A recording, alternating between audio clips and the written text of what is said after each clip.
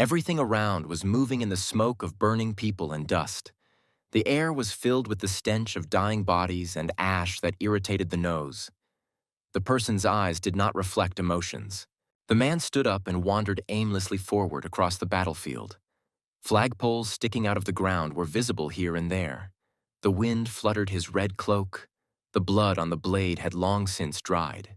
Jack kept thinking and imagining how his life would have turned out if he had found the blade earlier, and if his life would have been happy in that case. Having found the blade, his sister, the kingdom's first beauty and innocent child, would not have been sent to the Empire, and her fate would not have tormented her so much. If only he had found the sword earlier, then he, as a bloodthirsty killer of thousands and the death of people, would not have existed at all. I wonder what he would have been like.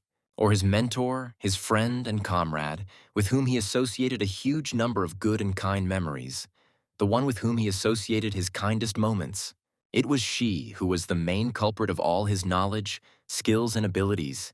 She helped him to formulate his potential and turn him into the person he is now. She is the best thing that happened to him in all his years. His strength had left him. How desperate he looked now. His long hair was stained with ash and blood. The scars all over his body were darkened.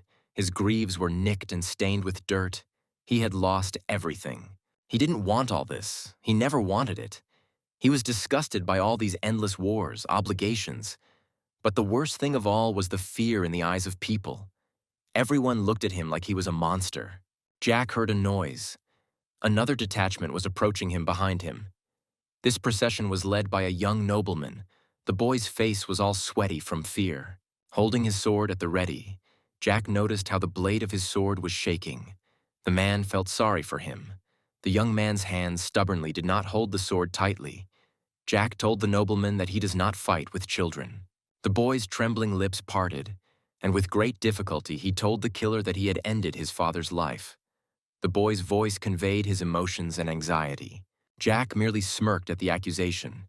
He had ended the lives of countless men, both from noble families and from lower classes, and he did not remember the victims. The boy's eyes flashed with a furious fire, a real monster in a human body, he thought.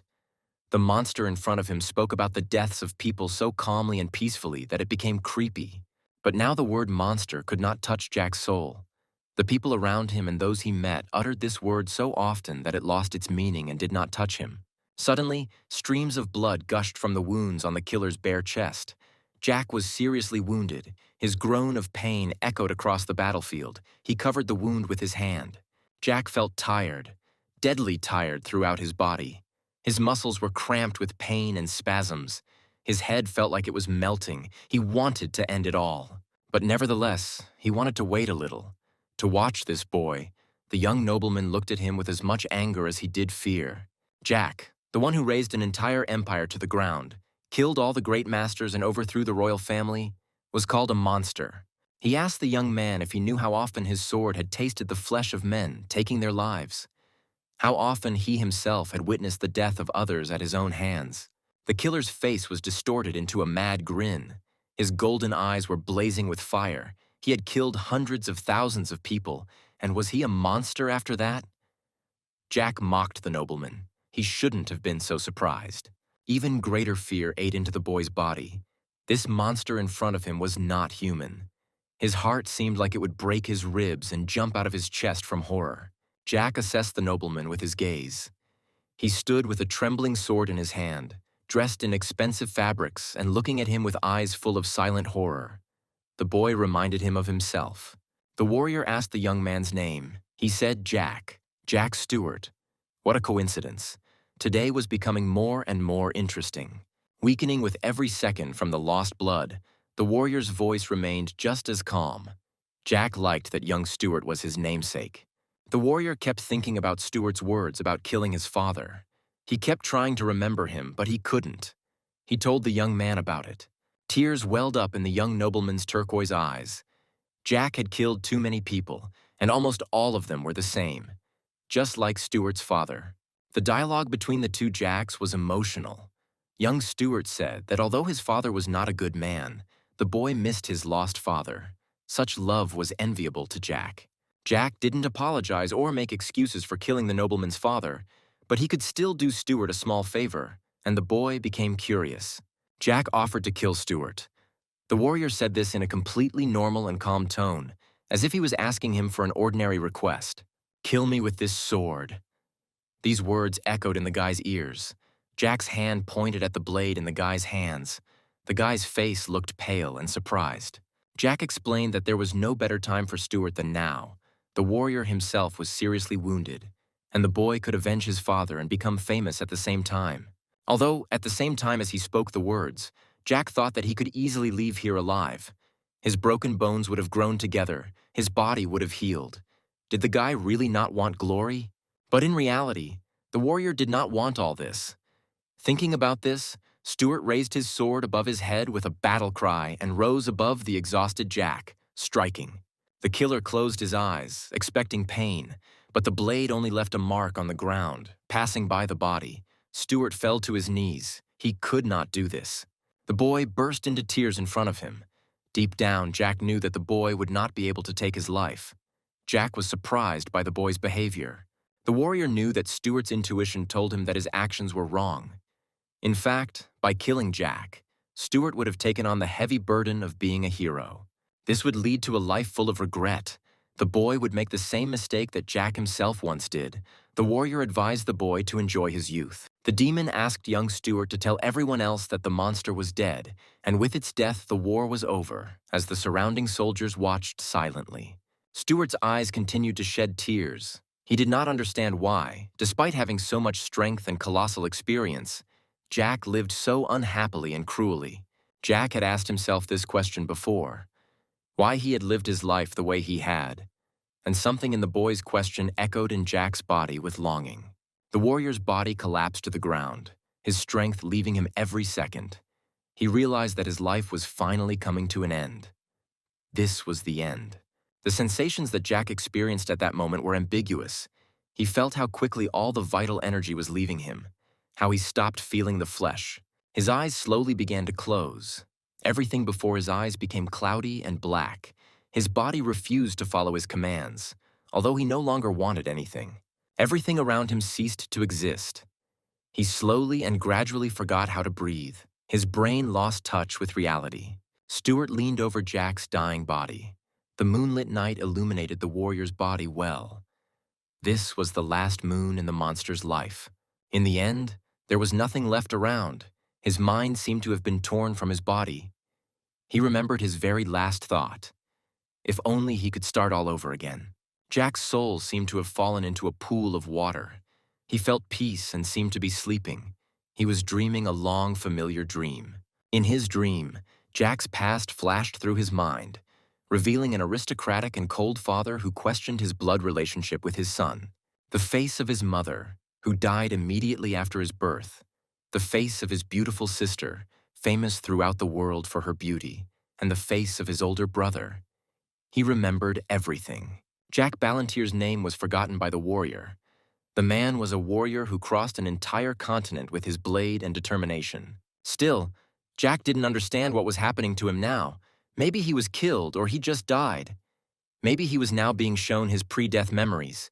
The warrior reflected on his first war, which made him a cruel ruler, after which everyone around him called him a monster. He stood on a mountain of corpses, columns of ash rising into the sky. He would never forget how, driven by revenge, he destroyed the Tulkun Empire and killed everyone who bore that name. No one could oppose him. No matter what war he started or what battle he participated in, he emerged victorious every time.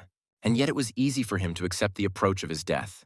He had achieved everything he wanted to achieve in life, although he regretted it. He had lost the meaning of life. He finally closed the gas, when suddenly he found himself in the garden. He could not believe his eyes. There was no sense of dark magic involved here. He found himself in the past.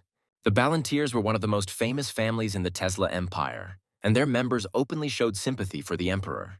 Jack himself was the youngest of the Marquis Ballantyre family, besides his older brother and sister. But his title as the youngest did not suit the young man. If he had been born into an ordinary noble family, everything might have been different, and he would have been satisfied with the title. But he was born into the family of the Marquis Ballantyre, and everything was different. The garden he found himself in was overwhelmingly filled with red roses, and the boy touched one of the buds with longing. The garden itself, which contained many representatives of fragrant flora, was an extension of the Balantier estate. Despite its beautiful appearance, the garden was actually a place of exile. Although Jack liked it there, he was apparently banished in order to frighten him, to isolate him from his family and servants, so that he would feel lonely and break down. The air was filled with the scent of roses, daisies, and orchids, and the rays of a pleasant sun played on the white stone of the gazebo in the garden, saturating the plants with rich color. A male voice called out to Jack, and in the heat of his thoughts, Jack had not even heard the footsteps. The butler offered him a drink. The butler of the Ballantyres family was the only person in the entire estate who treated the boy warmly and supported him in dark times. Young Ballantyre still remembered the butler's name, Ron. He remembered that there was always a little cunning in this man. Jack turned to him with a smile. The young man decided to play a joke on the butler by asking if Ron had added poison to the drink. This question confused the butler and, blushing, he began to get indignant. Jack smiled at the man in the black tailcoat, warning Ron that it was just a harmless joke. He was grateful to the butler for all his kindness. The tomato drink cooled Jack down pleasantly on this hot day. But besides Jack himself, there were 11 other people in the garden. One of them was the butler, who shyly thanked Jack for his kind words. As he was leaving, the boy noticed a smile on Ron's face, and his heart felt good. The remaining 10 were members of the guard, whose job it was to look after young Ballantier. The guards, in full knightly armor, seemed part of the garden. But for Jack, among them all, only Ron had value. For the boy, the butler was his only friend. The young man was thinking about a plan for further action. The nobleman came to the conclusion that everything that was happening to him now was real. He did not think that he would be able to return to the past. An hour had passed since his arrival. Jack Ballantyre wasn't going to miss this chance. Going back to the past was a chance to correct all his mistakes, or rather, not make them at all. At this point, he was only 14 years old. At the time of his death, he was 34 years old. He had a lot of opportunities. It was strange to look at his hands and not notice the scars from endless battles, and he also didn't feel even the beginnings of mana.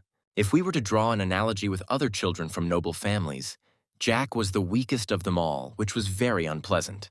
The main reason for his weakness was the lack of mana that had not formed. The creaking of the hut's floorboards could be heard, and a heavy shadow fell on the boy. The blow to the head still echoed in his ears. The pain Jack experienced at that moment pierced his entire young body. A very long time had passed since the last time someone dared to hit him on the head. Jack cursed. Even animals at a watering hole do not touch each other, and the lion is among them, or his brother was not aware of such information. The tall, dark-haired boy demanded respect from the boy, dressed in a blue suit with gems on the shirt, his older brother's face twisted in disgust. His older brother, Pelon Ballantyre, was the second child in their family, 3 years older than Jack himself, and had no love for his younger brother. The main reason for the boy's lack of magic was right in front of him. Due to Pelon's constant bullying, Jack was unable to practice magic. Even a decade later, his older brother still provoked the anger and infuriated the young man. His arrogance and constant bullying forever imprinted in the young nobleman's memory. Pelon never held back from cursing and insulting Jack, and he told him he could kill him at any moment because the youngest of the Ballantyres was useless. At his age, he didn't know how to control magic, didn't even have it, and also didn't know how to wield a sword, unlike their sister. And if suddenly his younger brother takes a risk and learns magic, then Pelon will consider it a betrayal and will still kill Jack, he said, pouring the contents of the cup on his brother's head. The older brother demanded absolute obedience. He did not want to see or hear Jack and demanded that he behave quietly, and also accept and tolerate everything that was done to him. And then let the younger brother do whatever he wants. No one knows how it will all end. The only reason Jack was alive was because the Marquise's blood was in his veins. Only when Pelon becomes the head of the family after his father's death, then perhaps he will accept Jack as his younger brother. Jack remembered that because of his weakness, he could not defend himself in any way. For his age, the boy was in many ways weaker than his peers. This served as a pretext for mockery and ridicule from other family members, and as a result, the servants also did not respect him and were aware of his weakness. People around him, even those of such low rank as a maid or a cook, constantly mocked him without even trying to hide it. But in many ways, The culprits of the daily persecution were the spreaders of rumors, such as his brother and Count Mentis. But despite this, the sight of his older brother made the young man laugh, because no matter what he did, his sister remained the eldest child in the family. She was the only person in the family he could rely on or confide in, and she was the only one in his family who cared about him. His older sister was a year older than Palon, but unfortunately for the boy, she could not become the head of the family because of her gender. Her fate, as the daughter of the Marquis of the Ballantieres family, was determined from the moment of her birth. The fate of the Marquis's daughter is predetermined. She will marry the man her father likes and live her entire life in a small estate, bearing heirs. The boy stands frowning and looks at his older brother with great hatred. Before him stands the one who contributes most to making sure that his sister's life is and will be like this. The boy's hand clenches into a fist with rage, because this is the one who is ready to sell her to the first person he meets in order to quickly take the place of the heir. If he kills him, he will be doing a service to the whole world, because the man thinks of no one but himself. The older one swings at his brother. He didn't like the way he was looking at him. Unlike previous times, Jack intercepts the elder's hand, preventing the blow. The guy's look is confident. He grabbed tightly and is not going to let go. The older one does not understand how he dared to do this. But that wasn't the end. Jack made a dash and, dragging the huge body towards himself, threw it over his back. The boy's face mocks the situation. He lets out a sarcastic phrase, humiliating his brother. Rage fills the elder. He reaches for his sword, and his body begins to blaze with fire. The servants standing aside decide not to approach, so as not to get hurt themselves. The elder begins to collect mana. Of course, they're not going to stop them, so Jack takes a confident stance. Suddenly, their butler Ron appears in front of them, shielding the baby with his back, and asks the master to stop and not use mana now. In response to the request, the gentleman does not react, but hits him in the face for daring to interfere with him. The blow was so strong that the butler fell to the floor. Jack did nothing about it. There was no point in it for him. He stands and smirks, watching what is happening, but it does not help. Ron has a lot of his own secrets. The elder's cry echoed throughout the area. He reported that Jack was a vile spawn and he would die along with his butler. He is interrupted by Jack's mockery, smiling as he pretends to clean his ear and jokes that the elder wants to stun him. Veins began to appear on the elder's face. Jack did not expect this, but he drove him so crazy that he decided to draw his sword. It doesn't matter that his body doesn't know what training is and hasn't been able to open up his mana, he's not going to lose. The elder swings his sword around himself, his teeth clenched and his eyes filled with incomprehension. But the magic of the third circle is his limit. No matter how expensive the sword he uses, he is still a child. Jack equips himself with his skills and passes under the blade. The boy's actions are abrupt and unreadable. He cannot be defeated with such fencing techniques. He gets as close to his elder as possible. A perfect opportunity to kill him now is created, but he refuses it. Smiling smugly, Jack whispers in his ear that he should visit a doctor and have his head treated, which is considered humiliating. To use the third circle of magic, you need to fill your entire body with mana, including your head. Jack rushes forward, grabs his wrist, and stretches his other hand forward, covering the elder's face with his palm. His eyes flashed. He was ready to take revenge on his brother for every mockery of himself with 100 of his own. At the last second, his face twisted with rage and he fell to the floor unconscious, which made the younger one poke him with his foot, checking if he was even alive. One of the servants reaches to draw his knife, but Jack orders him to hold still unless he wants to end up like his master. After praising his obedience, he grabs his older brother by the hair and starts dragging him somewhere, dragging his body along the floor. Stopping near a fountain filled with water and saying that it is a bit hot today, Jack wants to generously help his older brother to cool off. He indifferently dunks his face in the water until he starts to choke. How shocked the elder must be if he doesn't even use the mana he so carefully saved up. Jack doesn't let him escape and continues his mockery, because if you think about it, it's because of him that a lot of things went wrong. Immediately after he sent his elder sister to the Empire, he mercilessly poisoned his own father. He himself became the head of the family and tried to influence the affairs of the Empire, as if he had the right to do so. The result is clear to everyone. The house of the Marquis de Ballantieres was destroyed and wiped off the face of the earth.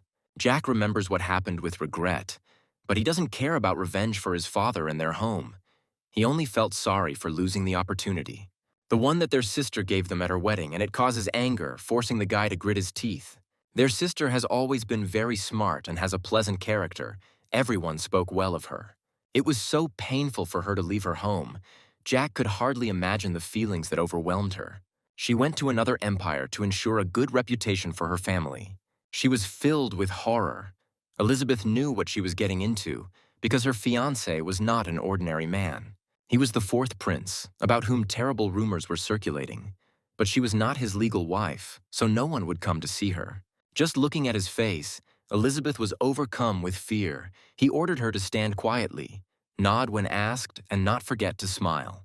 For the sake of her family, she was ready to do anything, even such a relationship. If only her father and brother knew what she really felt like then. But it's worth stopping. The more Jack thinks about it, the angrier he gets. So he can finish off the elder right here. The elder, still in his arms, burst into tears and begged for mercy. He looked at his youngest with hope for life, but one could see pure horror on his face, and it reminded Jack of something. In his past life, when he killed people, such grimaces of fear of death were encountered all the time in the war. Jack clutched the lock of hair tighter in his hands and began to slowly lower his brother to the ground, asking him to think carefully about everything he had done to him. Bending his face over the water again, he warns that if he is having trouble thinking, he can help him remember. Or is it better to let the older one experience everything firsthand so that he understands the importance of family ties? Jack mercilessly swings his fist at him and is about to hit him, even though he has already admitted his guilt and asks him to stop. He is distracted by the butler Ron, who was watching everything from the gazebo, and he asks the young master to stop bullying him. But his word means nothing to Jack. After thinking for only a second, he ends up knocking his brother's head out with a rock. Having thrown the elder one to the ground, he turns to the servant and asks him to clean up, or rather, to take away his still living brother. While the worried servant rushed to help, Jack wiped his hands and calmly left there. As they pass the butler, they bump shoulders, and Ron realizes that the young master has changed. Confidence and courage trembles within him, and the house has learned of what happened. The lady fell unconscious at the sight of her son, which turned everything upside down, because Peylon Ballantier, the future heir, who is supported by the forces of the influential family of Count Mentis, was defeated. Therefore, it is natural that in a family where the title of Marquis was expected to naturally pass to Peylon, the sight of his broken head and his newfound fear of water created a total commotion. Many rumors have been spreading. Peylon received the third circle at 17 years old, and at such a young age, it is a miracle how the younger one was able to defeat him. Also, the maids were whispering that you, my dear YouTube viewer, are really watching my video. These young maids just dream of serving you, so don't forget to leave a comment, like and subscribe, and they will definitely come to you in your dreams to help you in all your affairs. See you later, my beloved subscribers. They said that he was not trained in magic or fencing. Why did he have to hide his skills? And why did he show them only now? Peylon would be turning 18 next year and would be introduced as the official heir. But now that the younger one had shown his claims to the place of head of the family, nothing had been decided in advance. Pushing the servant and squeezing between the crowds, Elizabeth appears, asking to tell what actually happened. Rumors began to spread further and further, and many in the estate came up with new details about what had happened. 2 servants were ordered to call the third. The head of the family was waiting for him. He was gloomy and menacing. Jack, not thinking about how the head of the family will react, eats the delicious dessert, praising it along the way. Suddenly, the maids burst into the room and tell Ron that the owner wants to see the young master right now so that he can notify him. Tiredly, Jack rises from his chair and, throwing on his jacket, heads for the door, but is followed by Ron's shouts that he should come with him.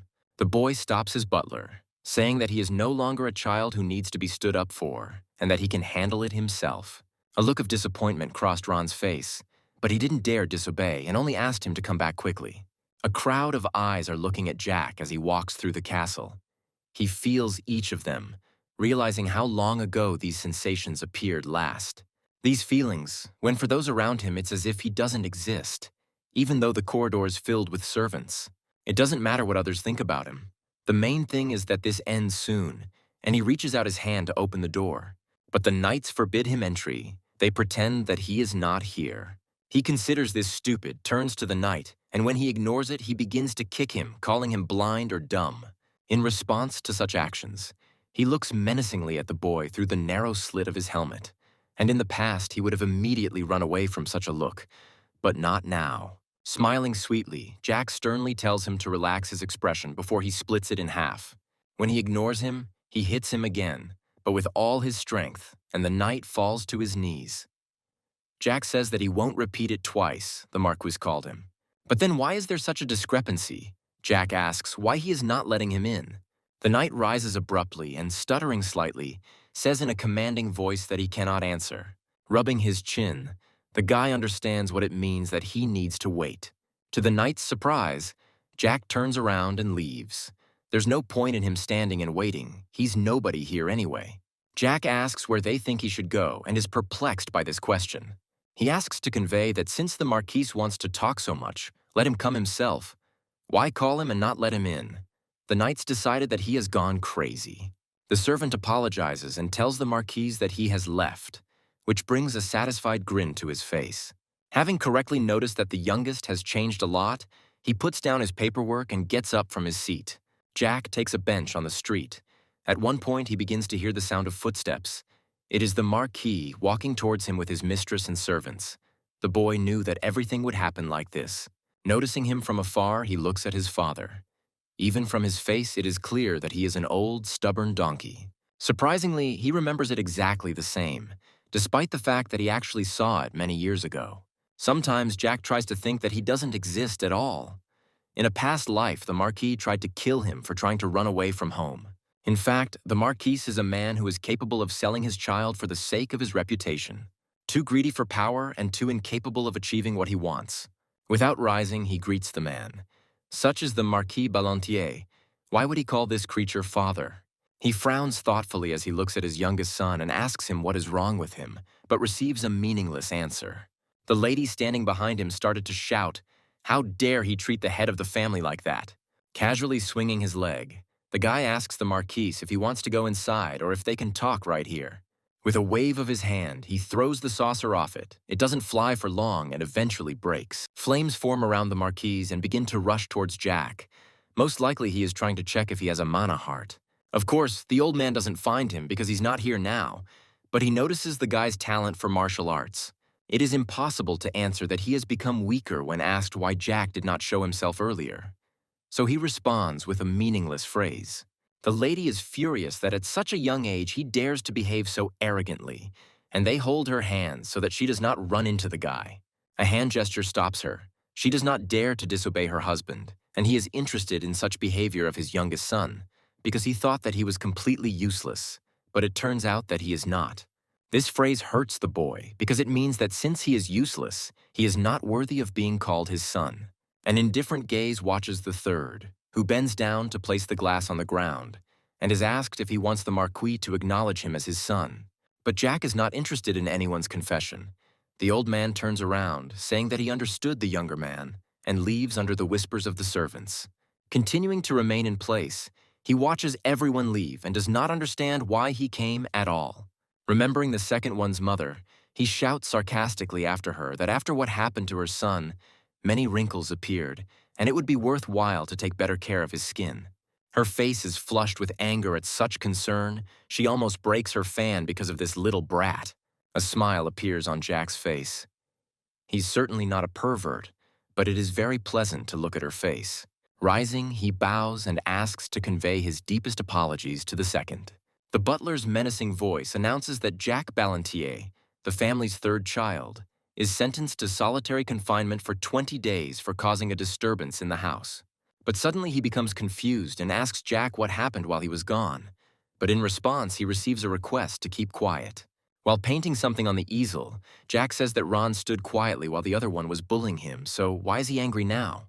The boy stopped drawing for a second and thought about how interesting solitary confinement was. He had already been sent to the Rose Garden, and now this too. Ron thought, there's only a month of holidays left at the academy. What is the point of this conclusion? Jack froze in confusion. He had completely forgotten about studying, because he had been living a different life for a long time, not thinking that he would return back. He is 14, which means he must attend the Imperial Academy. All aristocrats of the Tesla Empire must study there unless you are disabled, then it is mandatory. The course of study lasts 4 years and begins at the age of 14, so Jack is now in his first year. The first semester had ended, which meant summer holidays had begun, and he felt awkward about being a student again. His tutor is directly connected to the academy. He can skip any subject, but not hers. Jack will no longer quarrel with the Marquis over trifles. He will go to the academy. There are 27 days of vacation left, 20 of which will be spent in detention, and it's a 6-day journey from here to the academy, which means he's sending him off to school immediately after detention. Let it be his past.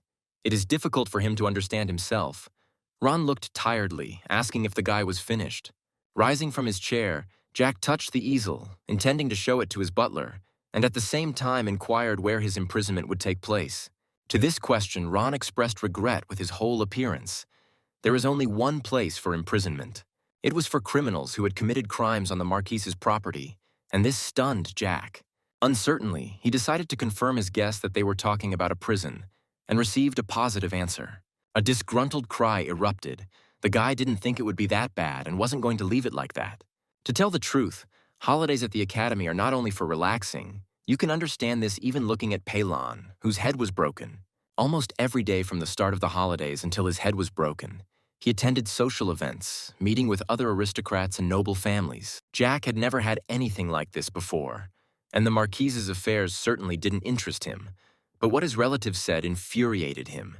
They said that not here, nor anywhere else, would there be a place for him, but now he sits in prison chained by the leg. The boy decided to go to prison himself, without waiting for the escort to be sent for him, so as not to humiliate his dignity. It was hard to tell from the crying face of Ron, who watched him go, how much pain he was in. Tears flowed like rain. He brushed them away with a handkerchief and watched them go like a pitiful kitten. Jack was different from the other prisoners in some way. Namely, he had a bed, a toilet, and 3 meals a day. But what's the point when the boy is sitting in a small, cold brick room with an annoying fly buzzing around him? The blankets there haven't been changed for half a century, and even the flies refuse to eat the soup. The boy sits leaning against the wall with his arms crossed. There is too much time for thinking, and it is too much. Aristocrats who own landed estates can punish residents as they please, using local laws rather than imperial ones. In fact, within their territory, aristocrats have the same rights as the ruler of the empire. Jack may be imprisoned by the Marquise, but he is still his son, an aristocrat. It would be fine if the guy had rebelled against him, but why is he going through all this torment? Or maybe he's trying to console his elder in this way. I wonder if the Marquise is using poison or forbidden artifacts as an excuse for the public, although that's a bit much. Surely the Marquis came up with a good story to justify the second one. For example, that Jack Ballantier is a disgrace to the family because he learned forbidden magic because of his greed. The noble elder brother noticed this and had to do something.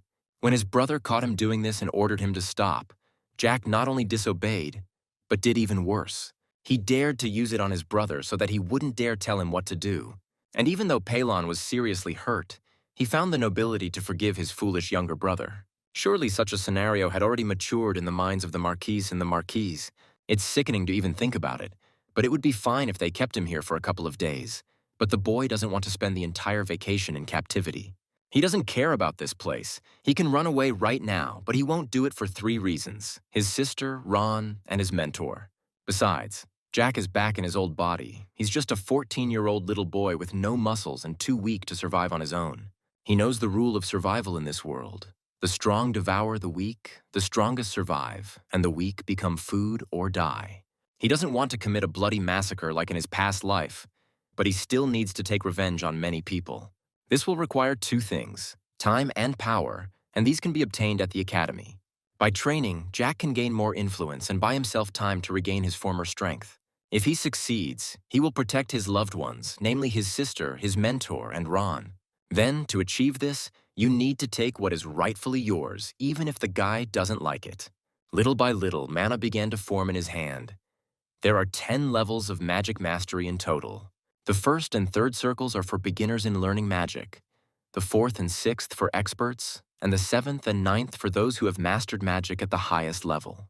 And the 10th circle is for people who are called masters or superhumans. Jack presses his palms to his chest and gradually creates a blue glow, and it's even good that there's no one here. It takes 2 hours to create the 1st circle, and at that age, he is a complete weakling. In his past life, he began studying mana at the age of 17, raising his hand up and letting it fly above himself. But immediately he starts waving his arms. No one should know what he's doing here. A strange sound is heard from the corridor, similar to the sound of the Marquise's shoes. Has she really arrived? Jack wrapped himself in a blanket and pretended to be asleep, but he heard that the sound was not as heavy as usual. This voice that he heard belonged to a man whom he could only see in his dreams in his past life. His tearful sister, Elizabeth Ballantier, reached her hands through the bars to his face and anxiously asked if the boy was hurt. Tears rolled down his eyes.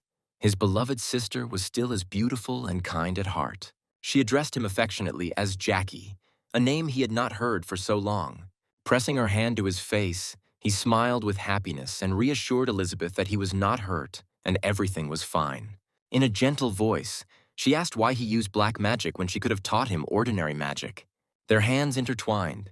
She says that she is sorry and that Jack should have stayed at the academy instead of returning home. His face froze, which made his sister worry. She, slightly shouting, asks if everything is okay, and he listens to her at all. Wiping away his tears, Jack began to smile. He was happy that all this was happening for real. But suddenly he calms down, and sitting down more comfortably on the floor, he seriously calls out to his sister. Jack asks if she wants to run away, for example, to a small village and work together in the fields. But Elizabeth sternly repeats his name. The boy continues that he knows how the second and his mother treat her. It is better to leave everything behind and live in a quiet place. Find a man who will love her. He continues his speech about how long one can remain under the oppression of the Marquis, but he is interrupted by the cry of his sister. Elizabeth asks them not to say that because he is their father, and no matter what happens, he will always remain so. Jack rubs his shoulder in awkwardness, and his sister continues that he loved their mother and that this love is what gave birth to them, so one cannot speak badly of him. She knows how her father treats him, and she will try to change it, so it is worth being a little patient. But he doesn't remember. In a past life, she said the same thing, even though her whole appearance radiated sincerity in her words. Jack really did return to his past after death, and it was wonderful to see his sister again. While the girl is touched by his words, the guy gets up and asks her to move away from the bars a little. When she does this, he's satisfied with her position and gathers mana in his hand. The sister is shocked by what she sees because Jack touches the cold bars with his hand and knocks out the lock. Slowly opening the cage gate, the boy comes out, and his sister asks how he mastered the circle. But, ignoring many questions, Jack comes up and hugs the girl tightly, apologizing to her. This makes me even more worried. My brother's behavior is very strange. Elizabeth holds the guy by the shoulders, asking if he is sure that everything is okay with him. Jack and his sister stood hugging in the middle of the cell. Young Ballantier trying to persuade his sister to escape from this cursed place and be happy. Jackie could give this person, the most precious person in his life, a calm and peaceful life. He remembered his sister's fate. Tears flowed from his eyes like a stream. They would not have to return again. It was only necessary to turn to the memories of a past life, as Jack remembered that he was soon to meet the fourth prince. The fourth prince had taken his kind sister in the past, and the girl herself didn't understand at that moment that she was walking straight into the beast's mouth. None of them knew. It is what this prince will do that will forever change Jack himself, outlining his life into before and after. It is he who will make the youngest of the children the Marquise is a real monster. Jack remembered how he found this representative of the Tulkan Empire. He was caught and locked in a dungeon, with all his limbs tied to a torture board. This man made the life of his beloved sister a complete hell. That day, young Ballantier's face burned with anger and a desire for revenge. His hatred towards the prince was so great that the emotions and memories of that day were fresh. He will never forgive the Tulkan Empire for what they did, nor anyone else in it. He will take revenge on everyone in the empire, and he will start with the prince lying before him. In the past, he left his home at the age of 17, but for another 10 years after that, any news that reached him about his home and the events that took place in it indicated that nothing had changed there. One after another, each noble family of the Tulkan Empire was cast into the depths of hell, and in the end, all that remained of the once powerful noble family of Ballantier was its formal existence on the map of the world. After the defeat of the Tulkan Empire, all power and sphere of influence was concentrated in the second largest and most powerful empire, the Teslan Empire. As already mentioned, some of the Marquise's children were still alive, which is why the Ballantyre's house actually existed. His sister was still alive when she learned of her family's capture, and although her life had become a living hell, she never lost her kind heart until her death. The eldest of the Marquise's children fell to her knees before her husband, the fourth prince, begging him to spare her and save her family, but she received only a cold look in response. But in reality, she had no rights, not even the most insignificant ones. Her position was equal to that of a concubine, and she was treated accordingly. No matter how hard she tried to persuade the emperor and the prince, no one even tried to listen to her, and they all rejected her request. But she was not going to give up. Elizabeth, Jack's sweet and innocent sister, spent the next few days begging the court to spare and free her family members, and she was willing to do anything for that. For 3 days and 3 nights, the emperor's palace was torn apart by Elizabeth's pleas for help. The downpour hid her tears, wet and swollen from tears. She kept the hope for mercy. In the end, this bore fruit, and the emperor decided to listen to her request and come to meet her. So everyone said the emperor's generosity was boundless. This is how everyone, not only in the empire, but throughout the continent, knew this story, because the real truth was much more cruel.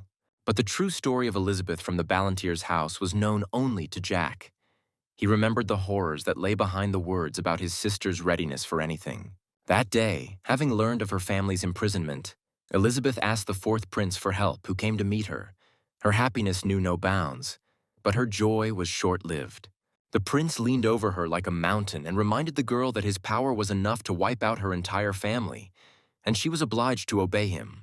The prince warned the Marquis's child that as long as she obeyed all his orders, her family would be safe, and the prince would not hesitate to manipulate her. From that very day, Jack's sister turned into a real living toy for any palace intrigues and lustful fantasies. The emperor and prince were cruel in their sadism.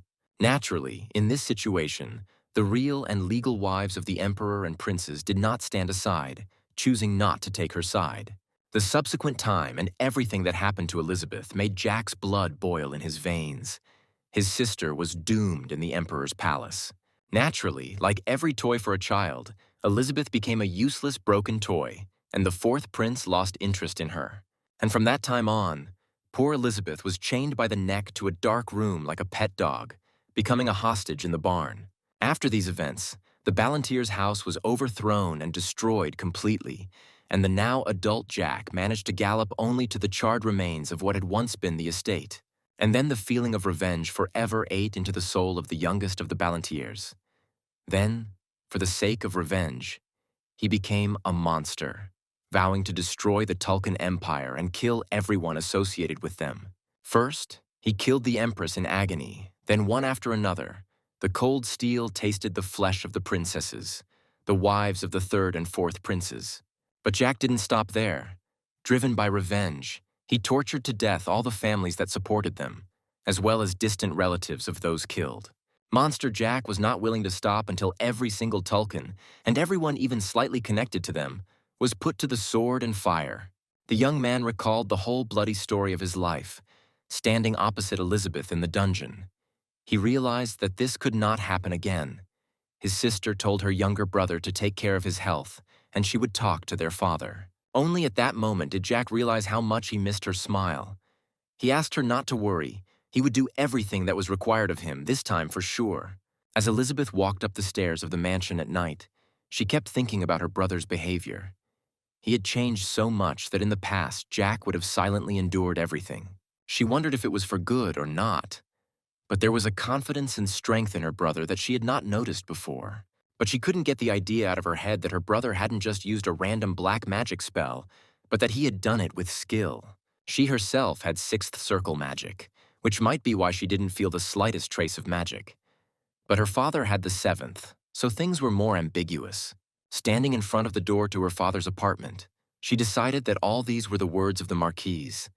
The girl gathered her courage and prepared to meet her father. Entering the chambers, her father was sitting over a cup of tea. She did not hesitate and asked her father to release Jack from prison, operating on the fact that he did not study black magic. Everyone knew Jack's weakness. He didn't even have the rudiments of magical art, and learning such complex magic was out of the question. In saying this, She of course understood that her father knew the truth, but did not want it to become known to the public. Her father had no equal in ambition. Elizabeth noted that Jack was not chasing the title of head of the family. Her father liked her speech, and with a smirk on his face, he ordered her to continue. She understood everything in an instant. This was not just a punishment for her brother. It was a warning for herself. What would happen if she did not obey? Her father noted her intelligence. She guessed it herself. The eldest of the Ballantiers had long understood her sad fate. She was destined to be a toy, which, by selling, her father would increase the power of the house. And what happened was a lesson for the future for her. The girl pursed her lips and shuddered. Just the thought of such a life tormented her heart with despair. Her father was a practical and observant man. He saw that his daughter loved and appreciated her younger brother, and she was afraid to imagine what he would do to him if she did not obey. She was brought out of her thoughts by her father's voice. Jack had no place in their family, and he was going to announce his death upon his reaching adulthood, sending him away from their home with a fictitious name. Elizabeth could not believe her ears. Such a prospect of life for her brother meant that he would live, but only as long as she remembered her duty. But the father found it strange that, having the third circle, his youngest son was able to defeat the owner of the second. And having said this, Elizabeth was surprised that Jack had a circle at all. But he decided that this matter was not particularly worthy of his attention, and glancing sideways at his daughter, he allowed Elizabeth to release her brother. The daughter responded to this act of mercy with a respectful bow and left her father's chambers. After this meeting, she was once again convinced that everything was predetermined. Having closed the door, her legs could not hold it. She still remembered Jack's offer to run away. No, it was impossible to run away from one's fate, she decided, and burst into tears of despair. The sun's rays illuminated the body of the young nobleman, waking him up. The night turned out to be restless, because of yesterday's events, he dreamed of his past life. Jack was beginning to think that his very presence in the dungeon was giving him nightmares. Dressed in a shirt, he decided to stretch his legs. The sharp sound of metal hitting stone indicated the approach of a guard, who unceremoniously and rudely informed the younger Ballantier of his release. Jack did not like the guard's frivolous approach to him, but he decided that this was not enough to provoke him, and, to spite him, he replied that he was sorry to leave such a nice place. The guard held his things in his hands. Jack politely thanked him for handing them over. He reached his hands towards his trousers, but the guard did not give the thing back, looking into his eyes with irritation. Such impudence and disrespect for Jack, as the youngest son of the Marquis Ballantier, irritated him. The prison guard brazenly replied that he had no shoes for Jack, and in order to stop annoying him with questions, this fact and the informal address to the upper class outweighed the nobleman's calm.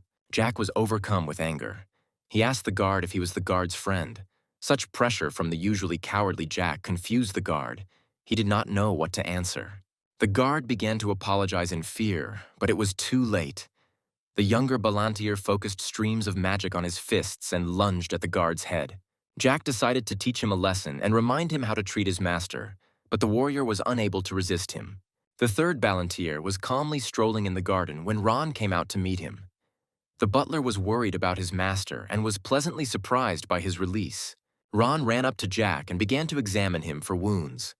The butler was very worried about his master because he knew how everyone felt about him. Ron's gaze fell on the drops of blood dried on Jack's shirt. The butler was unstoppable in his outburst of care and concern, but Jack replied that it was not his blood. The young gentleman heard a noise in the garden and noticed a large number of guards. He asked Ron about this, and he replied that in addition to the usual 10 guards, an Iron Blood Knight had arrived. Jack assessed the mighty armor and the warrior himself, coming to the conclusion that he felt sorry for him. It was unlikely that a warrior in his prime had plans for a nanny. It was sad for him to watch how such a warrior, at the peak of his power and in his desire to become famous throughout the continent, would look after him. The knight was talking to the guards when his face suddenly turned pale and took on a marbled hue. Jack guessed that he knew the reasons for his former imprisonment. A mighty golden-haired warrior approached them with his butler, while respectfully addressing Jack as the third gentleman. The knight bowed to Jack and asked young Ballantier to tell him if it was not too much trouble what had happened in prison. The boy was in shock. The knight's interest was due to the fact that one of the prison guards claimed that Jack had attacked him. He had gouged out the impudent fellow's right eye and broken his finger. Having witnessed this strange conversation, the butler did not believe the knight's stories about Jack, for he had no reason to do such things. The knight replied that he wanted to know the reasons, because Jack had no right to do this to the guard. The guard's voice betrayed his excitement. Jack was unnerved by this knight. It was inappropriate for him to use the word law in such a situation. Young Ballantier decided to dot the I's. To begin with, Jack used his magical vision to assess the knight's circle level. After analyzing his movements and posture, he came to the conclusion that the knight was at least level 4. The knight was most likely Mentis's henchman. The only thing that made Jack happy about this Iron Knight was that he knew his place. The butler was speechless at his master's next phrase. Jack replied that it was wrong to address a dog as a dog. For a knight, that was too much. The Marquis's youngest son decided to clarify the relationship between them. The knight was assigned to him only to keep an eye on him. Jack was sure that Mentis had not given any other orders. Therefore, it is the knight who will bear the responsibility and all the dirty work after Jack. He will have to fix everything himself in the best possible way. The third Ballantier ordered the knight not to dare to speak a word about rights to him if he wanted to be promoted. The Iron Knight turned pale in horror. If Jack continued to act outrageously, he would be torn to pieces, to which the boy replied that the knight should beg him not to act up anymore. The knight only now began to understand that everything was not as simple as he thought. He had already come to terms with his situation and apologized to Jack. After these words, the young gentleman relaxed, and the atmosphere stopped becoming tense.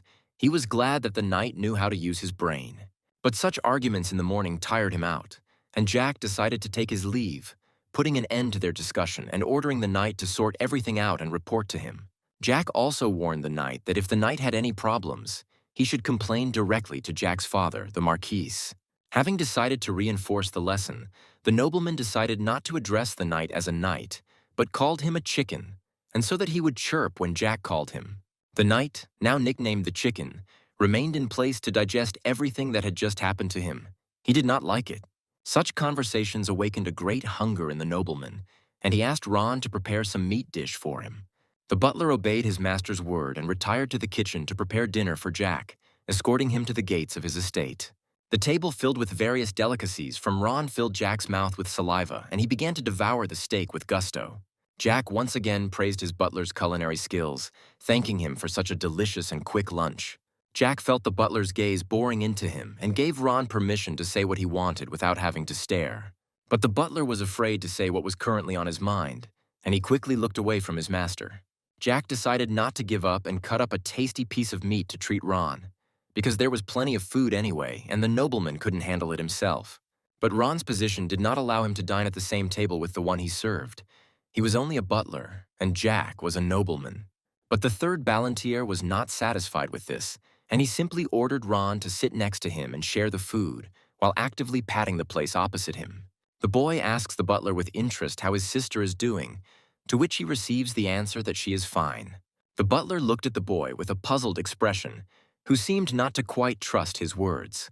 While the boy chews another piece of his food with gusto, the butler sits uncertainly opposite him, his head bowed down. Cabbage soup was cooking in a boiling cauldron, its aroma slowly filling the kitchen. A small child peered out from behind the door, his large eyes watching with delight as the servant prepared dinner. The boy with long light brown hair held a bitten apple in his hands, looking back discreetly. The boy smiles and holds his hand to his chin, reflecting the slight bewilderment of his character. The guy listened attentively to the boy with a slight look of concern on his face. On the left is a girl with chestnut hair pulled back into a flowered bun wearing a white dress, and to her right is a smiling man in a brown suit. The boy says that his sister was very similar to his mother and had the same good qualities. The younger gentleman turns to the butler with curiosity. Jack, smiling, says that if this whole story were the plot of a novel, it would be unrealistic. The sound of a horse galloping somewhere in rainy and cloudy weather. Two unknown men in cloaks were riding quickly on horses. A man with long hair sits on a horse that has raised its front legs in fear. A man with long dark hair wearing an eye patch looking forward. A guy in a cloak sitting on a horse stretches out his right hand, around which lightning has formed. The boy, holding a cup of tea in his hands, could not believe that his servant had been a ninth circle magician all this time, while he sat with his head down. The boy asks the butler if he knew about his mother's ability. The butler looked thoughtfully at the same point, His gaze seemed directed downwards. The boy, slightly squinting his eyes, says that he can pretend that he doesn't know anything. The butler, sitting with his head down, demands to know what the boy wants from him. Silhouette of a girl with long hair, with a pink ribbon on her hands on a purple background. The protagonist explains that his sister was so kind that she was ready to die for others. The boy's hands loosely intertwined. The younger gentleman stated that he intended to visit the academy, and if everything went well, he would not return back. In a relaxed atmosphere, the boy and the butler were calmly discussing something at the table. The butler had a sad look on his face as he addressed the boy. The boy looked at the butler with displeasure on his face, his voice full of indignation. Leaning back in his chair, the boy calmly muttered something. The boy cried out something in displeasure, clearly not expecting anyone. One of the knights, breaking into the boy's room, reports that one guard was sent to the hospital. Afterwards, he states that he was unable to control the blade due to his own carelessness. The younger gentleman turned to the guard with a slight grin on his face, mocking his actions. The boy, as if mockingly, offers the fair-haired guy a treat, but he refuses. The fair-haired knight, slightly bowing his head, introduces his real name. The boy, looking at the knight with a smile, asks him for a real sword for fencing training. The knight says that this is not his responsibility. A boy's hand loosely holding a silver fork. The boy grins evilly, leaning back in his chair. Jack insistently suggests that the guy beat the nonsense out of him. A boy's hand, with fingers positioned at different levels and slightly bent. The knight looks at his palm with anxiety and confusion. A palace with brickwork and decorative elements against a blue sky. The butler, closing his eyes, tells the boy that this guy is in the fourth circle. The butler, with an uncertain expression on his face, asks the boy if he is confident in his abilities. The knight, standing among the rows of swords, carefully examined each of them. The butler, frowning, suggests that the boy not bet to lose. The boy asks the servant with a smile if he can bet on it. The butler, clearly worried about the boy, anxiously asks if he is sure about going for it. The boy bristled, his young face reflecting all his worries and uncertainty. The younger gentleman offers the servant that if the knight hits him at least once, he wins. The butler, placing both hands on his knees, listens to the boy. The guy, looking down, says in a submissive voice that he can simply order if he wants something. The boy can barely contain his laughter at what the butler heard. The boy's hand, holding a fork, reaches for something. Looking away and slightly embarrassed, the butler remarks that it is awkward to point a fork at another person. The younger gentleman, holding a fork in his hands, frowned in bewilderment. With his pupils sparkling and his fingers crossed, the boy seemed to begin to devour his servant with his gaze. When the butler says he doesn't mind requests, he starts to beam with happiness. While the knight bows before the younger lord, the latter listens to him calmly. The boy rests his hand on his chin and looks away, a hand lying on a table with its fingers slightly bent. The guy looks worried because of the bead of sweat running down his face. The younger gentleman suggests that the boy go to a deserted place where they can train. A boy with a sly look and a smirk on his face mocks, asking if he is afraid of losing. In response, the guy says with some confidence that he is not afraid of losing to the boy. The fair-haired guy, clearly unsure of himself, begins to sweat from excitement. The younger gentleman asks the butler if there is a deserted place nearby. The guy thoughtfully put his hand to his chin, immersed in his thoughts. While the boy looks around the basement in surprise, exercising his elbow, two guys stand and watch his reaction. The boy asks the servant if he exercises here. In response, the guy gives a negative answer, saying that his mother arranged this place for her children. The younger gentleman asks why he didn't know about this place, to which the servant replies that the boy had no reason to go there before. Many cunning arrows and swords neatly folded in their places. The boy beams with happiness as he looks at the butler, who readily fulfills his wishes. The boy, crossing his arms over his chest, turns indignantly to the fair-haired guy. A boy's hand with an open palm. The boy extends his hand forward, opening his palm, demanding the knight's sword. The boy hands the boy a wooden sword while standing in front of him. The boy, squinting his eyes, smiles slyly, thinking about something. The boy looks forward with a serious expression on his face, as if assessing the situation or thinking about something important. The boy suddenly begins to attack, rushing towards the guy. The boy, swinging a wooden sword, tries to hit his opponent, but the boy manages to block the attack. The guy underestimates the guy's attacks, considering him a rookie. Underestimating the boy's attack, the boy finds himself in front of his sword. The younger gentleman creates a tense and dramatic scene, leaving the opponent in complete shock. The boy smiles and his expression looks a little sly. There are beads of sweat visible on the guy's face, which may indicate that he is tense. The butler, covering his mouth with his hand, is surprised, watching how the boy managed to get close to the guy's neck. The boy, horrified by the sharp attack of his opponent, throws the sword from his hand. The boy finds himself on the floor in front of his opponent's sword. The younger gentleman fights his opponent with a real sword, immersed in the atmosphere of knightly tournaments. The sword is at the guy's throat again, and at that moment time seems to stand still. The butler stands in profile, holding his hand to his chin as if deep in thought. The guy looks focused, his black-gloved hand raised to his lips. The younger gentleman, with a smile on his face and holding a sword over his shoulder, asks something to the fair-haired guy. The boy looks worried and tense as he answers the younger gentleman's question. Next, the boy asks the guy when he started training with mana. The younger gentleman's face literally sparkled from what the fair-haired guy said. Having a fourth circle of mana mastery at 23 years old simply means that the knight started training quite late, which means that he clearly has talent. If he trained harder, he could have already reached the 7th, if not the 8th level, and could also have received the title of Knight Captain. Jack headed towards the assortment and armed himself with a real sword, thinking how ridiculous it was that a knight with such talent was entrusted with looking after a child. He turned to James, saying that he was starting to like him. The knight only warned the boy that he could get hurt with a real sword, and the boy laughed in response. Jack gave him advice that there is a difference between confidence and vanity. Does he really think that what happened was just an accident? James was starting to get angry at the boy's self-confidence, and the younger one let him start the next fight. The knight immediately rushed into battle, and it was this very trait that was holding him back from developing, Jack thought as he attacked. The swords touched, and the boy knocked the knight's weapon out of his hands, putting the iron sword to his throat, thereby ending the duel with victory. Jack smiled and reminded James that this was the second time he had died today. The knight immediately recoiled from the sword, and the boy, he was extremely perplexed by what had happened. How a man of such a young age who had neither skill nor magic showed such success. The boy simply explained his victory by saying that he simply changed the direction of his sword during the attack. Nothing supernatural. The knight was in despair. He lost to a 14-year-old boy and said with incomprehension that he did not understand how he did it. Jack told him that it was just a matter of advanced technology and nothing more, after which he offered to show him again. James didn't lose his composure and agreed on the condition that this time he would also take a real sword, to which Jack reacted as calmly as possible. While he was choosing a sword for himself, Jack turned to the butler, rhetorically asking if he had won the bet, of course. Ron understood this. The boy recalled his wish to protect his sister during his training and hopefully asked Ron if he would fulfill it. The butler leaned over in an interesting pose and declared that he would lay down his own life to accomplish this task. Meanwhile, the knight was already ready to begin the next duel and told the boy that this time everything would be different. Taking a fighting stance, Jack armed himself with mana, concentrating its power on the sword, and offered the knight to use his as well. James did so and suggested that Jack start the fight, who in turn attacked immediately.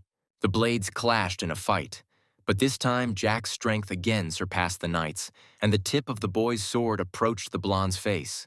Unable to withstand the confrontation, the knight dropped the weapon from his hands and fell to the floor, suffering yet another defeat. Lying on the ground, James exclaimed and hesitantly asked if Jack really had a third circle. But if it was the first, then such power was impossible. Jack stood above the knight in his thoughts. He understood how disappointing it was for him to lose the first round. But it was all very simple. Usually mana is distributed throughout the body to increase physical capabilities, but he concentrated it in one place, in the sword.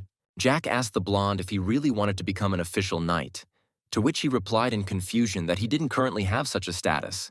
So what would the third master order him to do in that case? Jack's only response was to say that hunting dogs were very loyal, after which he confidently offered the knight to become his loyal dog and serve under his command, because such a life would be much more fun and better than the life of an ordinary knight. James played the boy's words over in his head and looked pale, stunned by such a proposal. Only after a few seconds did he speak, asking what would be in his favor if he did agree. Jack was bluffing, because he was counting on the fact that his interlocutor would first inquire about what he would have to do in the event of an agreement, and he asked the knight directly. Without waiting for his answer, the heir explained that if James did become his dog, he would receive the strength and power he needed. Throughout the conversation, The boy listened attentively to the boy, after which the knight also asked, dumbfounded, what his duties would be. Kill those who interfere with the master and protect him at the cost of one's own life. Jack's answer horrified the butler and the knight. They knew perfectly well that the boy was not joking, and the knight, in turn, asked who he would have to kill. Jack simply said that it was not at all difficult to guess, and the goal was obvious. The boy himself meant his stepbrother directly by the goal, remembering all his endless mockery of himself. He gave the knight a day to seriously consider his proposal and choose the right side for himself. Already in the mansion, Ron was giving Jack a relaxing massage, asking him if the gentleman was too careless in his actions, and whether it was hardly worth seriously trusting James. Jack, sipping his drink, answered negatively and said that of course he understood that the knight would most likely report everything to the Marquis, and smiled. The butler told him that he shouldn't smile in such a situation, because it would only work to her advantage. And if the Marquise finds out that Jack is leaving tomorrow, she is able to arrange something really bad for him. He might even kill me. Isn't the gentleman worried about that? Jack simply answered Ron in a relaxed manner that the Marchioness had the right to do whatever she wanted, but nothing would work out anyway, and he himself was lost in his thoughts. Several days had passed since the incident, but his brother was still afraid of water. Jack was absolutely certain that the Marquise wanted him dead, but could not do it yet. The Marquis also began to keep a very close eye on him, because he needed him to control his sister, in which case the Marquise would not be able to kill him. In response, Ron simply asked him if he was confident in his actions, since the Marquis was capable of giving the Marquis approval to kill him. Jack reassured the butler that he was leaving for the academy anyway, and there was no point in killing him now. And now the Marquis is only able to wound him. There is no need to talk about murder. At one time, many tried to kill the master, such as Lady Harpy, the Orc Lord, the Dragon Lord, but none of them succeeded. Jack laughed right there on the massage spot, wondering if this woman would succeed after the desperate attempts of the others. Afterwards, Jack thanked Ron for the massage and got ready to leave, explaining that he needed to exercise more to get his muscles working. Before leaving, the boy told the butler that they could not kill him unless he himself decided to die. Ron didn't understand the boy at all, what he was thinking about at such an early age, like his own death. Jack just joked that it was better for him not to know about it and laughed, while the butler continued to look at him in confusion and cold sweat. Jack said that if he was interested in what would happen, he could follow him, which surprised Ron, and he asked if they weren't going to go to the academy together. The boy turned sharply to him and replied that Ron could not go with him, that such were his orders, and it would be best for him to follow Jack from afar. The butler resigned himself to the master's decision and was about to go about his business when suddenly Jack turned to him with another request. He asked if Ron could not let anyone in because he wanted to create a second circle. Ron was shocked by his statement and turned around to ask Jack if he really thought it was that easy. Jack looked at him questioningly and mockingly, and a second later he smiled and said that for him personally such a matter was easy. Meanwhile, the knight was rushing along the corridor and desperately thinking that no matter how much he thought, Jack's magical skills could not possibly match the first circle. At least a third, that's for sure. He understood that the third gentleman was very talented, but his request to become his personal tame dog was just plain stupid. After all, he doesn't have much support. For example, the support of the Counts of Mentis, and he also doesn't have any personal knights. He's alone. James froze in the middle of the corridor and kept remembering the gentleman's words, his offer and confident tone. These are two strange words for a child. Having thought about everything, the knight decided to tell the Marquis everything, about Jack's hidden talents for martial arts, about their conversation in the basement. This was his chance. He broke into a nasty smile, thinking that he would finally be able to please the Marquise and the Marquise. His thoughts came together as one. No matter how talented the third gentleman was, he would never be able to defeat the Marquises unless he was a monster. Meanwhile, Madame Elizabeth sat in the spacious hall and listened to the Marquise's words about how her commoner mother had left her a chance for a good life, that Elizabeth has nothing worthy except her appearance. The girl, sitting, calmly listened to the nasty things said to her and remained silent, unable to respond, when suddenly the Marquise offered her a glass of wine to calm down. Elizabeth immediately refused, explaining that she could not drink in front of the Marquise. The woman drained her glass in one gulp and continued her speech insidiously. She informed the girl that it seemed that the eldest son of the Duke of Malin was interested in her, as was the middle son of the Duke of Autumnble. The Marquise immediately interrupted herself, clucked her tongue and corrected herself. The middle son would definitely not suit the girl. She will find her a much better match, but for now, the girl should take very good care of herself. The Marquise asked sharply if Elizabeth had caught her eye, to which the girl jumped up and quickly interrupted her question, declaring that there was no such person. The woman immediately said that this was fine with her, because if the girl had already had someone in mind, he would have had to be quietly eliminated. The girl was sitting on pins and needles and was afraid of the woman, when suddenly the Marquise started talking about her brother. She knew about Jack's conversation with the knight, because the blonde man reported everything to her. She told Elizabeth about it, how her beloved brother tried to lure the knight to his side. The Marquise brought the girl up to date and informed her that the knight had long been on the side of the second gentleman. Elizabeth shrank from her words. Suddenly, the Marquise burst into loud, insidious laughter, saying that this boy really dreams of destroying them, how stupid it is. The girl sat desperately on the chair in her thoughts. It was because of their parents that her brother had such thoughts. She needs to be careful, otherwise their hatred for Jack will become even more serious. The Marquise calmed her laughter and immediately turned to the girl, saying that it was very nice that Elizabeth understood her, and she will continue to look for a suitable partner for her, so the girl can only follow her own path. Suddenly, the woman leaned over the girl, wrapping her arms around her neck, and threateningly warned that if Elizabeth started dating some man behind their back, she knows perfectly well how this will turn out. The girl shook with fear and only managed to say that she understood everything and that the Marquise should not worry about it, after which the woman left the girl alone, warning that it was approaching lunchtime and she could come down. The whole family, with the exception of the youngest third gentleman, was already seated at the table full of food. Suddenly the door swung open and Jack entered the dining room. He was inspired, while the Marquis and Marchioness looked at him with displeasure. The boy declared that he was still his father's third son, and surely there was no room for him. After all, they needed to have dinner together at least once. There are two main ways to manage mana. The first is to distribute mana throughout the body. This method helps improve the body's abilities. Enhance your senses, intelligence, and strength. The second method is the materialization of mana by creating a formula. Fireball, ice arrow, demonic fire, and other types of magic.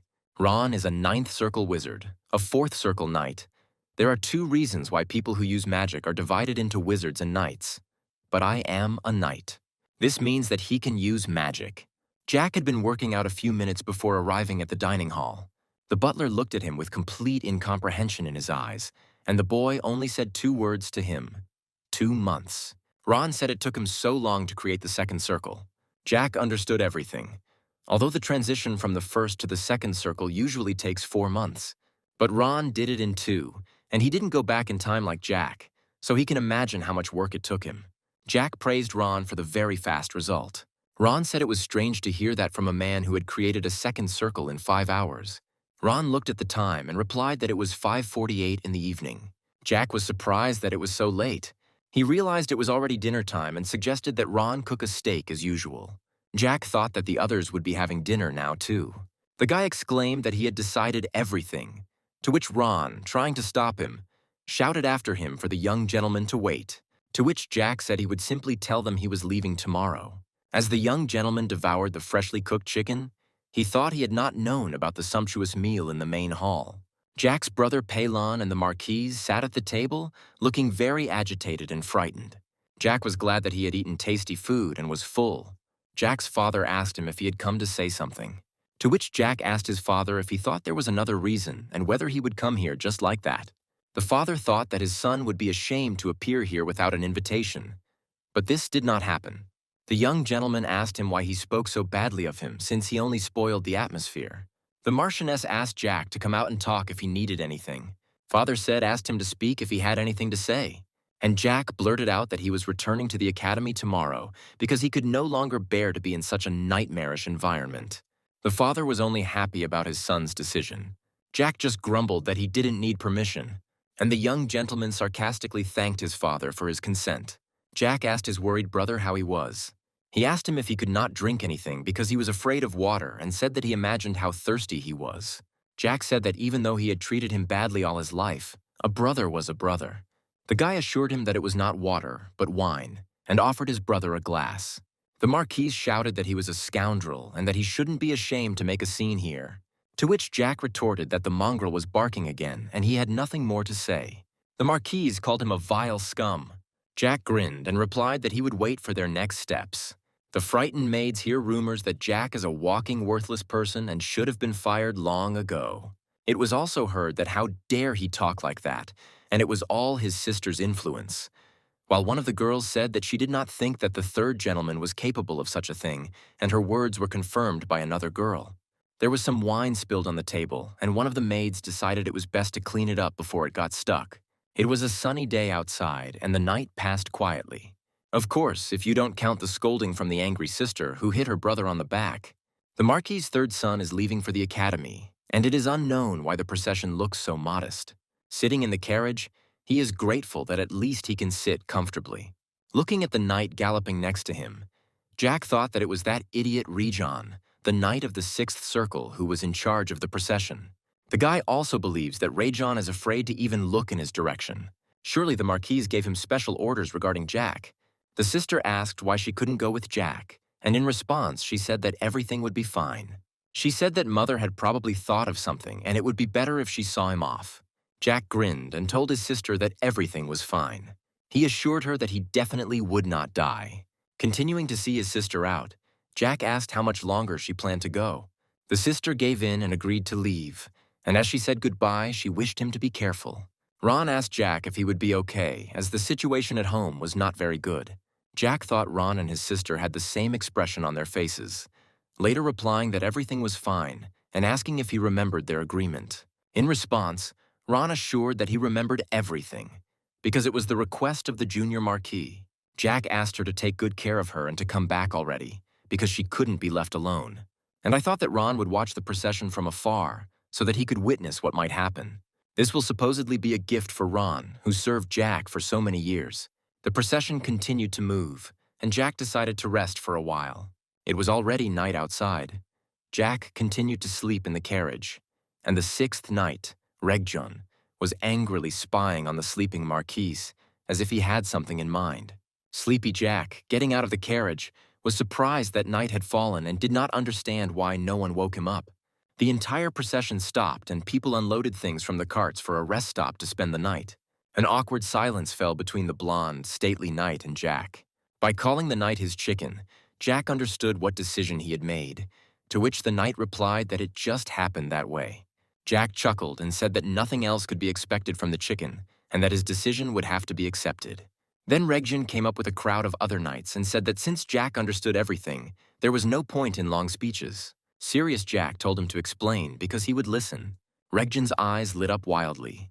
He said that every night during the 4-day trip to the academy, they would set up camp, and Jack did not understand what was so special about this information. Continuing his speech, Rejon said that in the meantime, they would break Jack's ribs, and when it was time to continue on their journey, they would cure him with a potion. Rejon said there was also a separate order from the Marquise, and the knight said that the Marquise knew that Jack could make a mana circle. Therefore, his crowd of knights with him at the head is going to destroy him. The destruction of the heart's mana circle is like death, and although it can be restored, the chance of being filled with mana again is 1 in a million. Besides, the shock could leave a person disabled for life, Jack thought. Rejon continued his speech, saying that James had told them everything, that Jack was not only good at mana management, but also wielded a sword. Others may be mistaken, but the knight knows that Jack is nothing special. He continued that it was impossible to change anything with just mana and a sword, and demanded not to resist so that it would not hurt more. Jack found the atmosphere familiar, as if he had returned to his homeland, and the guy sitting in the carriage was looking at the squabble, to which the other guy told him that he shouldn't get involved in fights between aristocrats and told him not to look in their direction. Rejon began to pull out his sword, and Jack thought that he had experience from his past life. Jack reflected that no matter how peacefully he had lived these past few days, the wounds in his soul still hurt, and it would be more accurate to say that experiences from the past cannot simply disappear, and called out to Ron. Then the blade of the sword was pointed at him, to which he said that he had spent 10 years in the mountains. Jack met a mentor there and learned a lot from her, but when he went down after her death, he found out that much had changed. Continuing his story, the boy said that the Ballantyre family and the entire country were destroyed, and then he thought that he didn't care who died or why. Rejon did not understand what the third gentleman was talking about. Drawing his sword, Jack asked the knight what had happened to his sister. He said that his sister was smart and talented, and he hoped that she would at least have luck with her husband since things didn't work out so well with her family. Jack continued that if she was okay, he would forgive them for everything they did and hoped that nothing would happen. The crowd of knights laughed at him. Rajan asked if the third gentleman had gone mad with fear and also teased him to try to defeat them with a toy sword, to which Jack replied that revenge was much sweeter than he thought, so much so that it drove him crazy. At that moment, a magical blue smoke appeared, and the younger gentleman told Rajan that he was right, that nothing could be achieved with mere talent and a sword. If Jack had already angered the Marquis and Marchioness, then one broken rib could have leveled it out. Jack said that great strength and outstanding talent could turn everything upside down, and whether they would be able to break his mana circle. He raised his sword, which was full of blue magic, above his head, and said that he would show them how fast the storm was. At that moment, the knights felt everything in their guts as the strange circle wrapped around them, and Rajan became seriously frightened. If they don't kill Jack, they will die themselves. Jack rushed at the knights with all his might, using magic and his sword, and began to fight them off. Choosing a second gentleman with strong support from the outside was wise and better than choosing Jack, who was not noticed by anyone. Jack's eyes lit up with a blue flame. A magical whirlpool of power appeared around him, and it was as if death itself stood behind him. And at that moment, James felt that time stood still. A frightened Ron appeared in the bushes and asked the master what it was. Dead knights lay around Jack. He thought it was a fencing technique he had learned in his transcendental state, one of the 8 divided into characteristics of 4, but he replied that he could tell. But Ron still wouldn't understand anything. Ron said that he couldn't know everything about the master, but it looked more like a method of controlling magic than a technique, to which Jack asked if he had at least one potion. Then blood started coming out of his mouth and he was hitting himself with his fist in pain, and Ron was just calling out to him in panic. Coughing up blood, the boy says that it's nothing and asks for the potion to be given quickly. The butler rustled in his pocket, pulled out a flask with scarlet contents, and the gentleman, rolling down the carriage to the ground, drank it in one gulp. The cough still escapes Jack's throat, which makes Ron worry, because if he didn't have the potion, he would already be dead. But that's nonsense. He won't die that easily, and besides, he knows that Ron always has a potion with him just in case. And besides, Ron would like to give it to his master first, and not to himself, because in the past he did exactly the same thing and personally poured the potion into the baby's mouth. Smiling, Jack says that in his haste he failed to tell his butler something. After waiting for a second of silence and looking at Ron with all sincerity, he said the most sincere thank you in his life. He was a fool in the past, and these words seemed difficult to him. His hand weakened, and falling to the ground next to the body, the potion began to spill. Not knowing how to formulate it, Ron says that the master knows the future, and this is exactly what he has been hiding from him. Jack corrects that he went back in time, but the essence remains roughly the same. He felt better very quickly. It must have been a very expensive potion, but at the butler's warning, he decides to test it. Rising abruptly, he approaches the astonished servant and, picking up his sword from the ground, concludes that everything is fine. The white head lies in a pool of its own blood. Jack stealthily glances at this and tells the butler that the chicken is dead. He put his foot on his head and shook it from side to side. It was a shame that it happened that way, because Jack thought he could raise something good out of him. As a knight, he made the right choice, and that's why he's a chicken. You shouldn't expect anything from him. The strange thing is that the butler wasn't surprised when Jack said about going back in time. Wasn't he curious about the future of his sister and the Marquise? Regarding the latter, Ron thinks that the Marcus family will be destroyed.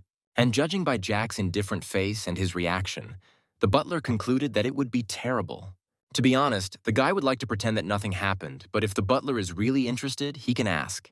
With an intriguing smile, Jack asks him if he wants to ask a question, but is refused.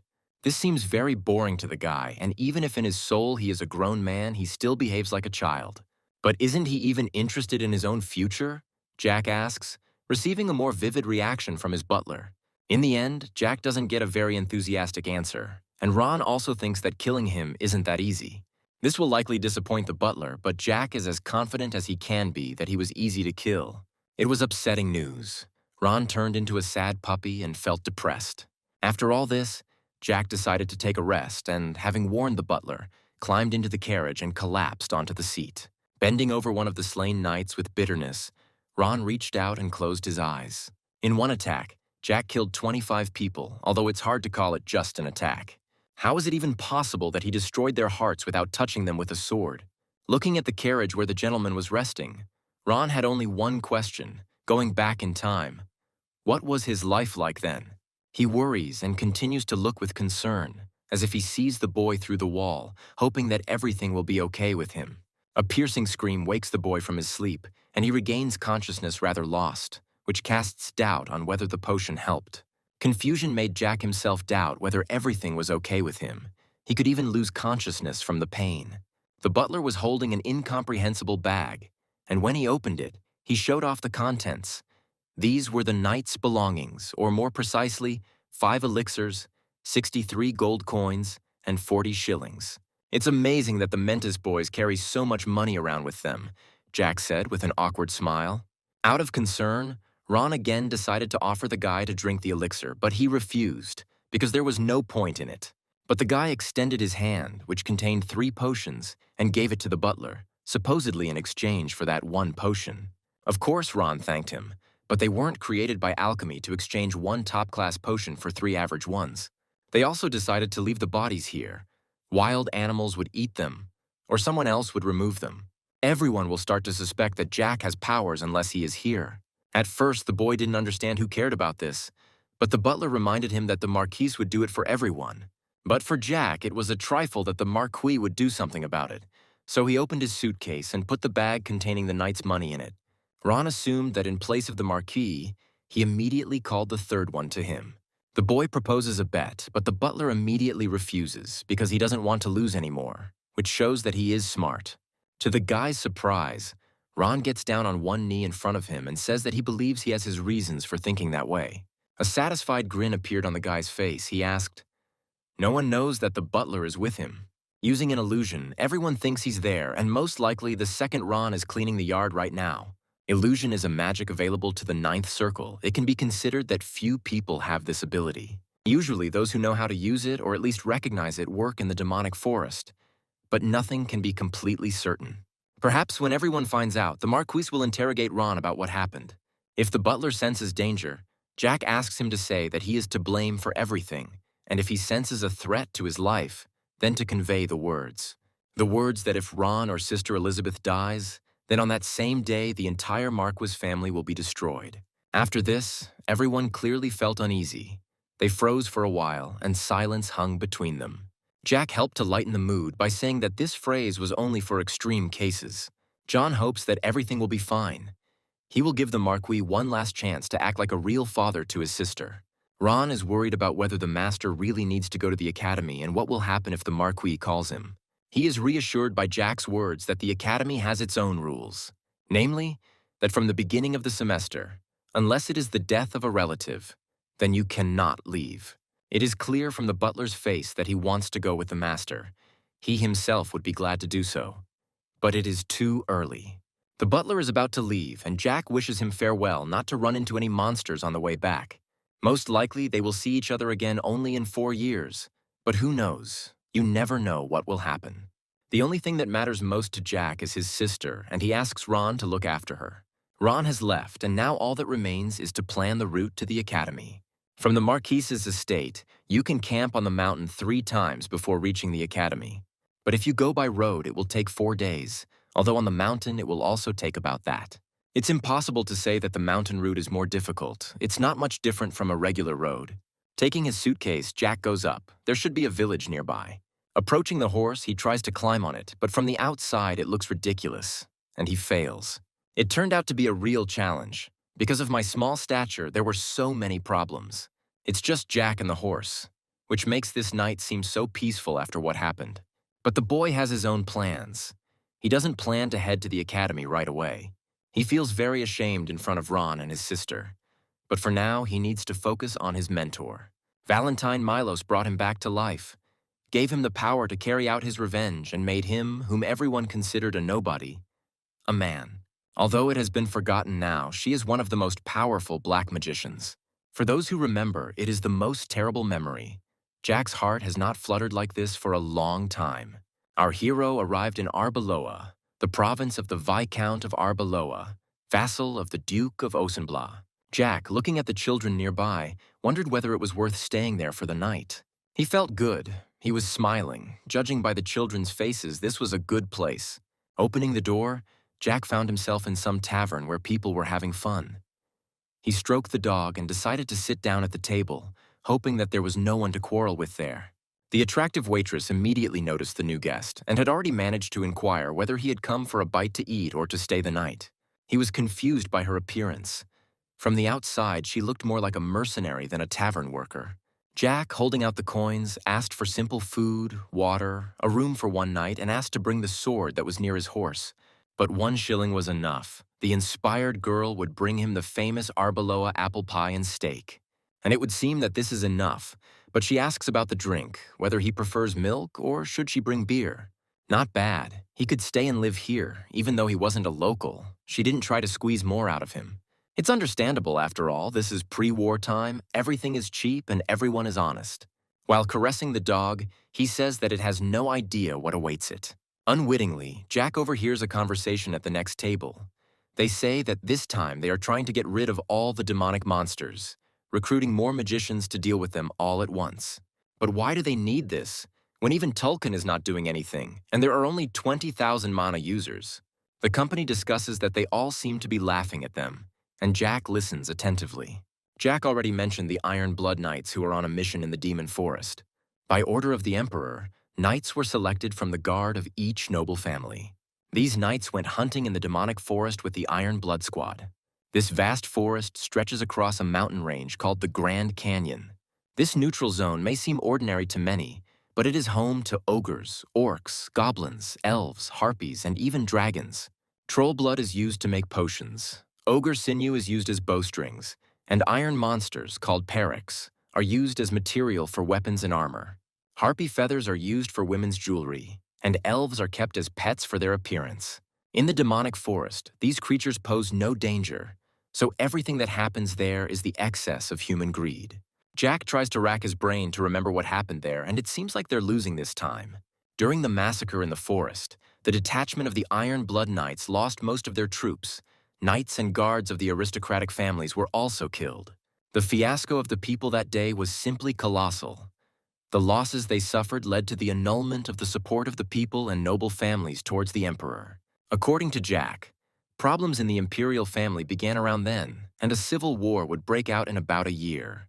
The third gentleman's thoughts were interrupted by another drunkard in the tavern, who angrily slammed his mug on the table and blamed all the problems on the emperor. He wanted to add something else to his speech, but his friends quickly shut him up in order to save their friend's head. One of his friends hastened to defuse the situation, and with a nervous laugh noted how drunk his friend had become, so much so that he was talking such nonsense. It was funny to watch such an act of fearlessness, akin to madness. Everyone knew that for insulting the emperor and his family, one could easily lose one's head. But during one of the drunks' conversations, Jack heard that they began to talk about the third son of the Marquis, Jack, and he was immediately interested in such a change of topic. One of the drinkers asked his friend to explain what the third gentleman had done that was so interesting, and his drinking companion replied that rumors had spread about the use of black magic. Well, of course, none of his friends believed what he was saying. Everyone knew that Jack Ballantyre was a real fool, and besides, he had recently been imprisoned. Jack was unnerved by this situation. After all, he was present here now. It was unclear from whom the third gentleman could have learned black magic, because according to historical treatises, all black magic had long since died out.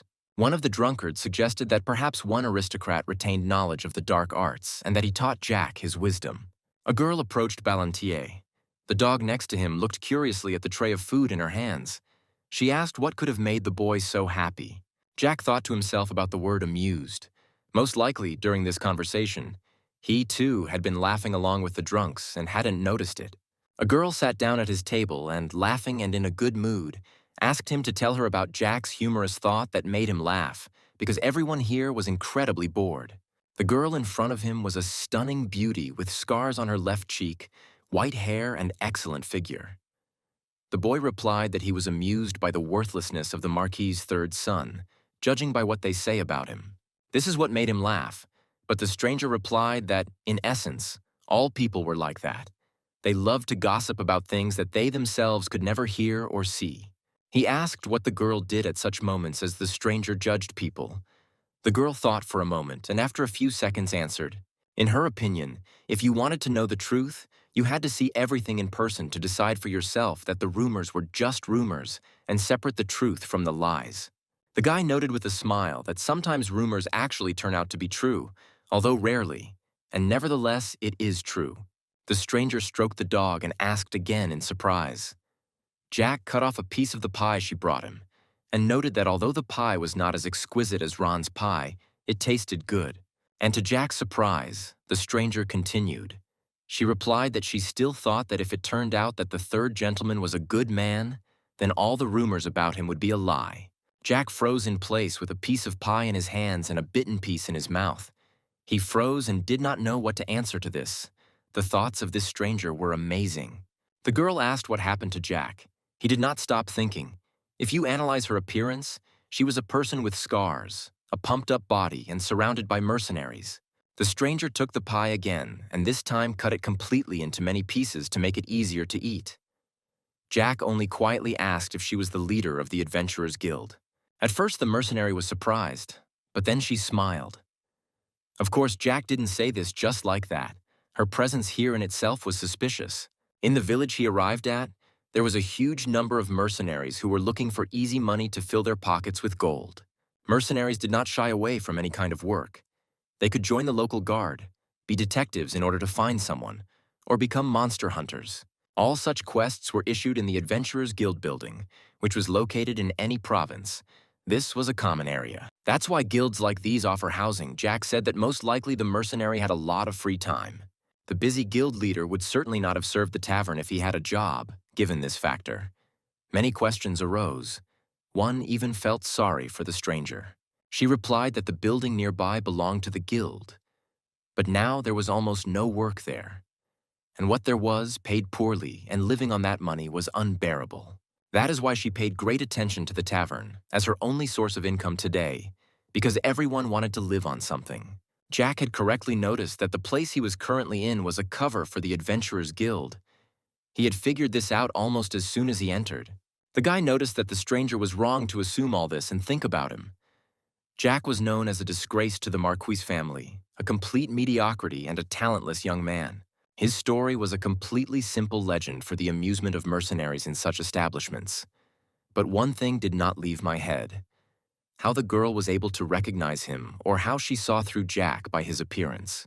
However, everything was much simpler if you think about it. A few minutes ago, when he rode into the city on his horse, he gave a distinctive sign. He was incredibly tired while riding his horse to this place. His journey was long and difficult, and all he dreamed of was a soft feather bed and a hearty piece of steak with an intoxicating aroma. As he was entering the gate, some of the guards stopped him and asked him about the reason for his arrival. A lonely boy on a horse at night was suspicious, and to avoid further questions, Jack took out the distinctive sign of his house, the coat of arms of the Marquis of Ballantier. The guards knew what he looked like, and immediately began bowing and asking for forgiveness and apologizing for not recognizing the third gentleman. After apologizing, they naturally allowed Jack to enter the village and wished him a good journey, and he thanked them with cold politeness. That's about how she found out everything out loud. He said that she learned it from the talkative guards. But no matter how important the information was, one could not trust unverified sources. It was dangerous. The mercenary herself had just told him about it. She smiled with all her 32 teeth and kindness, and replied that the Marquis's third son was really worried about her. He replied with a grin that for now, he thought to himself that this would last as long as she treated him normally. Despite all the rumors about him, her attitude towards Jack was better than the attitude of her own brother and her own knights towards Ballantier. She was flattered by his concern and extended her hand in greeting, apologizing that he needed to introduce himself immediately. Her name was Jane Arbeloa. She was the master of the Arabes Guild in Arbeloa. She was glad to meet him, but the word Arbeloa was the name of a village, and she had a surname that sounded similar to that name. Jack remembered something. He asked her point blank whether she was the first or the second. Jane answered that she was the third. Her older brother was the local lord. It was quite unusual that aristocrats were engaged in such things. Usually they loved lavish celebrations and feasts. He became interested in them. According to Jane's status, She should have been married off since she was an aristocrat. The mercenary replied that she herself would not be against it, but there were difficulties. Her family would never have sold her to anyone else. They treasured her very much and were a strong, loving family for whom the words daughter and sister were not an empty phrase. Jack even felt a bit envious because he didn't have such a family. He noted out loud that her family was very interesting and unusual for aristocrats. Jane called her dog, Arnold, to her, and they became entwined in petting and caressing, the dog lovingly licking his owner, who couldn't stop smiling. She picked up her dog and placed it on her lap, asking Jack what such a distinguished gentleman as the Marquis's son had forgotten in their small village, especially alone without a guard. The guy replied with a grin that the disgrace of his house did not need guards. His life had absolutely no weight or value. Jane and Arnold froze. The mercenary replied that Jack's behavior was very strange and his abilities did not correspond to the rumors that were told about him. Ballantyre ignored this and said that it would be difficult to reach his goal alone, so he would not mind finding an escort. Jane asked curiously what exactly he was looking for. He was looking for 5 people with experience in setting up camp and good cooks. As for payment, Ballantyre was never stingy, paying 2 gold coins as an advance payment, and 3 when they reached their goal. Such unimaginable generosity was incredibly rare in Jane's memory, and was the first time she had seen it. Her eyes lit up at the possible opportunity to earn some extra money. Her surprise was explained by the fact that usually the escort fee was only 30 shillings per person, but imperial money was very simple. According to them, 100 pennies was 1 shilling, and 100 shillings were 1 gold piece. Such money was large. Jack thanked her for the food. Arbeloa replied that by morning all her preparations, as well as those of her team members, would be ready for departure. She specified that Jack would pay separately for food and lodging. Ballantyre was not going to be stingy and replied that he would give them 3 gold pieces, and if they had horses and a carriage, this fact would greatly please the third gentleman. Jane liked the fact that they would help such a rich guest. It was necessary to use every opportunity to get rich. The mercenary replied with a smile that Jack had no need to worry, as there were people with a wealth of experience in the village, and gave Ballantyre the key to her chambers. Jack noted with a smile to himself that if such a woman was the guild master, then there was no need to worry about the well-being of the village. Arriving at the room, Jack collapsed exhausted onto the bed. The journey had left the third gentleman incredibly tired, and he only wanted to sleep. He dreamed of himself, memories from life. He found himself in a damp cave. Every now and then he could hear drops breaking on the stone. He did not stop sobbing and crying.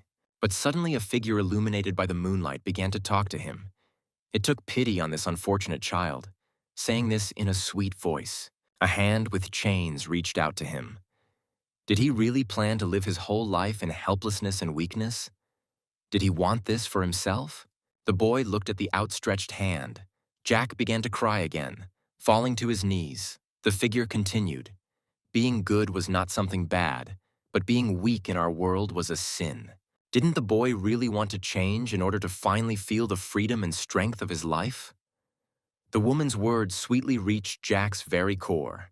The figure in front of him was chained around the neck and arms. The woman had green hair, but her eyes were not visible. The third gentleman said that he really wanted to change. The figure was pleased with his answer and said that from today on, the third master should call her his mentor and their path would begin. Jack's eyes opened. The boy woke up in a cold sweat. He himself did not notice how he was crying. Memories from the past always caused a storm of emotions in Jack. Judging by the light streaming in from the window, it was already dawn. It was morning, which meant the mission's deadline had arrived. Today, Jane was supposed to gather the people and they would set out on their journey. But Jack's thoughts were interrupted by a sharp slam of the door. Jane burst into the room so actively and energetically that Jack was speechless. She replied that all the preparations were complete, although she could have knocked. Following his mistress, Arnold burst into the room, who instantly jumped right on the third gentleman and began to lick his face. The sensations were not pleasant. How annoying that all this happened to him this morning. Jack gathered all his things and went down the stairs, the drowsy haze still lingering on his face. Jane turned to him and smiled, seeing that the gentleman was sleeping soundly. The head of the guild assured Jack that she had prepared an excellent carriage for him. Jack would certainly like it, and he would not regret investing so much money in their trip. She also didn't forget about Jack's request to assemble a team with extensive escort experience. When she came out and saw the group, 5 eyes were looking at him, their bodies covered in scars. Among them were those figures who yesterday talked all sorts of nonsense about Jack in the tavern. Everyone greeted him and with a white face looked away, greeting the young gentleman. The largest and tallest of the group stepped forward and introduced himself as John Doe, captain of the fire ant squad who would accompany Jack to the Stone Mountain. The figure extended his hand. Jack asked the stranger's name again, for John Doe was the name given to unidentified corpses, and this pseudonym aroused the curiosity of the third gentleman. Of course, Jack noted the man's interesting name out loud, and he responded with warm courtesy, thanking him for appreciating such an unusual title. John explained that it was a long way from here to the Stone Mountain, and they would pass several small villages along the way, so their plan was to set up camp twice in hidden places. The team also had 2 excellent cooks. The mercenaries themselves were excellent at settling into camp. The guy sleepily said that he didn't have to do anything, and John, smiling, confirmed that this was indeed the case. They would take care of all the work on this trip, so he should not worry and enjoy the journey. The third gentleman was very pleased with this prospect, and he hurried his subordinates so that they would go quickly because he was already tired. Jack handed over the luggage and followed into the carriage. Finally, Ballantyre glanced at Jane. She remained at the door, seeing her guest off. He noted that the guys were experienced, to which she made an okay gesture with her fingers and said that the men were experienced. In principle, the ordinary mercenaries that Jane had assembled for him would have been enough for his cause. But Ballantyre was not so easy to deceive. Even though his body was now much weaker than before, his senses and eyes retained their ability to see hidden things. Despite the fact that Ron had the 9th circle, he tried his best to hide his enormous and real powers. It was difficult to call him an ordinary person. But that squad leader, John, was a mercenary with the 8th circle, and it was not a fact that this was his full potential. Such a prospect caused a little concern. But Jane replied that she only wanted to please her guest. Hadn't he said yesterday that he wanted the best of the best for his purpose, which she had selected for him? The guy replied with a smile that this was indeed the case, and that he and Jane would most likely see each other again in the future, so she shouldn't forget him. If this was indeed the case, Jane would have liked to have a beer with her guest to celebrate the occasion and Jack's departure. The third gentleman replied that he would not mind, only if it was at her expense, smiled slyly and walked forward. The girl kindly wishes the little guest a good trip. A guy with his eyes closed is riding on the roof of a carriage, enjoying the sunny weather. Opening his eyes, he notes to himself that he feels better compared to yesterday. Abruptly sitting up, he asks the carriage attendant if he heard who he was. The man admits that he knows the guy is an aristocrat, and that's all. The master told the man that the young aristocrat was traveling the world. The guy, having thought about his words, shows a desire to ask a question. Taking a wristwatch out of his inside pocket, he tosses it to the man walking next to him. He asks whether the coat of arms depicted on the watch with gold trim is the coat of arms of aristocrats. The man answers positively. The guy asks to tell him in more detail. Somewhere far away is the estate of the Marquis de Ballantyre. The guy says with a smile that their house, the damn house, will soon be destroyed. The coat of arms depicted on the clock. Theirs. This coat of arms belongs specifically to the Marquis of Ballantyre. The guy admits to their imminent destruction quite calmly and joyfully. This takes the men by surprise. The guy says that he heard that there is one complete loser in this family. He asks the man about it, assuming that he knows better. He even recently ended up in prison. The man begins to get very nervous and tremble. They finally understood who this guy was, because it couldn't be explained more clearly. There were rumors that he was imprisoned for using black magic. The guy admits that these rumors are true. He knows a little about black magic. It's not difficult, because his mentor is one of the best black magicians in the world. Even though he is a swordsman, it is impossible not to know about black magic. However, why would he use magic when he has his fists? He points his finger at one of the tanned guys with a scar on his face, and he gets very scared. The Marquis's son asks why the boy stood there while he was saying such things about him, since he knows what will happen if he speaks ill of aristocrats. The guy asks if the escort doesn't feel sorry for him. Everyone present is completely confused. Everyone was at a loss except for one older man, John Doe. Surely it was the captain who was told about him by the guildmaster, and everyone else is unaware. The young aristocrat puts his hand on the frightened guy's shoulder and says that it's in the past. They'll just have to spend a few days together. The frightened boy answers him with difficulty, agreeing with his words. Around the fire, one of the guards says that he is convinced that the rumors are just rumors. He explains that the young man does not look like a typical representative of the aristocracy. Usually they are afraid that an extra drop of water will fall on them and ruin something, but he is not like that. He even washed the dishes himself.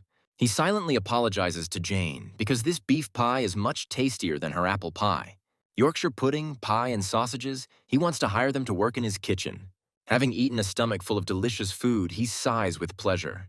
In his mind, he mentions that Ron is also a failure in terms of culinary skills. He admits that he is usually hard to please and that you have to pay for a good dinner. He asks who will stand guard tonight, and they tell him that they will draw lots. He is offered to join, but the disgruntled aristocrat replies that children need a lot of sleep to grow well. The confused male security guard revokes the invitation upon hearing this. The guys decide that they are getting bored and decide to start telling stories.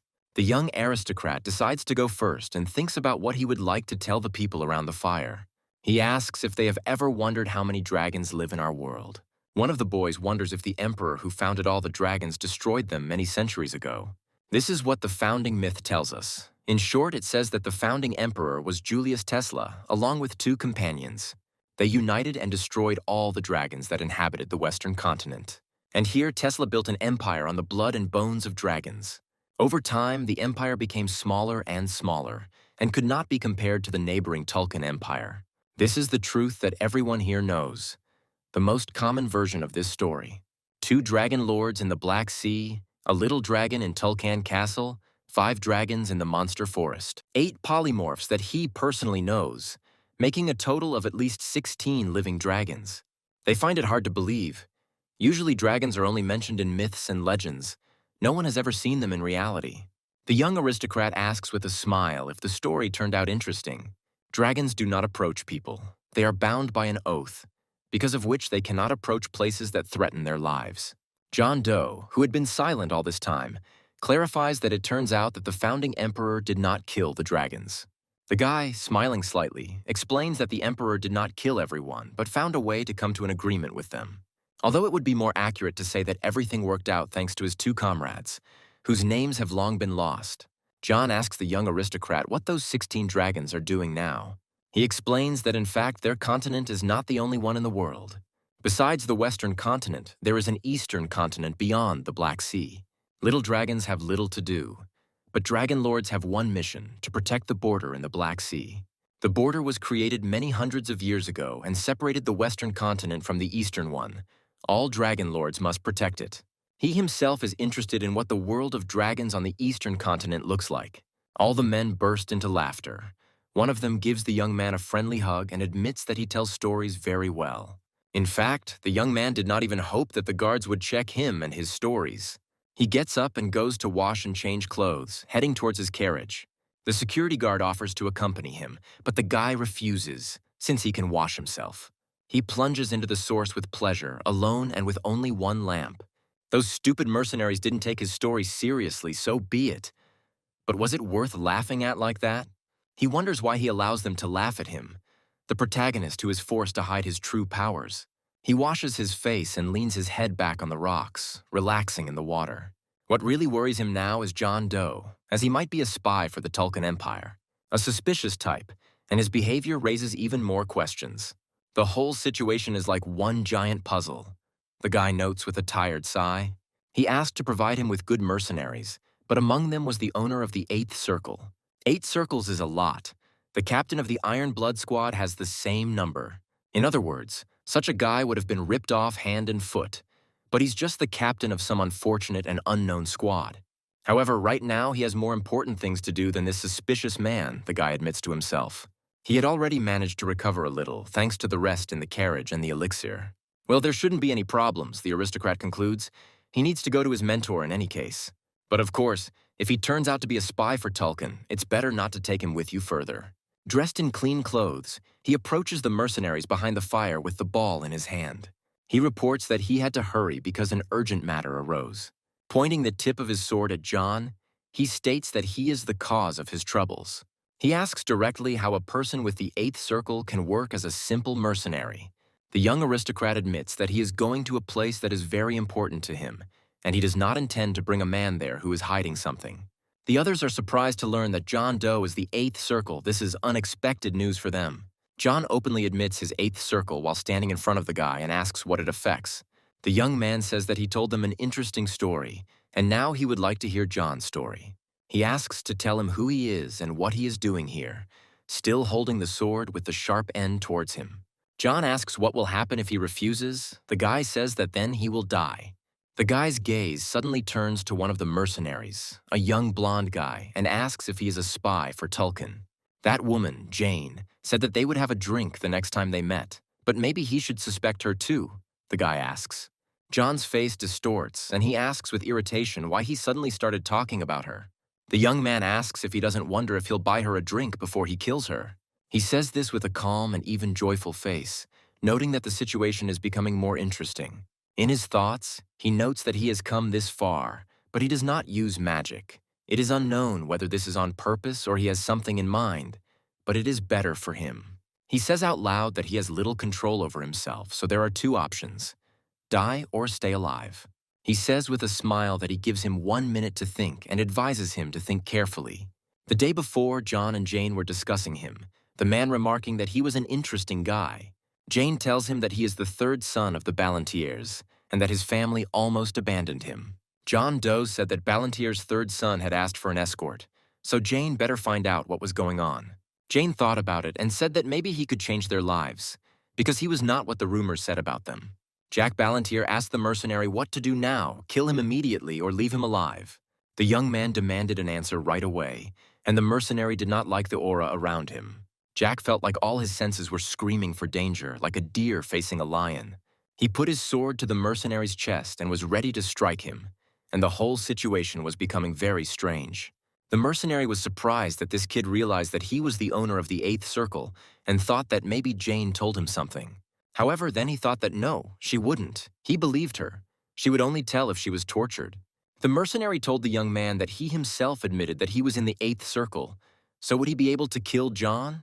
The mercenary raised his eyebrow, which was cut to the point of bleeding, rubbed his scratched cheek, and wondered why there was so much bloodlust in this child's eyes. And at that moment, John Doe began to doubt whether the boy standing in front of him was really a child. The companion behind him told him that since he was in the eighth circle, he could try to get out of it or tell the whole truth. But the captain didn't know what to tell him, because he had lived his whole life as a mercenary. And now all the choices he had ever made in his life flashed before his eyes. Here the kid said that the time for thinking was up, and if the mercenary was not ready, he would have to kill him. The mercenary asked the boy if he could tell what was happening to Jane. He agreed, and then John Doe began his story from afar. His story was short, nothing special, and it can be found not only in his fate. A love story between an aristocrat and a commoner, such as this one, can be heard everywhere. When he was 19 years old and in his seventh circle, he met Jane. They fell in love at first sight and have been inseparable ever since. Jack thought that this was why Jane had never married. Even if it is a relationship between a commoner and an aristocrat, he could become Tesla's support with his eighth circle. Everyone around was surprised when they heard John's story that he and Jane were in such a relationship, but something had to happen to them. Although, given her character, it is safe to say that her family is not interested in increasing power through marriage. Jack began to ask more about Jane, and John confirmed that she was the master of the Adventurers Guild in this small province. However, the young man did not believe that John was a simple mercenary, and he asked the mercenary if he really thought that he would believe him. But John confirmed his words. Jack wondered if he could be trusted, since such a simple story was easy to make up. He asked if they remembered his story about the dragons, and what the Tulkan Empire would do with the dragon. John said he had no idea where he could have gotten such information. Then Jack said that he thought the mercenary knew that masters are those who carry 10 circles of magic on their hearts. But even the masters don't know that there is something more in this world. Monsters that use souls as power, not mana, they are called transcendents. In 2 years, the captain of the Empire's knights will become a master and be called the strongest knight on the continent. He will help forgotten stories about transcendence become reality again. Jack laughed and said that he found it funny that the captain himself could never become one. He asked John if he liked this interesting story, and he asked him to continue. The captain will replace half of his blood and bones with dragons and become half human and half dragon. Jack smiled and said that the faces of the audience immediately showed what they were feeling. And John asked the young man how this story was connected with what was happening now. He replied that the Tulkun Empire only had one dragon for now, and even though they were practically immortal, you couldn't conduct many experiments with one dragon. Jack raised his finger and, after a meaningful pause, remarked that this was why the Empire sent its minions to other countries. This is necessary in order to collect information and to find other dragons. The mercenary didn't believe it and said that it was just a story from a novel, that you can't believe in such things. He suggested that Jack tell this story to the other mercenaries in case they took the bait, but the young man snorted contemptuously. And I thought to myself that based on the mercenary's reaction, it was difficult to say that he was a spy. John asked the boy if his doubts were cleared up, and he nodded affirmatively, lowering his sword. And then he wished the mercenary good luck with the guildmaster and said that he was waiting for an invitation to the wedding. Suddenly he turned around and again pointed his sword at the mercenary, who had already managed to turn his back to him. Jack said that since he was the one who suspected him first, he would spare his life. He grabbed the mercenary by the collar and said threateningly that this was his last warning. And if John tries to do anything against him, Jack will turn everyone, including him, into dust. The companions became worried and suggested that they calm down, put down their swords and talk. Jack thought that it seemed to him that he and his companions had already become closer, but apparently by doing so he had only pushed them away from himself, but nothing could be done.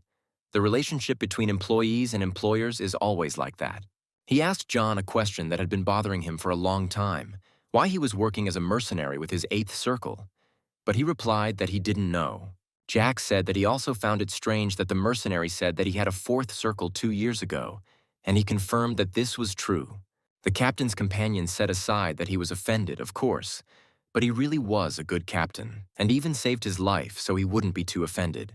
He smiled and told John that the 8th circle was great. It turned out that John was the best mercenary captain on the entire continent, and invited him to become the king of mercenaries. But John chuckled. He thought this title was stupid, and he asked since when one could become the king of mercenaries with the 8th circle. The companion said that as far as he knew, there were as many as 4 masters among the mercenaries, but John replied that he did not think so. Jack was surprised and asked his companion if the words spoken by the mercenary were really true, and John confirmed it. The young man was surprised and said that this news was shocking for him, but he would try to get over it, and John replied that everyone has their own secrets. Jack smiled and asked the mercenary why he didn't do anything then. John replied that even now his hands were shaking and he felt as if he had been on the brink of death. The mercenary closed his eyes and thought that if he had gone just a little bit further, he would have shit himself from fear. He also decided that Jack was an interesting guy, albeit a dangerous one, and that he should try to get to know him better. The satellites noticed that the entire continent was on edge due to the fact that a struggle for the throne was underway in the Tulkun Empire. And if spies and dragons appear in the current situation, it will probably be bad for everyone. Jack was already falling asleep, but he thought that this would really only make things worse, and he needed to find out more about it. A couple of days later, Jack asked his companions if they would like him to tell an interesting story. He asked his listeners what they knew about the Orc Lord who lived in the magical forest, but they said that, in principle, nothing, and suggested that perhaps he had the 9th circle. Jack laughed and said that it was not the 9th, no, but, as he thought, probably the 10th circle of power. The young man noted that someday they would know for sure, but he still wanted to tell a story about the past. Jack said that if you count by imperial time, then that was 23 years ago. The youth quietly said that the Orc Lord was very fond of weapons, and asked his listeners if they knew about his relationship with the Harpy Lady. They replied that they didn't know, and their faces were tense, as if this story frightened them. Jack continued that it was difficult, because it was generally accepted that relations between orcs and harpies were not very good. And not even that, not very, but, in fact, on the brink of war, because they were constantly in conflict with each other.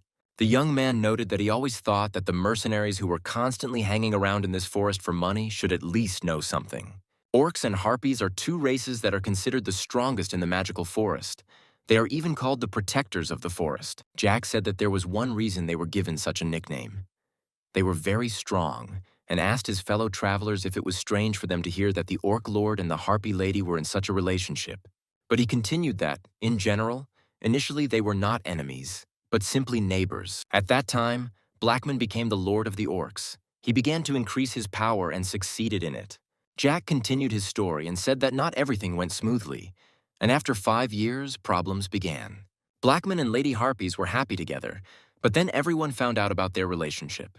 In essence, all races, humans, harpies, or orcs, strive for the same thing. Everyone wants power, strength, and is ready to do anything just to get it. Some harpies and orcs wanted to overthrow their rulers, and, of course, the operation to overthrow them had to be carried out secretly. But in the end, their stupid plan went to waste, because everyone knows that Blackman and Lady Harpies still rule. John said that was true, but he wondered why relations between the races had not improved yet. After the internal uprisings ended, Blackman and Valea decided that their people were more important than love. The mercenary wondered if everything the kid was saying was true, but said out loud that it was interesting, and one thing was for sure. Decades ago, harpies and orcs were not as dangerous as they are now. Jack replied that for some time now, these two races had begun to gain strength, and 10 years ago they were first called the strongest. The harpies were able to steal and copy the orcs' secret fighting techniques, and the orcs learned elementalism from the harpies. This is how the largest and most powerful races inhabiting the forest were able to master each other's secret techniques. And two rulers of the two most powerful races, Blackman and Valea, were able to directly contribute to this. After this, the two races finally separated from each other, but at the same time became the main ones in the magical forest. Jack suggested that his companions tell this story to the orcs or harpies if they encountered them. The young man laughed and added that then perhaps the representatives of these peoples would not kill them immediately. John thought that he didn't know whether what he had just heard was true or fiction, but it was better to pretend that he believed it, and said out loud that if this happened, he would probably do it. After a story that was hard to believe, the man offered Jack meat. The boy immediately agreed and began to happily devour it, even though Jane had made it herself. In the Marquise's office, they report that after the province of Arbeloa, all the guards accompanying the third gentleman were discovered. After conducting an investigation, they found out that most likely everyone was killed by high-level magic. This news made the Marquis tense. There is a possibility that it happened precisely when the Iron Blood Knights were absent. Not knowing that his youngest son has magic makes him think of the Emperor, the Duke, anyone but Jack. Not content with what his men have said, he decides he needs to conduct a personal investigation and tells Gonzalez that they must find the culprit. Finally, the Marquis remembers his youngest and asks why he didn't mention him right away, and whether he really managed to survive. He is informed that Jack was not found among the corpses. Therefore, they thought that he might have escaped. Sighing heavily, the Marquis assumed that then the younger one, as a witness, must know something. The Marquis ordered that all forces be used to find out everything. As Gonzalez walked away, a smile crossed the man's face. Perhaps he had understood everything, because he reminded himself that he had thought the third one was useless. But it turned out that was not the case. The next day, Jack continued his journey. Now he was at the beginning of the mountain range. A hand holding a small bag, which had previously been collected from the belongings of his murdered servants, reaches out to give it to the good man. The bag was strangely heavy. He looked inside and saw a pile of money. He was taken aback, because it was too much. But the boy reassured him that 10 gold coins and elixirs would be enough for him. The rest is their tip, because Jack had a lot of fun on the road, and at the same time he apologizes for suspecting him. Smiling innocently, the boy says goodbye to everyone present and wishes them to be careful on their way. But the men continue to stand silently and look at Jack. And eventually, it is he who begins to speak up, saying that he might be crossing the line, but he wants to say something. His voice becomes more serious, and the only thing he says is that being a mercenary isn't as bad as it seems. This didn't give Jack any insight, but the man continued that he didn't know everything, but would only say what he was sure of. He begins to speak in hints that he is the third son of his father, rejected by everyone, and he does not want to boast, but he has seen the end of many people who were in the same position. As the man listed his status, known to all people in the area, his face became serious. Afterwards, Jack relaxed and, rubbing the back of his head, asked if he wanted him to become a mercenary too. The man, putting his hands on the boy's shoulders, simply repeats what he already said. It's not such a bad activity. Perhaps these words made him think. Jack's brows furrowed, and he looked at the speaker with suspicion.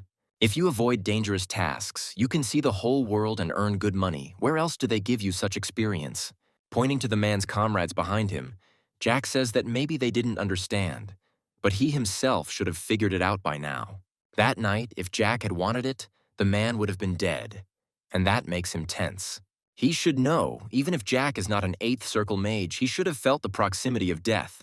Closing his eyes, the man says that he knows, and that's why he's asking, since Jack himself doesn't yet understand the scale of the possibilities. Awkwardly scratching the back of his head, the man admits that he himself doesn't really care about it anymore.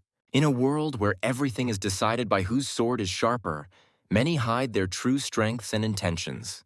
The man thinks that overall it was his fault, and Jack, while thanking him for his words, still pretends that he didn't hear anything.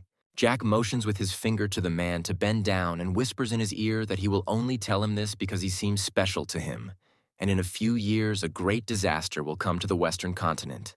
And as much as he wouldn't like to admit it for a worthy and strong mercenary, Jack's advice is that it's better for him to just hide. He wouldn't understand his words now, but Jack asked him to simply remember them, and the man smiled incredulously in response.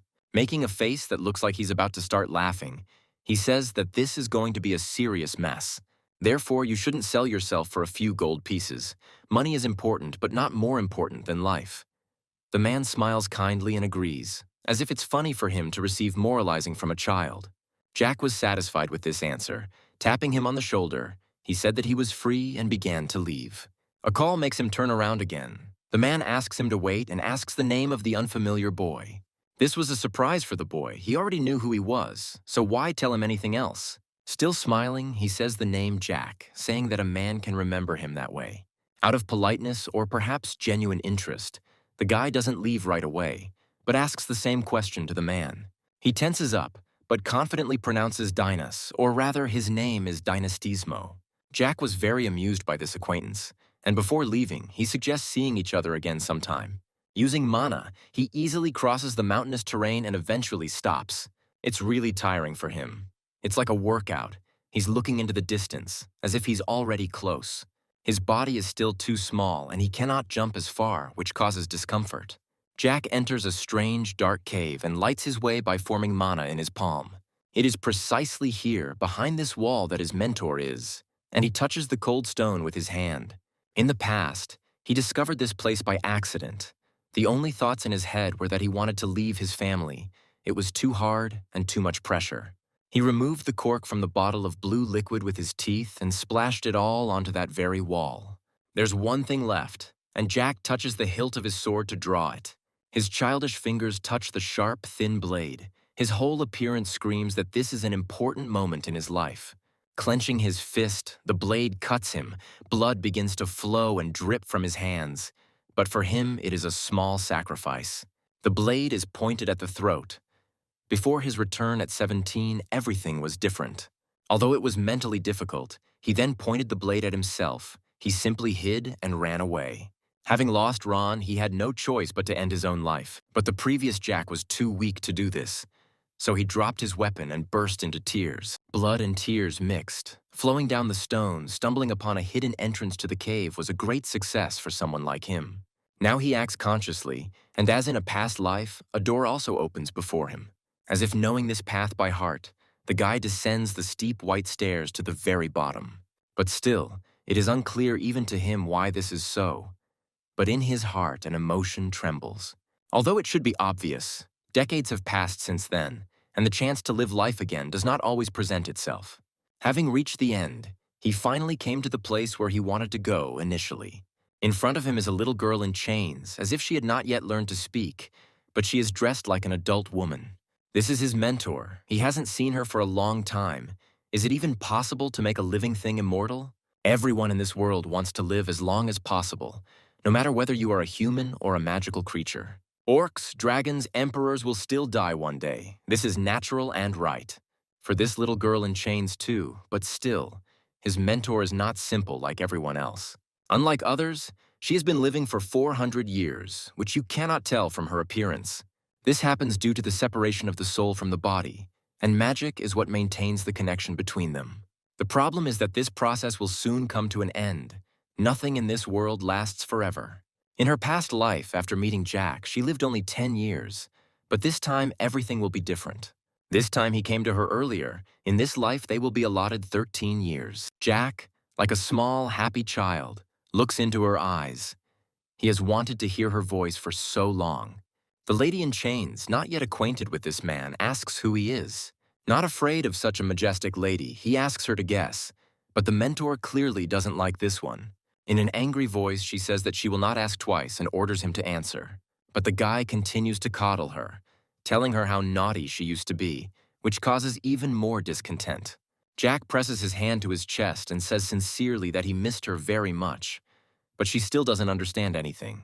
The mentor says that she doesn't know him at all, and it's strange that the guy even knows who she is.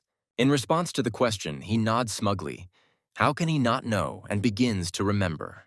It is impossible to forget the time they spent together and how his mentor trained him. And it can't be called an illusion, but their entire life together flashed before his eyes. Clenching his fist, he continues to sit on one knee, of course. Only Jack remembers everything. Putting it to his chest, he says that she is the heroine of their world, who brought an end to the era of honor and began the era of humanity. Jack proudly declares that she is Valentine Milos and he is her student from the future. Most likely assessing what is happening, she asks him again if he is from the future. Having received a positive answer, she says, shouldn't he know that she doesn't like predictions? To which Jack agrees and says that this is because any prediction is subjective from the point of view of the one who makes it. She asks why he speaks like that, as if his expression is incorrect. She asks him to answer her. If in this future she really will be in his life, what would be her answer in such a situation? This makes him rub the back of his head with dexterity, because all the mentor would tell him is to disappear. The woman agrees that he is not bad and tells Jack to open his fortune-telling tent.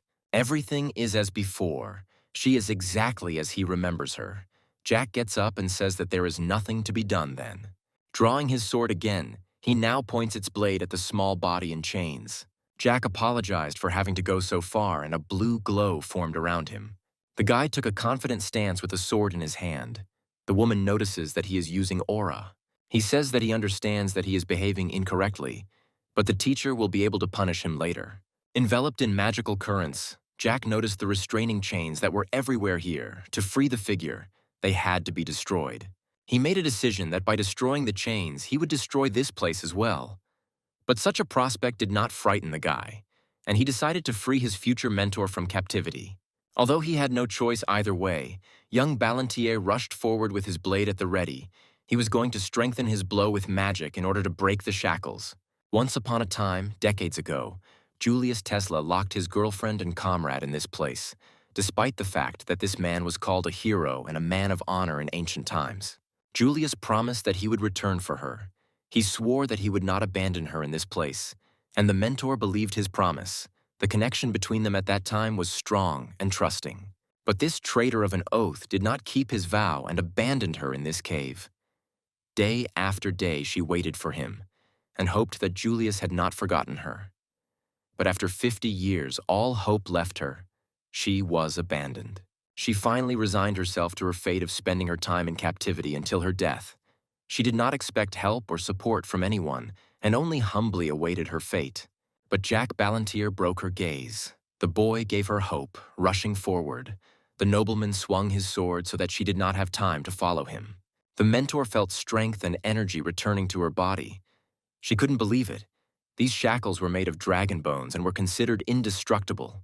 This guy hadn't even reached adulthood yet, but he already possessed a powerful force, something she had never encountered before, and her weak, floating body was picked up by Jack. Holding his mentor in his arms, Jack assured her that he was not like Julius Teslan and that he would never act like him. The small figure did not take her eyes off Jack. Ballantier was going to prove to her that he was not like Julius, not just with words, but with actions. He had a lot of work ahead of him to restore trust, but it was worth it. As he expected, the walls of the cave in which the mentor was imprisoned began to collapse. Jack needed to quickly leave this place. He asked his mentor to hold on to him tighter. He would use his skills and past knowledge to get out of here. Jack had come too far. Gripping the blade even tighter, he gathered all his remaining strength into himself. Jack spoke the words for the magical protection spell that his mentor had taught him in his past life. The rockfall was about to end the lives of 2 people under its arch when the entire cave was illuminated by blue light and lightning emanating from Jack. The small figure on Jack's shoulders was surprised by such knowledge. The spell he used was one of the 4 basic defense techniques. The mountain of the 4 great elements that the nobleman used could save them. Having finished the technique, Jack plunged the blade into the rock and prepared to strike. An explosion of colossal magical power wiped everything within a 100-meter radius into dust. A large crater gaped where the blade had been, and the figure asked Jack who he was. Jack just grinned and said that as he had already said, but her student, and she, his mentor. The blade slowly disappeared into dust in Jack's hands until it turned into nothing. The teacher was puzzled as to how Jack could gain such enormous strength at such a young age. But Jack was her student, and for him such strength was merely a demonstration of a fraction of the power that his teacher had bestowed upon him. For the next 13 years, Jack and his mentor would travel the world, during which time Jack's teacher would teach him various magical and fencing skills. The small figure could not believe such an amazing truth, and to make sure of its authenticity, she, as Jack always remembered, touched his face with her hands to count the truth. Although Jack wasn't sure that this technique was 100% effective, it was all he could do, and he humbly waited for his mentor to finish. She was still confused and asked if he was really from the future. Her question seemed funny to young Ballantier. He would have to try hard to make her believe him. But the expression that he was from the future was not entirely true. He rather returned from the past. His tone and body movements did not betray the lie in him, and the teacher decided that it was the truth. A weight was lifted from Jack's heart. She believed him.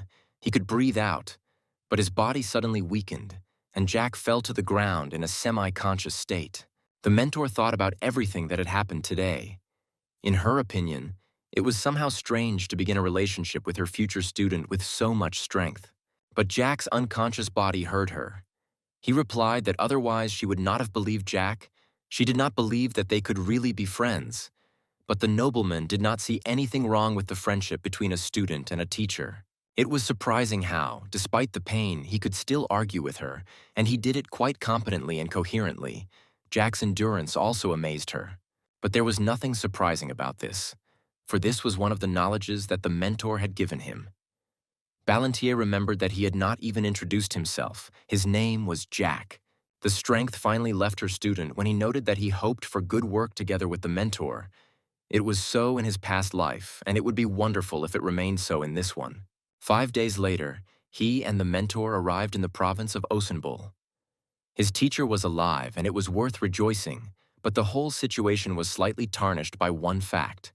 For all these 5 days, the mentor did not say a word to him, did not want to talk to him.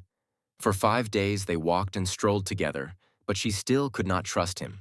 Jack came to the conclusion that the thoughts in her head did not give her the desire to communicate with him. Ballantier even told her that since when did her words come at a price? Sitting on his shoulder, she said that the first shock for her was his origin from the Teslan Empire, the last time someone from there betrayed her. She also still couldn't understand how a youth at such a young age possessed such magic, and it was soul magic, rare and difficult to control. She wasn't stupid, and knew what its owner had to go through to gain this power and learn to control it. But she wanted him to finish her sentence himself. He needed to tell the truth, even though she probably wouldn't like it.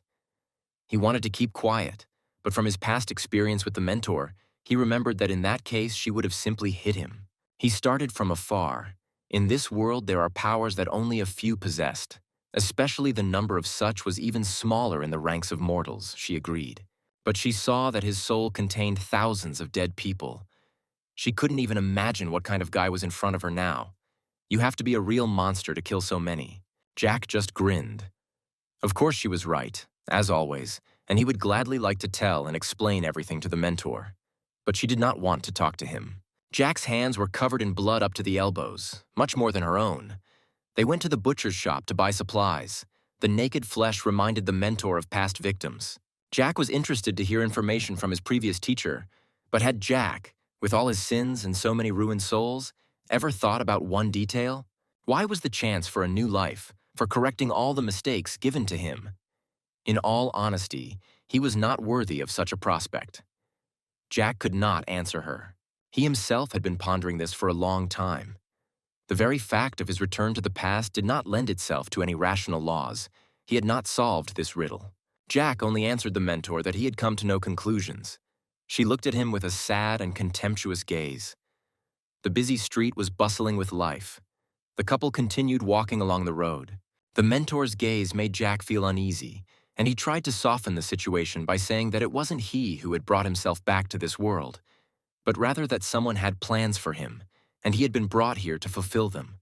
He reasoned that if someone had a goal, then this stranger himself would show up, and then Jack would be able to answer some questions. But if not, then he would continue to live on. The conclusions of her student led the mentor into some confusion.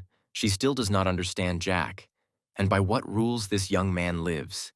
He still hides many secrets within himself. Jack continued, one way or another. At this point in time, the most important thing in Jack's life was her, the mentor, and the time spent with her. Ballantier showered her with a gentle smile. The mentor transferred herself into the boy's arms. Her childish height allowed her to do such a thing. She noted that Jack knew how to seduce people with sweet words, but she was more interested in the plan. The first thing she needed to do was find allies. Jack remembered his pirouettes in the cave, how he fought in the place where the mentor was imprisoned. It was hard for him. His body was still physically weak. Casting the protection spell not only took all his strength, but also affected his health. He was on the verge of death, but he was lucky. And yet, after being rescued, he had to drink 2 high-class elixirs to restore his health and normalize his condition. Although despite this, the pain haunted him for another 5 days. He was well aware of his chances in such adventures. Due to his weak body, he needed good protection.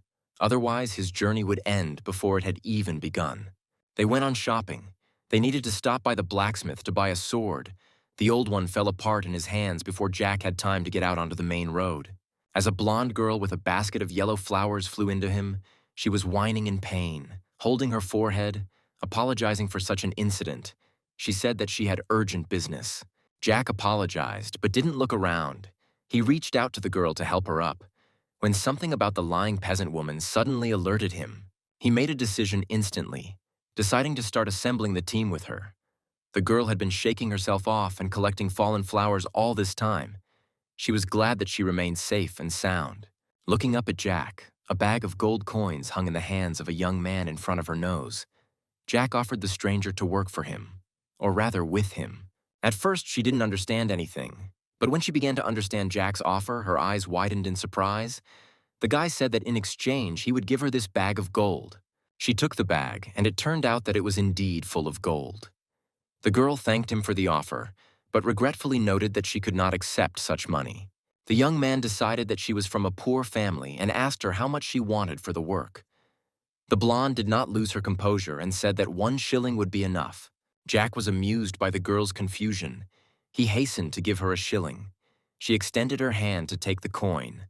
The cold coin touched the girl's flesh. She immediately gave Jack her basket of flowers. Jack didn't know what to do with these yellow flowers, but he thanked the girl for it. The teacher watched the blonde with interest. Having handed over the basket, the girl hurried to hide, but after running a little, she remembered that she had not bowed in gratitude. Jack sheepishly accepted the gratitude, and the blonde wished them a good day. Now his team had its first comrade, who, however, was not just a human. The mentor noted that she had not seen vampires for a long time, who were rare guests on Earth. Not fully recovered from the meeting, Jack agreed that it was surprising. He also didn't expect to meet a vampire, especially in a crowded human city. The mentor gave him a cold look. A moment later, the youth realized that he had indeed met a vampire. He had not known this until the mentor said so. She was surprised, thinking that he had chosen her because of her appearance. Ballantier replied that he chose her because of her great potential. He thought that she would be able to reach the 10th circle, which is the achievement of a strong magician. The mentor was unnerved by his reckless stupidity. It was surprising that such a man had ever acquired such power, but the youth only confirmed her suspicions and said that he hoped for her long life, during which the teacher would teach him a lot. But this would depend on Jack himself. He was pleased to notice that the teacher he knew had not changed at all, and the couple went on shopping, although the teacher was now talking to him. As they walked, the image of that girl stood before the mentor. She had definitely seen her face, those eyes and light curls somewhere before, but she couldn't yet remember where exactly. Having collected herself and meditated a little, she remembered a happy couple in the forest, a boy and a girl dancing and laughing, circling each other. The appearance of one of the children of the forest in the human city was amazing. Lately, since her awakening and return to this world, she had been haunted by amazing phenomena, and who knows what will happen next. The mentor knew where to buy a sword, and they went for the blade. Vampires were one of the most unusual and powerful races. Along with dragons, graceful and strong, drinking human blood, they were common in ancient times. Jack recalled the sad history of their race's development. While the consultant told him the features of this or that sword, the girl did not notice how the young man was listening to her with half an ear. In ancient times, there was a war between vampires and dragons. There were a number of reasons accompanying this event, the main one of which was power over the demonic forest. After a long series of battles, the victory of the dragons became obvious, as a result of which many vampires were forced to leave the forest for unknown lands. Or rather, the few who survived fled. The girl they had met today was probably one of the runaways, or at least one of the children who had run away, and Jack hated to think what she had gone through. But young Ballantier wasn't interested in wars at the moment. His eyes fell on one of the swords. The consultant noted that it was an excellent choice. The steel was made by a special blacksmith from a rare material. All these thoughts about the past were getting on Jack's nerves, and this blacksmith's place with ancient armor from the past brought back old memories. So he asked for this sword. Wherever you looked, there were cats everywhere in the armory. The girl herself was probably an avid fan of them. When buying a sword, the girl wished for good use of the blade. Now all doubts were dispelled. He warned the mentor that he had already decided for sure that she would become his comrade. The teacher was not too surprised by his decision. However, she did not understand why Jack was doing all this. She asked him again if he was sure of his decision. The consequences could be very different, and the responsibility would be on Jack. The nobleman understood her fears, but he was doing this only for himself. The couple was already heading to the market where they last saw the vampire. Jack knew that she would be there. The blonde herself needed such a chance to get in. Their journey together would help her to open up to her full potential and fulfill everything she wanted. Just as Jack thought, she stood in front of the meat counter and was animatedly talking about something. But the mentor wasn't so sure about Jack's purely caring intentions. Was he really giving her a chance for more than just his own plan? The couple approached the blonde. Jack greeted her warmly. Jack immediately understood that the mentor did not ask him this question without reason. She had personal experience on this matter. In the past, about 400 years ago, at the peak of the mentor's power, her persona was very popular, and her power was capable of performing any miracles. The mentor had the blood of dragons in her veins, which gave her such longevity and strength, and because of this, many people and the emperor himself personally entered into a contract with her, which stated that no races were to interfere in human affairs. Needless to say, such an agreement became a catalyst for many conflicts and quarrels. It was after such an agreement that the non-humans moved to the demonic forest. But the fact is that the agreement was signed 400 years ago, and the people who supported it were dead. The last emperor had long since been buried, reminding Jack once again that no matter how strong you were, time always got the better of anyone. But even after the agreement expired and the ban was lifted, other races could not escape the forest. Many tried but were stopped. The dragons were bound by the shackles of this agreement for 2 more years, and in their anger they killed anyone who tried to leave the forest. No one could resist their prohibition. Those who could resist them were dead. The dragons were proud and vain if they were forbidden to go out. Then so were others. They did not let anyone out of sight. The law imposed by the mentor was still in effect when he had to kill all the dragons, one by one. In the future, he had enough power to do this. In this life, he would like to avoid bloodshed and resolve everything peacefully. He could try to save them, and the girl could help him with this. The girl was already picking up her groceries. The simple-minded, smiling butcher patted her on the head and handed her a bag. Jack didn't want the mentor to burden herself with responsibility. He took her hands, but the teacher coldly greeted this statement, asking what this young man could know about her, to which the guy replied that he knew a lot. She still hadn't gotten used to his status. He was her student. They traveled together for 14 years. The teacher reluctantly agreed with him. The teacher said one thing: Jack shouldn't have fed his blood. Jack didn't understand what exactly she meant. While they were talking, the girl disappeared. Jack came to the conclusion that he would later understand what the mentor wanted to say with this. She sometimes liked to speak in riddles. Now the guy would pay attention to his future ally. It occurred to him that he had not taken into account the vampire's childhood at all. He had completely forgotten that one had to talk to children differently, that one had to approach the issue from a different angle. He would start with food. Children usually love various delicacies, and Jack was going to treat the girl to a treat at the next meeting. The guy headed to the food stalls. The blonde kept going over her recent meeting with that guy at the market in her head. She was inspired by this man's generosity and imagined how everything would have turned out if she had answered differently. That young man probably wanted to see her as an assistant. Not that she could do much, but at least she received 1 shilling, and more could not be desired today. In her memory, such a contingent of people, kind and generous, was very rare. She had not seen such people for a long time. She held a container with a red liquid in her left hand. The vessel contained orc blood that she had bought in the city. The seller had been polite and kind to her, and she hoped that if her mother drank this blood, she would feel better. Her mother had always told her from the moment the girl was born that they should not drink human blood. She repeated this constantly. But now her mother's strength was fading, and speech was difficult for her. In principle, she was forbidden to drink blood other than that which the girl's uncle gave her. She always tried to observe this rule and had never broken it. The girl hoped that at least today her uncle would honor her and her mother with his presence. The blonde opened the door of the house, announcing her arrival. The vampire carefully and quietly crept towards her mother's bedchamber, keeping the blood at the ready. She didn't want to disturb her mother if she was sleeping. Mom wasn't sleeping and said that they had guests. Entering the room, Mom was lying in bed as usual, a thin and pale woman looking at her daughter with half-open eyes, her hair giving off a silvery, old-fashioned shine. She didn't notice the guests right away, when suddenly she heard a greeting from upstairs to her side. Jack politely asked the girl how long ago she had arrived. He himself was sitting on a dais near the door. Charlotte was frightened, spilling some of the liquid on the floor out of fear. She was perplexed as to how they could have ended up there. She had only seen this couple for the first time this afternoon. The teacher irritably demanded that the woman get out of bed properly and show them her face.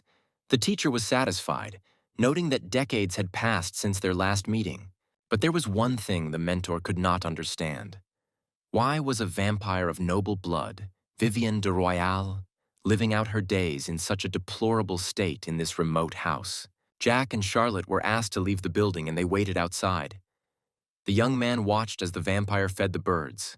He did not understand why they were wasting their time and why Charlotte was bothering with the birds. The guy turned his gaze to the window on the second floor, where the mentor and the vampire Vivienne were now alone. They were wasting time. Although everything could have been finished with mana, Jack hoped that nothing would happen. The mentor sat at the head of Vivienne's bed. The aristocrat herself could not remember what kind of figure was in front of her now. It looked like a little girl with long green hair. Maybe she was a vampire hunter. The mentor turned to Vivienne and looked her straight in the eyes, and the vampire instantly remembered that the famous Valentine Milos, a truly legendary figure, was sitting in front of her. Valentine tried to refresh her friend's memory. Vivienne didn't remember anything. The mentor said that her entire family was forced to leave the forest. Something like that couldn't be forgotten. Something stirred in Vivienne's memory, but a sharp coughing fit made the girl double over in pain. Valentine noticed that the vampire's condition was worsening every minute. Vivienne remembered the sorceress as a grown and beautiful girl, and now a child was sitting in front of her. She asked what had happened to her, to which Valentine told her about the curse, because of which only once a month she had the appearance of an adult. But the teacher felt that Vivienne wanted to jump out of answering the question, and did not let her do this, repeating it. And Valentine will not leave here until he gets the answers. Why such a royal person, a member of noble blood and the vampire elite, would live her life in such a backwater? Valentine found all this suspicious. It was clear from Vivienne's condition that she had not drunk human blood for a very long time, which meant that her life was in question, and it was unclear why she had gone so far. The aristocrat responded with a counterattack. Did Valentine really feel sorry for her? A lot of time had passed since their last meeting, and they remembered the past. Last time, Valentine instilled fear and terror in all creatures.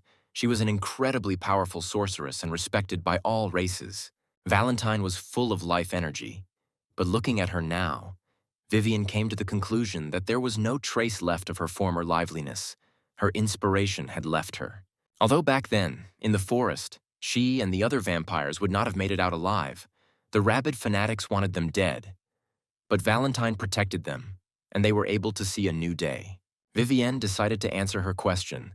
The girl leaned back on the pillows of the bed and plunged into the pool of past memories, which she was unpleasant to pull out of there. In the demonic forest, there are 5 of the most powerful and dangerous creatures, which are commanded by 2 powerful lords who, at their whim, give any orders, even the most cruel ones. So the vampires tried to leave the forest, their oppression slowly exterminating the entire vampire nation. They then walked along the road in the hope of remaining unnoticed by the dragons. She had little Charlotte in her arms at the time, and she wanted a better life for her daughter, free from the cruelty and bloodshed that the pair of lords were spreading in the forest. Traveling through the snowy desert with a baby in their arms was no easy task, but they managed to get to the end. But danger awaited them ahead. No one could hide from the all-seeing gaze of the dragons. One of them intercepted the caravan, killing every vampire in it. Charlotte then cried terribly, and Vivian herself begged to spare her and the child. The dragon answered her that he felt sorry for them, and the red monster disappeared under the gentle clouds, saving their lives. It was a very terrible experience. Valentine was very surprised to hear such a thing from the dragon. But Vivian was telling the truth. He did not put any hex or other spell on them and left them alone. In this village, he and his daughter lived side by side with pigs, cows, and other animals. But nevertheless, it was a safe life, and he and his daughter managed. For a mother, the most important thing was the happiness and health of her child. And Vivian wanted to raise Charlotte in safety and love. These were small sacrifices for her. Valentine felt sorry for this girl. Vivienne was one of the last in whom the blood of the rulers still flowed. She was an aristocrat, born to rule. But she lived in this remote and poor village in a land barely marked on the map of the continent. And worst of all, she was already waiting for her death. Jack was counting crows when Charlotte asked him impatiently when they would leave. The tone in which the blonde spoke seemed interesting to Jack, and he looked at the girl. Charlotte continued talking. She told them that their uncle was supposed to come to them soon, and he didn't like guests. The young man asked with interest what kind of uncle he was. Such a person, given Charlotte and Vivian's financial and physical situation, was at least strange. Plus his dislike of guests, something was wrong here. Jack asked if Charlotte could tell him more about her relative. The young man had a strange, uneasy feeling about this uncle. At first, Charlotte was scared.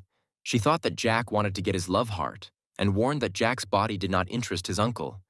Ballantyre irritably denied her speculations. He replied that he was simply very bored waiting for the conversation between the mentor and her mother to end, in which case Charlotte would not mind talking about her uncle. She wanted to tell so much that she didn't immediately know where to begin. Her uncle was a rich and wealthy man who looked the part. But in reality, Charlotte didn't have a lot of information. She only knew for sure that her uncle had bought this house for her and her mother, and that he also brought them food every 3 days. When the girl mentioned food, Jack thought of the bowl of pig and cow blood that Charlotte was holding in her hands, and the young man immediately realized who his uncle really was.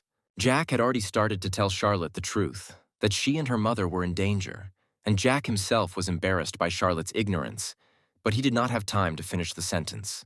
When a soft male voice cut through the street, the man asked if he was the one the rumors were talking about. The man was curious about Charlotte's new friend. Jack looked at him. The aristocrat was sitting on the fence. In his hands, he had a white cane with precious stones. The man's head was covered in long, snow-white hair with a silver sheen. A teardrop-shaped ruby was inlaid on his forehead. The stranger's eyes had a pinkish-yellow tint. He saw the guy in front of him for the first time. As soon as Charlotte noticed him, his eyes lit up with a playful fire, and she happily greeted her uncle. Jack greeted the man, noting that he was probably that same uncle. The stranger only needed one look at Jack to understand that he was in front of a nobleman. The man grinned and carefully examined the young Ballantyre. The entire appearance of this stranger simply screamed about his origin. A dragon in human form stood before Jack, and the aristocrat inquired about the reason for his presence in their humble home. The dragon sensed the presence of another stranger in the house. He noted with some disapproval that there were many guests in their house today.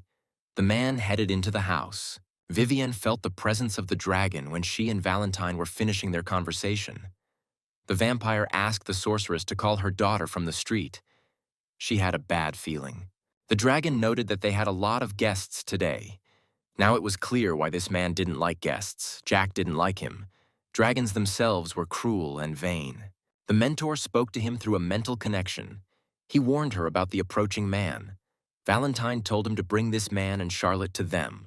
The whispers with which Jack responded unnerved the dragon, although he could hear some of the words the boy was saying. But Jack submitted to the will of his mentor. Palantir approached the oak door and took hold of the handle. He answered the dragon that his teacher was waiting for them. The dragons were cruel. They were bored with simply killing. They sometimes wanted to play with the victim. The guy asked him to come into the house. The dragon followed him to the second floor to the bedroom. Jack gave the dragon a cold look. The man was amused by this whole situation. Young Palantir said that if he wanted to talk to his toy, he should hurry. Vivienne was still lying in bed, turned towards the window. Hearing them approaching, Vivienne prepared to take her daughter into a tight embrace. But looking at the doorway, she was horrified. The dragon was standing next to her daughter and stroking her head. The dragon chuckled at this reaction as if Vivienne had seen a ghost. He said that he just came to chat and sat down on a chair near the bed, but his intentions were not good. In an instant, the dragon's calm and smiling face gave way to a bloodthirsty grin. Promising not to make a scene before her death, he was pleased with the pleasure the toy had given him. Charlotte's mother's face suddenly turned even paler. Her daughter ran up to her mother and tried to find out what had happened to her, why she had gotten worse. Vivienne, breathing heavily, only repeated her name. In a panic, the girl said that she had orc blood, which could improve her mother's condition. The daughter hoped that her mother would be able to get up and talk to her again. But Vivienne refused. She only said that she had prepared a gift for her birthday. She gathered all her strength and smiled at her daughter for the last time. She apologized with tears in her eyes for everything that Charlotte had to go through because of her. For the fact that she could not give her daughter a better life. She was so weak that she could not even give a gift. Vivienne gently touched her daughter's cheek as her hand began to crack and crumble even more. Like broken stone, Charlotte looked at her dying mother in panic. Initially, neither Jack nor his mentor were supposed to witness this scene. Valentine even looked away from this heartbreaking picture. Jack bumped into her by chance and followed her out of curiosity. He had no reason to keep an eye on this girl. He was only going to gather his comrades.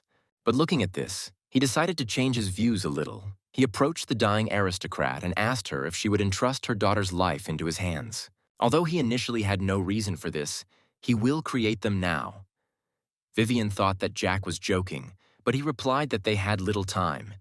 He took Vivienne by the hand and moved on to the confusion. He looked into the vampire's eyes and asked what she wanted for her child. The guy's face was extremely serious, and Vivienne did not doubt the power of his words and promises. Whether she wanted Charlotte to become a full-fledged vampire, or whether she wanted the entire continent and the entire world to lie at her daughter's feet, what she was about to say was very important. Or perhaps Vivienne wants revenge for the fallen lives of all vampires. And to kill the ill-fated dragon, the man watched the performance in front of him with a smile and interest. Vivienne replied that she really did want a different, happier fate for her daughter, and like every mother, she wanted her child to be safe and happy. Vivienne had nothing to wish for other than this thing. She directed her clouded, faded eyes at Jack, the last energy leaving her. She would only be able to say a few words. Her most important wish was for her daughter to always smile. She couldn't even dream of more. Charlotte shouldn't have to go through all the hardships that Vivienne went through. But before her death, she would like to know the guy's name. During the conversation, she completely forgot about this detail. The nobleman introduced himself as Jack Palantir. A nice name for such a young man. Vivienne liked it. She asked if he could protect her beloved and dear Charlotte. Vivienne's face began to crack. Jack replied that he gave his word that the representative of noble vampire blood, Vivienne, with the veins of the blood of true rulers, should rest in peace. She thanked him for his promise. The aristocrat called her daughter. Vivienne wanted to touch her Charlotte one last time. Let her know that her mother would always love her. She touched the girl's face and pieces began to fall off her hand. Vivienne began to collapse, and Charlotte rushed to her sobbing. She kept begging her not to close her eyes. The girl did not want to accept the death of her mother. Screams could be heard everywhere. Charlotte continued to sob over her mother's body, which was slowly dissolving into thin air. How would she live without her? Only one word was heard from the house, louder than all the others. Mom, Jack, and Valentine watched silently. The room was filled with the dragon's loud, heart-rending laughter. He grabbed his head from laughter and couldn't stop. This whole picture greatly amused him. Even in death, his toy made his owner happy. The man could barely contain his laughter. It seemed like he was about to die from it. Words of revenge and happiness were heard in this room. He was amused by the responsibility the boy took for the girl's life. The girl was about to die soon too. It felt like the little brat's life was worth something. The dragon burst into laughter again as Jack concentrated his magic and lunged at the dragon. The dragon's body broke through the wall of their house, and there was a small bruise on its neck. The man didn't even have time to realize what had just happened to him, but he enjoyed this fun. The dragon decided to have some fun with the boy, sarcastically noting that attacking a defenseless person is a sign of bad manners, and the man landed on the street floor with the agility of a cat. Arcs and streams of fire began to dance around the dragon. Flames engulfed the man's body. His eyes acquired a pure white set. Jack prepared for the fight. The battle promised to be difficult. The dragon, in his madness, promised to teach Jack a lesson and good manners. He was already preparing to attack. His hand reached out to Jack, his claws extended, when suddenly a voice in his head ordered him to name himself. The dragon didn't understand where the voice was coming from, but he felt weak magic nearby. Someone still had the nerve to talk to the keeper of the flame like that. Today promised to be a fun day. He noticed a girl in the boy's arms, more like a toy. Valentine reasoned that if the two lords were removed, there would be 5 dragons left in the forest, and this man was not among them. She guessed that this dragon was about 200 years old, and as a result, he was born somewhere in the interval of this time. The man could not believe what he heard. How did this toy know his origin? What was she like? The dragon was overcome by a new fit of anger. Now he was not going to just let them go. He ordered the girl to identify herself, but Jack was angered by the dragon's address to his mentor. She was much stronger and older than him, and he had no right to speak to her like that.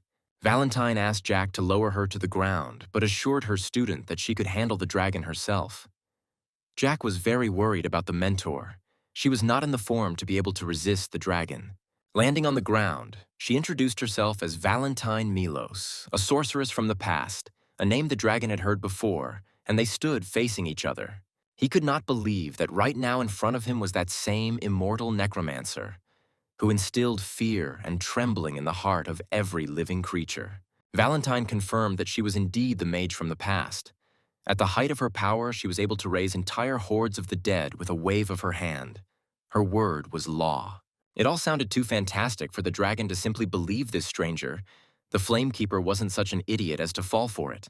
The mentor spoke 2 names, Bahamut and Baelioth, and the dragon felt as if an electric shock struck him. These were the names of 2 dragon lords, their real names, and little known to anyone. Since names are known only to those who were personally acquainted with the lords and were also dragons, now the man had no doubt that before him was indeed Lady Valentine Milos. But he himself was not simple. The dragon introduced himself as Valactus Machiavelli. The whole paradox of the situation was to the dragon's liking. Their meeting was almost impossible. They were in a human province, a very remote place, and it was not in his plans for such legendary and powerful figures to meet there. All Valactus wanted was to play with his second new toy after the first one broke. Vivian gave him a lot of pleasure, and he wanted to get the same amount from Charlotte. Valentine looked into his eyes with a blank look and in a tone that brooked no argument, ordered the dragon to leave the city immediately. They still stood opposite each other. Valactus only laughed at her words. The contempt that Valentine put into her words provoked him. She had no right to order him. He wanted to remind her of the past history. Dragons were the ones who were superior to humans in all respects. Strength, knowledge, power, and other factors were not on the side of ordinary mortals. And as a result, humans lost to dragons. And after that, Valentine had the audacity to give orders to him. A dragon, this woman in the body of a toy, must have gone crazy. A barely perceptible magical trace emanated from her. The situation was getting tense. The mentor noted that all the dragon's tales were equivalent to nonsense that he had made up for himself. Could he really be sure that dragons were superior to humans in everything? It was Valentine who did it herself. Surpassed the dragons. The dragon did not clarify one small historical detail. His ego did not allow him to admit that the dragons had once submitted to her. Philactus forgot that it was in Milos's hands that the treaty lay, which forever separated dragons and humans. This treaty was still remembered, but the dragon did not acknowledge it. Because of the dragon's all-encompassing conceit, the world began to descend into chaos. Dragons ran amok everywhere, and their blind conceit was a poor aid to peace. The dragons devastated one nation after another, and in their pride they endangered all intelligent life on the continent. Because of them, everyone suffered, and no one could fight them back. And although the keepers of the flame saw the consequences of their outrage, they still continued to consider themselves better than others, playing with their weaker toys as they pleased. Philactus did not want to listen to all this nonsense any longer. The nonsense that this sorceress was talking was a lie. She could not know anything about the past. The dragon's form was engulfed in fire.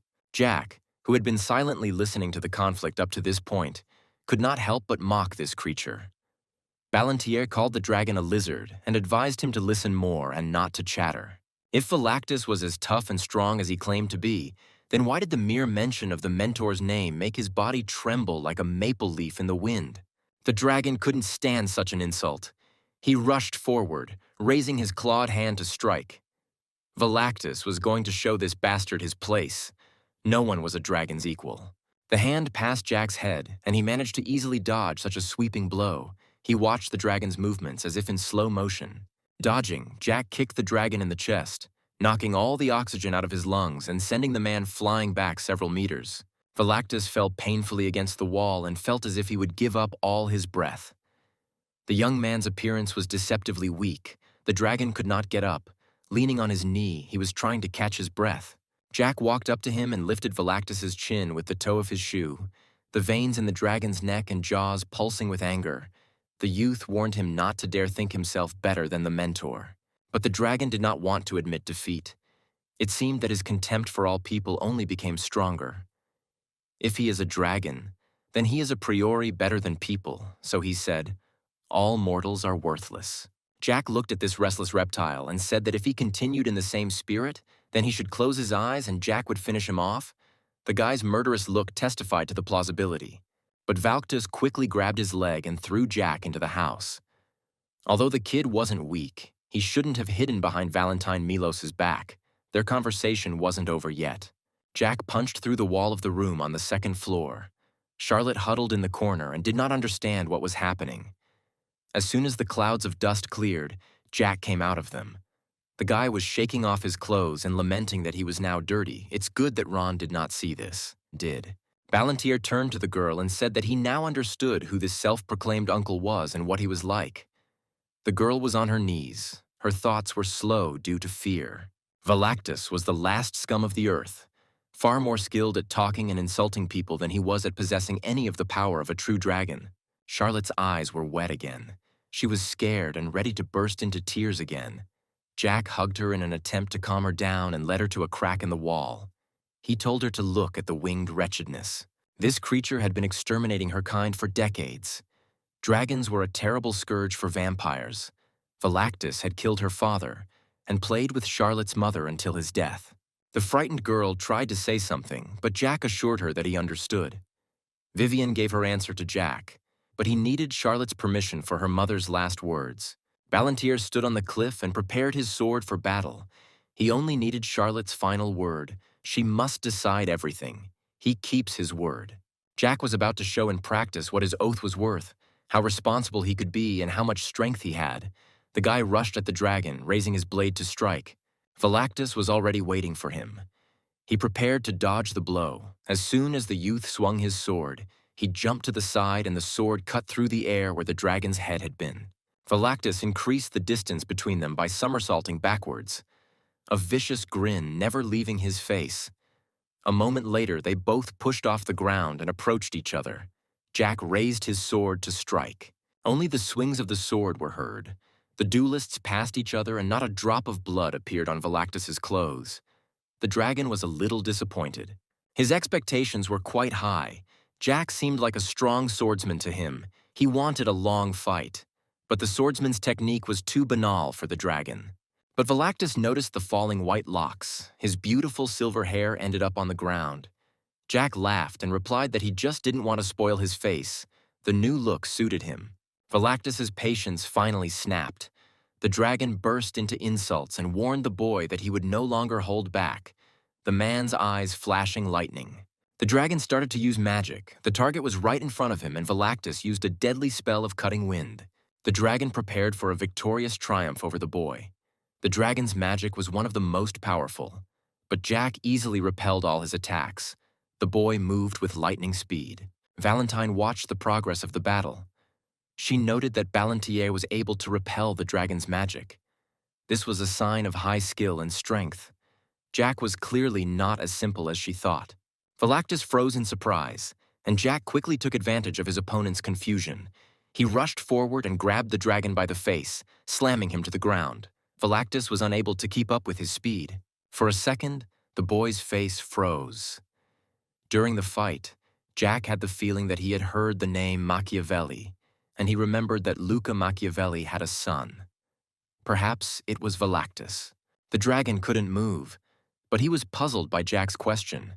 How could a mortal know his father? Jack knew that Luke was one of the 5 dragons that controlled the forest of monsters. Jack knew Velactus's father in a past life. He was the one who cut off his head, although Velactus was better off not knowing this. In this life, he will do everything to prevent useless bloodshed. But Balantier could not remember this dragon lying above him. Perhaps in a past life, someone had already managed to kill him before Jack, or he had successfully hidden. Jack noted how much Velactus resembled his father, and he enjoyed teasing the upstart, the dragon, not hiding his surprise and shock, trying to figure out who he was. To which Balantier replied that he was the first and last student of Valentine Milos, the one whom the dragon openly mocked, for which he now answers with blood. Velactus could not understand how a mortal man could repel his magic, the magic of a dragon. The dragon was overcome with fear. His position was incredibly humiliating. Jack was disappointed. Could it really be one of the dragons, those who were considered the strongest and most powerful creatures on Earth? If others were the same, then there would be no problems. The guy decided to take pity and gave the dragon a chance to save himself. He gave Velactus 5 seconds to apologize to the mentor for everything he had said to her. It was a low blow, the lizard asking what would happen if he refused, though it was a dangerous question to ask someone who held the tip of a blade in front of Velactus's nose. To which Jack replied that in that case he would grind the dragon into powder and stuff it into a bag that no one would ever find, and the memory of the dragon would disappear after its death. That is, Jack will repeat everything that the dragon did with his other toys. Velactus was silent, and the guy began his report, with every second the tension growing. As young Balantier finished his last second, he swung his sword at Velactus, but the dragon managed to dodge and escape on its wings. The dragon felt safe. He didn't like what happened today. He needed to find shelter and tell everything to others. Jack looked at the flying lizard and grinned. He didn't think that the dragon would have enough courage to run away, but he wasn't going to let him go. Balantier didn't want to go that far. He took a stance and concentrated magical flows in his body. He had no choice. He used the soul sword, and a cloud funnel formed in the sky above Velactus. The dragon only managed to curse under his breath. The spell was almost complete. This was the first of Jack's 4 techniques. Heavens, the guy pointed the blade at Velactus. He won't be able to dodge. The dragon froze in the air before a huge magical flow. Who was he unlucky enough to contact? Who was the kid, really? There was a flash, and the whole world went out. Velactus found himself in a black and white world. He did not have time to figure out what had happened, and he could not get out of this place. There were black faces all around. He felt a gaze on him and turned around and screamed. The huge head of that guy was looking at him. He tried to run away from her, but his legs filled with lead, and he fell painfully, and the colossal figure of Jack stretched out his hands to him. Velactus screamed. Jack woke up on a large bed in a room full of sunlight. He did not recognize the interior and could not remember at all how he ended up there. Suddenly, the butler entered the room. Ron was worried about his master. He was lamenting what Jack had done, that he had only just woken up. Jack turned to him and greeted his friend. Ron rushed to the guy's bed with tears and bombarded him with questions about his health. Jack didn't like the fact that the butler was treating him like a little child. He asked him what Ron was doing there and where they were anyway. The butler hesitated, and then Jack remembered the teacher and Charlotte. He asked Ron if he had seen the girl and the toy. Ron replied that they had washed the girl and put her to bed. Now she was sleeping peacefully in another room. The poor thing needed rest after the shock. Ron didn't know what happened to her. When the butler saw her, the girl was completely scared and in a state of shock. He and the other guards tried to calm her down, but her tears wouldn't stop for a long time, so Ron decided to sleep. As for the toy, it was currently next to him. Valentine sat motionless opposite her charge's bed. Noticing her, Valentir greeted the teacher kindly and wished her good morning, but she herself was angry and noted that it was evening now. Ron was surprised by the talking toy. Valentine turned her head away proudly and said that she had nothing to be angry about. Since only Jack had suffered, she was not in the mood for communication right now. But the guy was not at all upset by his mentor's mood. He smiled and asked her not to talk like that. Now everything was fine. Ron asked how Jack talks to the toy. It had been sitting there for 3 days, completely motionless and showing no signs of being intelligent. Jack decided to explain everything to the butler later. Now they had other things to do and no time for chatter, but the guy ordered him to remember one thing. The toy Ron was talking about was Jack's tutor, and it needed to be treated accordingly, but the butler wasn't too bothered by this. Ron had already gotten used to the master's oddities. He replied that Jack probably had a reason for saying that, and he would be careful in the future. Now Balantier wanted to know what had actually happened then. Ron told him that the knights who were riding with Jack were found dead, and the Marquise found out about this. Jack's father was a little worried about this turn of events and could not leave everything as it was. He hired a knight to conduct an investigation to get to the bottom of the truth and follow Jack's trail, and the knight immediately followed it. Young Balantier left them in abundance everywhere. Guards and random passers-by remembered him. Especially in Arbeloa, they saw him many times. After that, servants came from everywhere, as if Jack had gone to the province of Osenble. Ron noticed a blue funnel over the province and a man in the sky. They eventually reached Autumn and found a seriously wounded Jack unconscious. Lying in a pool of his own blood, the guy asked what happened next. No one understood what could have happened to Jack, but his wounds were severe. His body was moved to this room and treatment began. To get the boy back on his feet, the servants used 3 top-class elixirs, and Jack still had a strawberry aftertaste after them. Ron said that they really did taste like strawberries, and Jack was pleased that the butler still remembered his favorite things, like strawberries. But nevertheless, Ron himself should not be here. Jack asked him why he was with him and not protecting his sister, because Jack ordered him to. The butler looked down guiltily and explained that his sister also wanted to go on the search, but the Marquis stopped her and sent Ron instead of his daughter. Jack was quite surprised that his father personally sent Ron on his quest. His father was too cunning for this to be a matter of heartfelt concern. But this action of the Marquis was very reckless. His father clearly had something in mind, and as soon as Jack recovered, he would find out what exactly. Ron finished his explanation and waited for further instructions. But Jack was pleased to see his old friend nearby and was not angry with the butler. Now it was worth paying attention to another figure in his room. A red-haired man stood near the wall who did not make a single sound. The man's face showed little emotion. He only said that the third gentleman had finally woken up. His tone did not inspire confidence. The man was arrogant. He introduced himself as Gonzalez, the second in command of the Iron Blood Knights, and he was the knight the Marquis had hired to search for him.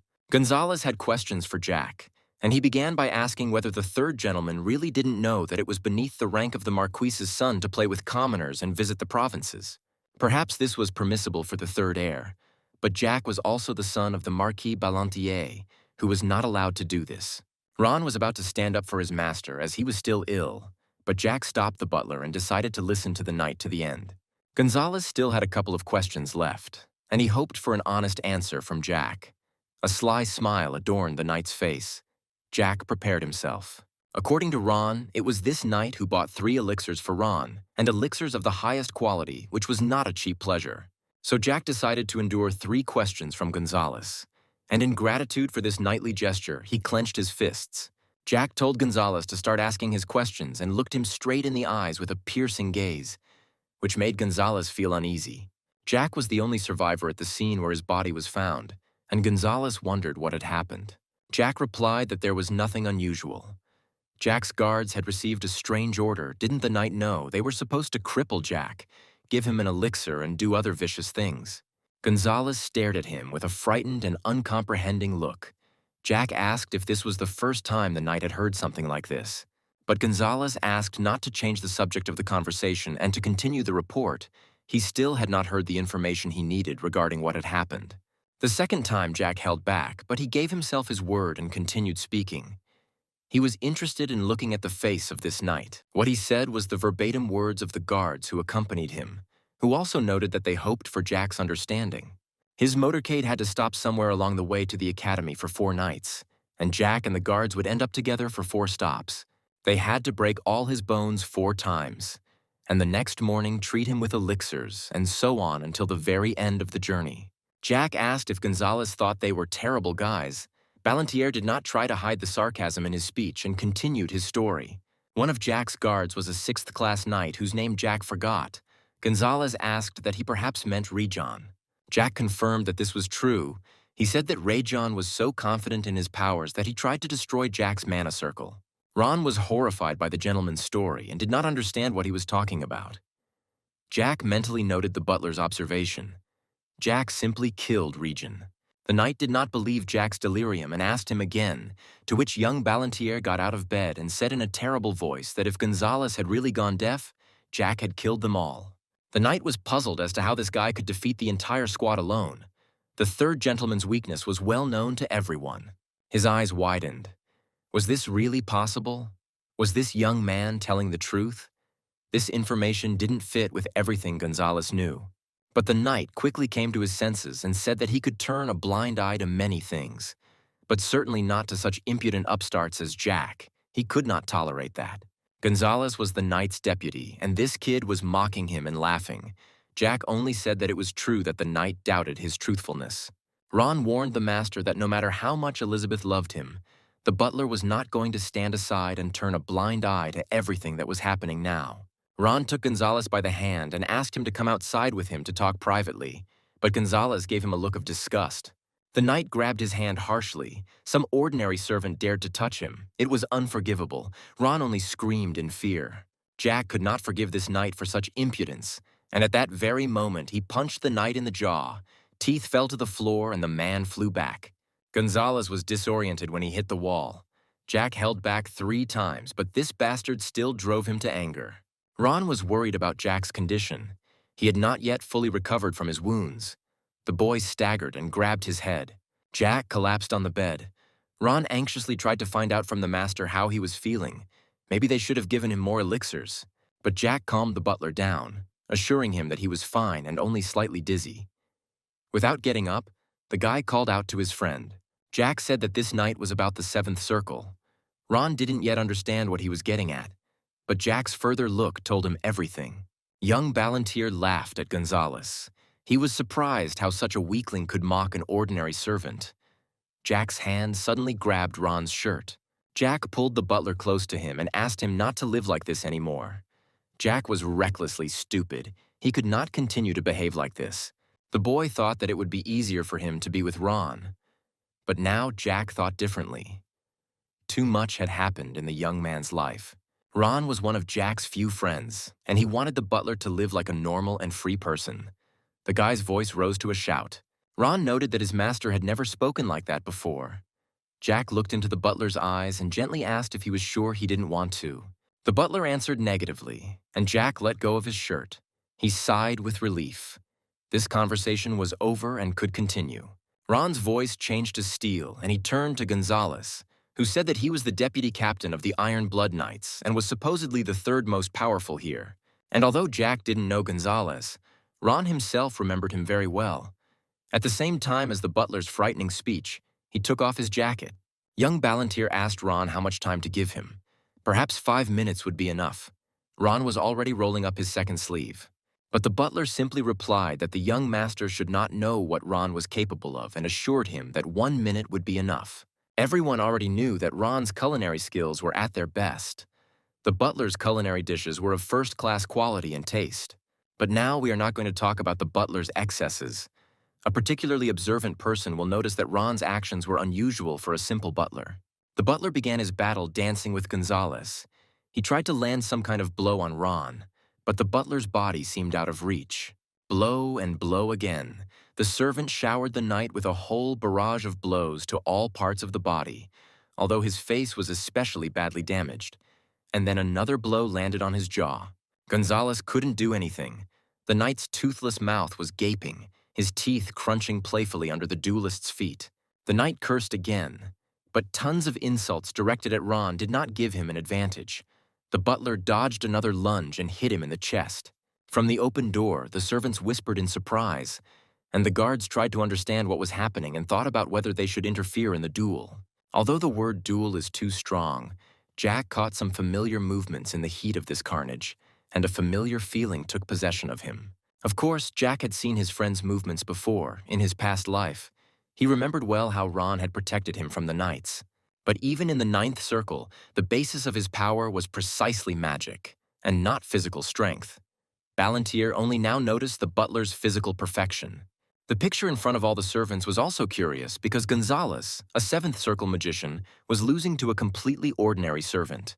Well, he has a lot of experience in close combat, and besides, Ron has fought with people stronger than Gonzalez, and he will be able to hush up all suspicions. It could be said that this knight was a spy for the Tulkan Empire, and that is why the butler had to kill him, although it was worth it.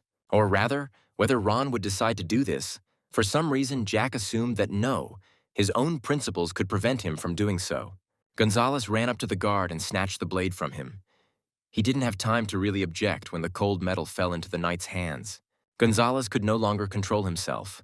Calling Ron a scared bastard, the knight rushed into the attack with his sword at the ready. The butler got ready. Ron trotted up to his duelist and knocked the blade out of the knight's hands with his hands, after which he grabbed Gonzalez by the shoulders and pulled him closer. He jumped up and hit the bastard in the nose with all his might. Gonzalez could only involuntarily gasp in pain and widen his eyes. Jack was a little upset by the fact that his friend had to hold back and not show his true power, and in such moments it was pleasant to watch him. Gonzalez was kneeling and Ron was gracefully approaching him when Jack called out to his butler, who responded with a beaming smile to his master. The young gentleman asked Ron to prepare a couple of dishes for him. Perhaps he got too carried away. How long will the youth wait for food? The butler apologized guiltily. While he and Jack were talking, Gonzalez silently approached Ron and raised his blade to strike. But the next second, Gonzalez's body flew back 10 meters and hit the floor. Ron didn't even look at him to strike. The servant assured his master that the dishes were ready. Jack replied that 1:20 seconds had passed. Ron should have been faster. He lowered his head guiltily and agreed. Then young Ballantier looked into the doorway where the onlookers were standing and ordered them to return to work if they had seen enough. The third gentleman approached Gonzalez's beaten body and, grabbing him by the hair, said that they would have a private conversation. Jack noted that the name Gonzalez sounded impressive and cool. The knight had good skills, and his father trusted him. The knight looked at the youth with a wolfish look. He started to give an angry tirade about him and that crazy servant. But before he could finish his sentence, Jack pulled him hard by the hair. Gonzalez gasped, and the guy leaned over him like a shadow. The knight probably didn't understand anything yet, but Jack didn't expect a direct answer from him. He had come to find out what had happened, and Jack politely told him the whole truth about what happened on the mountain and who was behind it. Jack had a couple of ideas about this scoundrel. He will be watching Gonzalez, the Marquise's favorite, the third knight over 30 and the current captain. All that remains is to play his cards wisely. It would be a real waste to kill such a specimen. Jack asked the knight if he wanted to receive the 8th circle of magic. Gonzalez didn't understand what this guy wanted from him. Ballantier asked louder if he wanted to become captain. Jack was dangerously close to Gonzalez's body. The two of them could have made a small secret pact. Ron watched this scene. His master was up to something again. He was already so grown up. A happy tear ran down the butler's cheek. He was so happy for Jack, how strong he had become. He was proud of him. But before Ron could fully indulge in pleasant feelings, the toy grabbed his leg, and he immediately fell to one knee and was about to introduce himself. When she heard the voice of her master's mentor, she asked if she had just witnessed an impulsive outburst. Valentine stood in front of the butler and reasoned. The person in front of her was curious. About 20 years ago, Ron managed to reach the ninth circle. To have gained such powers at his age is a true miracle, which is why it is even more incomprehensible why his magical power has not increased since then. The mentor noted that with such abilities, Ron could well become an archmage or immediately receive the 10th circle, in general, become stronger. And 20 years is quite enough to acquire something like this, so what happened to the butler that he refused this power? The answer was clear as day to her. 20 years of not using the magical arts, or rather 19, were to blame. That is, from the moment Jack and Elizabeth arrived at the mansion of their father, the Marquis, Ron never used his magic.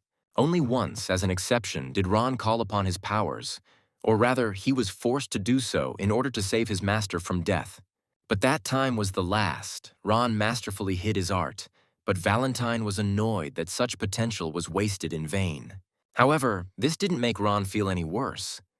She was wondering if he really didn't regret the life he had given up, so she approached him. All these people who could insult and hurt him were weaker than Ron, so why should he be treated like that? He shouldn't have turned a blind eye to his own desires, or the butler was going to live like this forever for the sake of the child. Now she began to understand where Jack got such skills and knowledge in magic. Ron taught him well in his previous life, but Valentine wondered if Jack knew how much power his humble servant truly possessed, or if the secret of Ron's magic was hidden from him too. Ron shook his head and replied that Jack had once told him that there was no point in looking back on the past, no matter how hard it was. Most likely, Jack is well aware of all of Ron's magical prowess, but doesn't pay much attention to it, or hides it. The butler thought that if Jack could hear their conversation now, he would pretend that he didn't understand anything, and what kind of magic they were talking about. Young Ballantier was still talking to the knight's limp body. He warned that he would not repeat the offer again, he would gladly kill him, but Gonzalez could be useful. So, the main question, whose side will Gonzalez be on? The guy's question caught him off guard. The man didn't know what to answer. But Jack was tired of waiting. The knight's hesitation had tired him out. He sat on the man's chest and was about to see something. He was kicking and writhing. And Jack warned him that if he interfered so much, it would hurt more, so he should try to lie still. Ballantier began to pour mana into Gonzalez's body. He was very afraid for his life, but tried to take the remains of his dignity and lie still. The guy felt how mana filled all the arteries and veins, moved through the vessels to the heart, and finally found 7 crystals that made the heart beat. Jack warned him to give up immediately without a fight. Now it will take a little longer, but no less interesting, he began the spell. Jack linked his mana with the crystals. He changed Gonzalez's mana. He could not understand what the boy was planning and was worried. The knight began to kick again, but the youth firmly pinned his hand to the floor and ordered him not to move, as he had warned him that it would be worse. Jack could kill him at any second. He continued his spell. Lights and streams of mana danced around them. Ballantier was casting a spell over the man's heart. When the work was finished, Jack allowed him to open his eyes. At first, the knight thought that it was a big joke and nothing had changed. But he felt a great surge of magical energy. Now, near the knight's heart, there were 8 crystals, increasing his power. The guy explained that they would work for 3 to 5 months. Gonzalez was frightened by such a change in Jack's mood and could not believe it.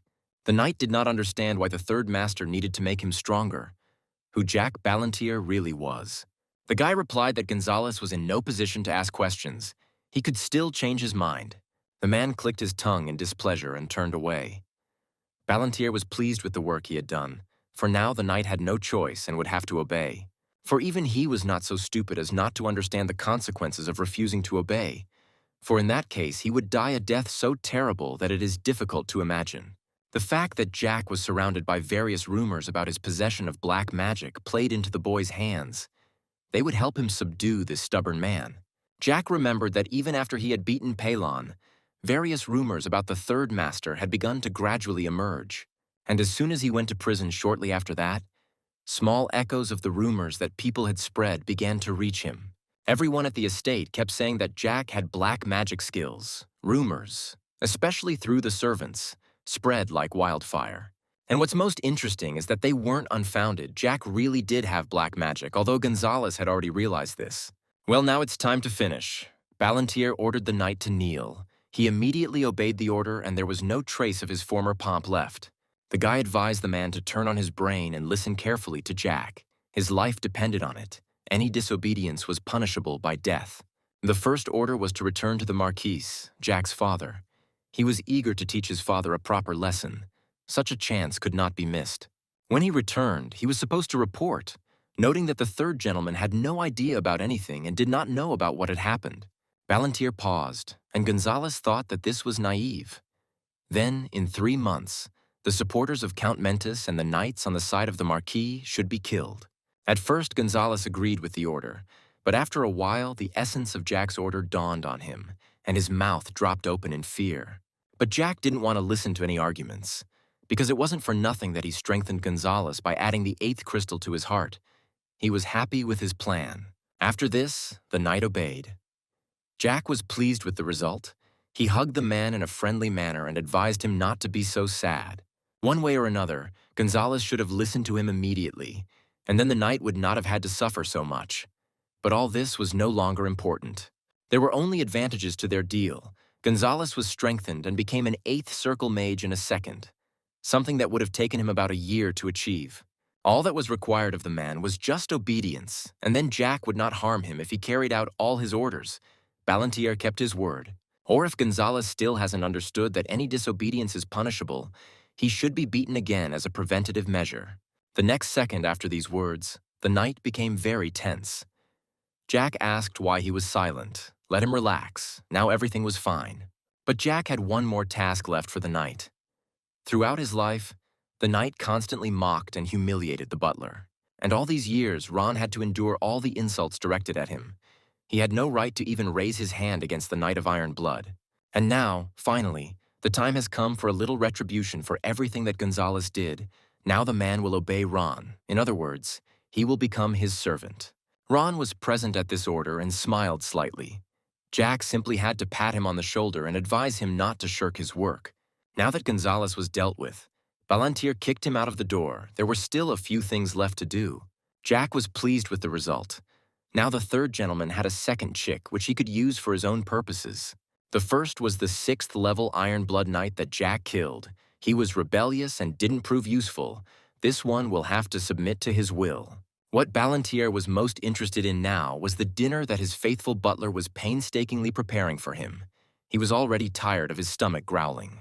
All day today, Jack walked around in ordinary thin pajamas on his naked body, and the butler was concerned about his appearance. So he worried about this in advance and prepared something for his friend. Jack was tired and curious about what Ron had planned, and he waited in anticipation while the butler fussed over the bed. Since Jack had lost his luggage with normal things during all his travels, Ron made sure that Jack had something to change into, and he took new clean clothes for him. Now that the clothes were finished, the third gentleman would most like to have dinner, but Ron hurried out of the room. Jack was worried about who would join him, and then the next second the door swung open and a blonde girl rushed at Jack through it. She hugged Jack with all her strength. Charlotte was shaking with fear. She was worried that Jack would not be able to wake up and get out of bed, and that she would be left all alone in this world. Jack decided to send his servant for a while. The guy asked Ron to leave so that he could make all the necessary preparations for now. The butler bowed for the last time and walked out of the room, not forgetting to wish his master a successful conversation. Ballantyre heard the steps receding. It occurred to Jack that Charlotte was completely exhausted without fresh, normal blood. The girl was hanging on him and sobbing. His entire shirt was already wet. The streets were bustling with life. The townspeople were again moving back and forth like ants. Jack apologized to Charlotte for having to destroy her house, but Charlotte was not embarrassed by his words. She did not hold a grudge, noting that her home was where her family was, and now her mother was dead. She cried all her tears for her. And now there was no point for the vampire to live alone in an empty house. Loneliness would completely drive her crazy, and in such moments of crisis, the least thing you want to do is be alone. Jack still had the image of Charlotte in his mind, crying and saying that there was no point in her living alone in an empty house, and Jack's heart shook a little. And it was already getting dark in the sky. Jack grabbed Charlotte's hand and also remembered that he had lost his mother early on. He understood the vampire's grief, and everything was further upset by the fact that Jack was not at the age to remember any image of his mother, any memories of her. And yet Jack never felt lonely. His faithful friend and butler Ron was always with him. who was always there.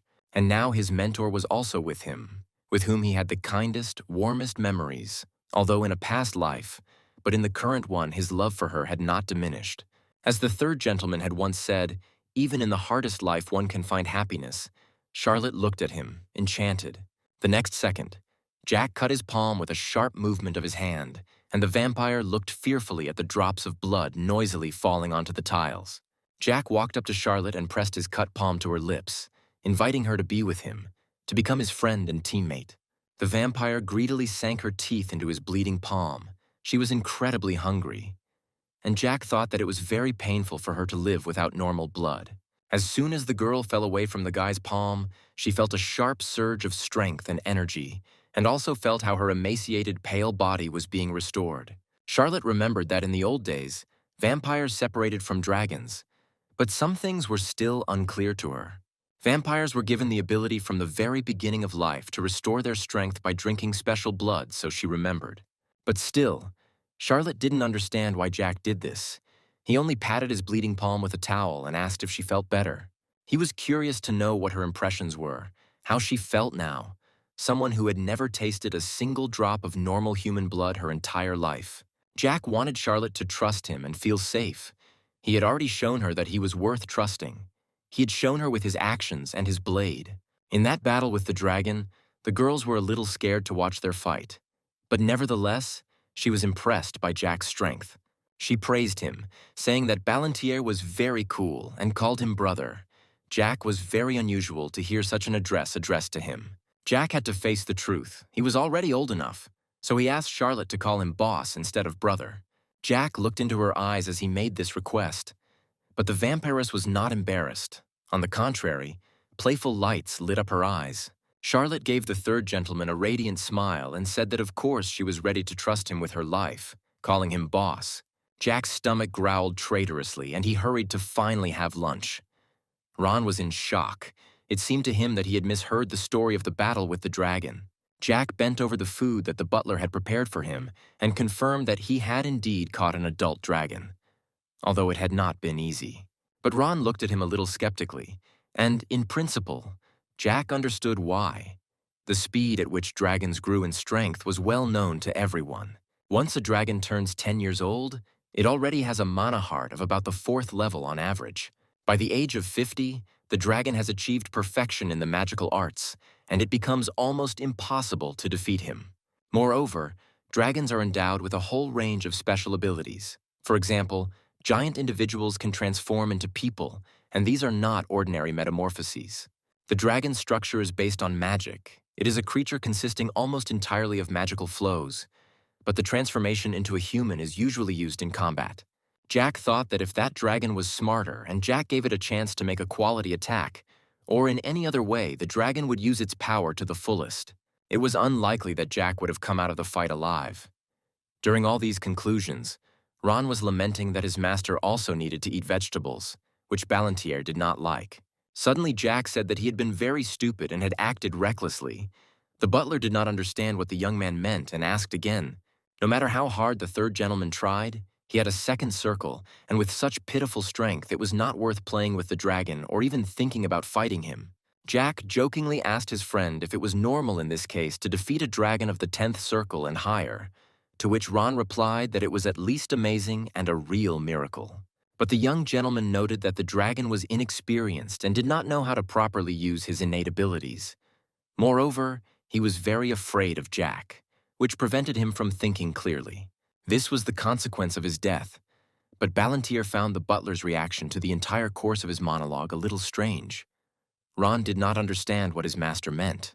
Jack's surprise was due to the fact that an ordinary person, having learned that some guy killed a dragon, would start laughing and would not believe a single word.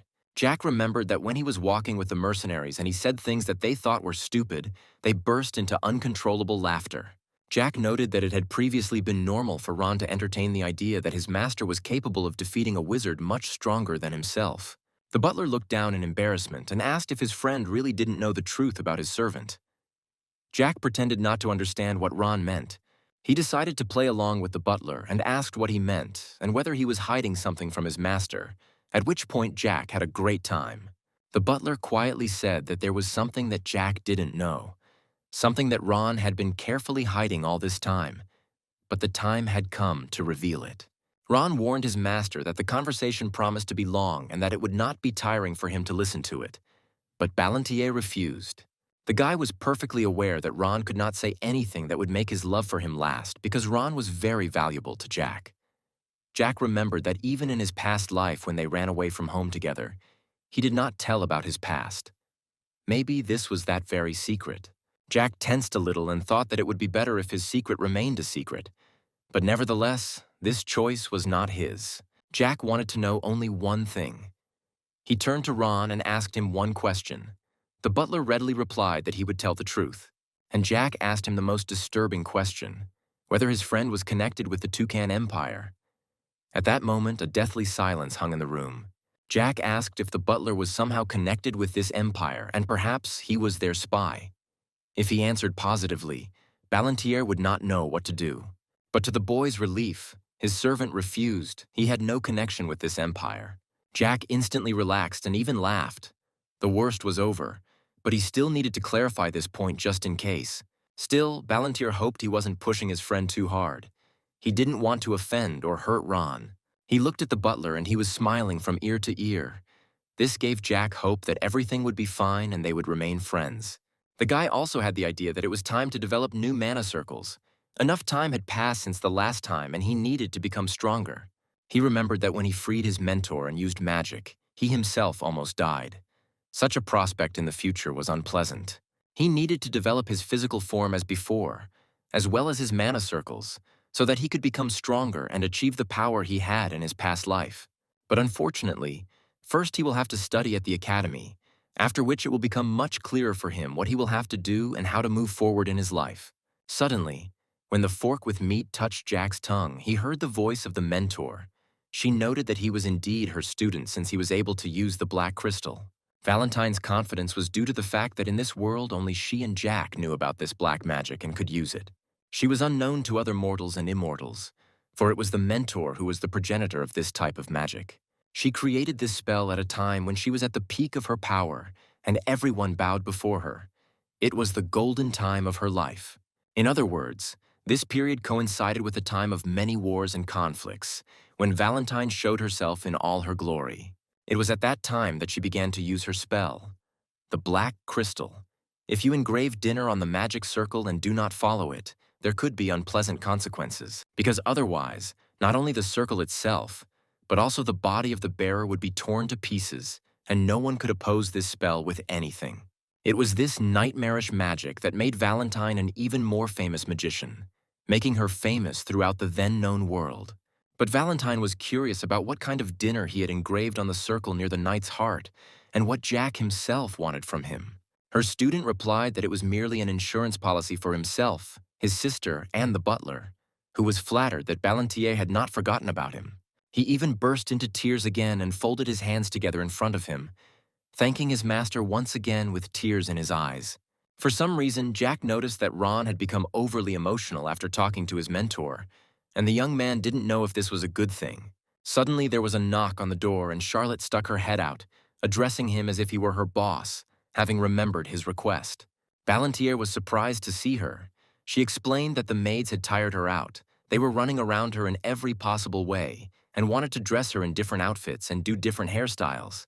But Charlotte came just in time. He asked her to sit next to him.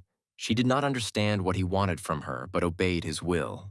Ron politely asked her if she was hungry, and she refused, noting that it was the third master's merit. Ron gave his master a questioning look, and Jack began his speech. He wanted to send Charlotte to the academy, and he was wondering if it was possible to arrange this, looking playfully at the butler. The butler replied that the boy might sometimes forget that Ron himself was an ordinary servant. But the boy knew that his friend was unusual, special. Jack was openly manipulating him, asking if such an all-powerful butler as Ron could not arrange this small detail for him. The butler's face turned pale, and it was clear to the fool that his master was trying to manipulate him. But since Ron couldn't arrange it, Jack decided to sort it out himself. His friend leaned towards Ballantier and said that it was impossible to blackmail people, to which Jack replied that there was no blackmail, since the third gentleman was not some kind of bandit. At that moment, Charlotte stood up abruptly, throwing her chair back with a bang and shouting that of course she would go to school. It was one of her wishes when she still lived with her mother. Jack confirmed that yes, she would indeed go there. Charlotte couldn't believe her ears. But Ballantier wasn't joking. But in general, Jack really loved to joke, and sometimes it was hard to separate truth from joke. Jack would be very upset to waste such potential. The girl's eyes were wet. She did not believe that she would be able to enter the academy. The third gentleman came to the conclusion that since she did not yet have any mana circles, he himself could help her reach any circle, even the 10th. He anticipated the future fate of this girl.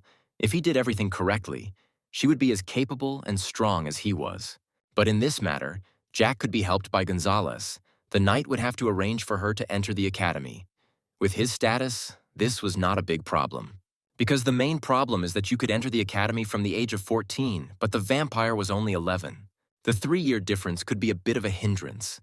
And to resolve this minor hitch, it was necessary to put a little pressure on a couple of people, and Ballantier knew who and how. Charlotte was already worried about her future, but Jack assured her that she would study there in any case. He gave her his word. A few days later, the third gentleman, in the company of his friends, arrived at the academy grounds. The journey was long and tiring. Ron assured his master that he had packed all the necessary things and tools into his luggage, and the butler tried to take into account all of Jack's needs. Ballantier thanked him, and Ron, in turn, advised Jack to take care of his health and, in case of any danger or need, to send him a letter. At the end of the meeting, Jack approached his friend and wanted to ask him to fulfill a small request. Since Jack was not in the estate, he would like to leave a reliable person to look after the affairs of the house, which was the butler. His friend was not unaware of the deeper intentions behind this decision, which meant that Jack was going to devote himself entirely to the academy and focus on his studies. Jack greeted this suggestion with a smile and, pointing his finger at the knight, noted that this was also due to the great stupidity of Gonzalez, who could not be relied upon. In fact, Jack's thoughts were not unfounded.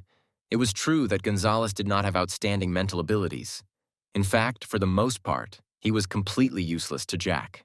The only reason the young master hadn't gotten rid of him yet was because he had a job, Gonzalez's only reason for living. Therefore, Ron needed to ensure that Ballantier's order was carried out successfully. But the butler did not quite understand what his master meant. Jack explained that it was time to take out all the trash from his house, but it had to be done gradually.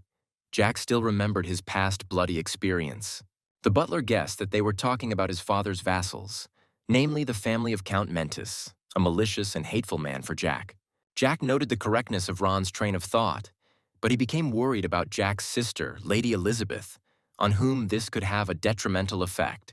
Indeed, Jack's sister was an incredibly kind person, and her soft and compassionate heart could not withstand such an event, so she needed help to change. For if nothing is done about her, and she is not prepared for the coming bloodshed, the atmosphere at home could have a very bad effect on her. That is why Jack gave the task to the butler to look after his beloved sister in his absence and prepare her.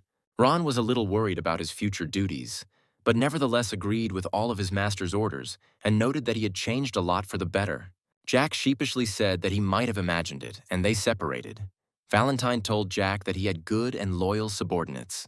But the third gentleman corrected her statement a little, saying that Ron was a friend, not just an ordinary subordinate, and even more. As they walked to their apartments, the mentor sat on a cushion placed on top of the luggage on the gurney. Jack had a brilliant idea. He also noted that the mentor was also his dear friend.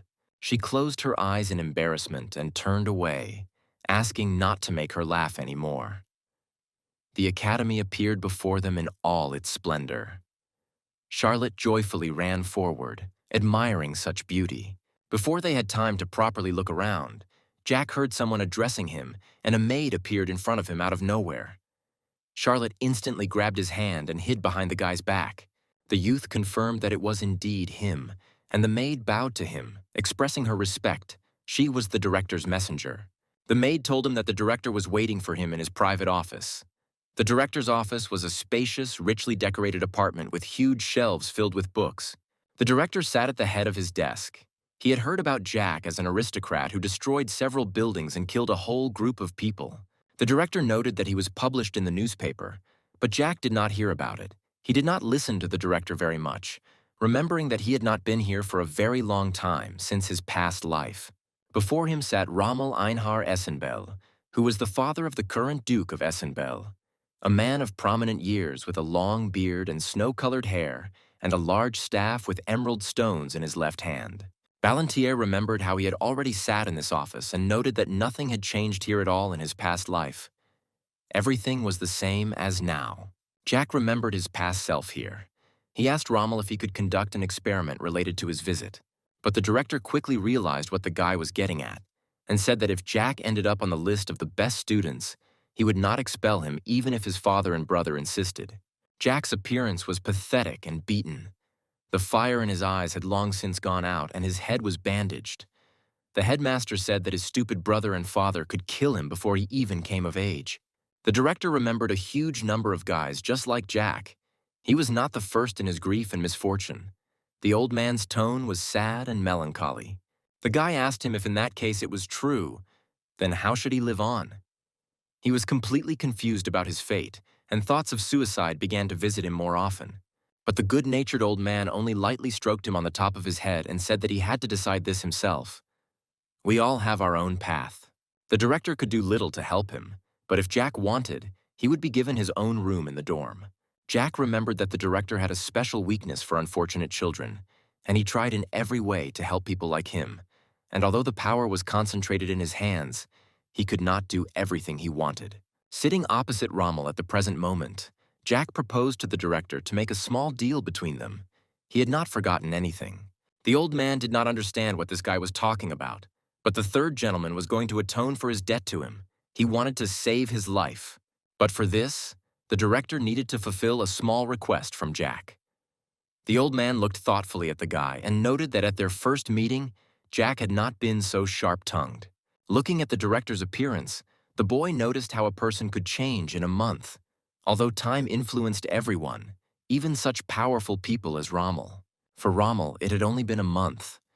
But for Jack, it had been almost 20 years. And it felt a little strange to be here again, like before. However, even a river can change its direction twice during this period, so there was nothing surprising about this. The laws of nature acted on humans in the same way. The old man was very curious to hear this young man, and how Jack was going to save his life. Such a statement was now spinning in the director's head. From Ballantier's memory, he remembered that the Teslan Empire had fallen in the war against the Tulkan Empire, which had happened about a month after the war had begun. The Tulkan Empire had over 30 swordmasters, a tremendous power that they took full advantage of, which helped them win this war.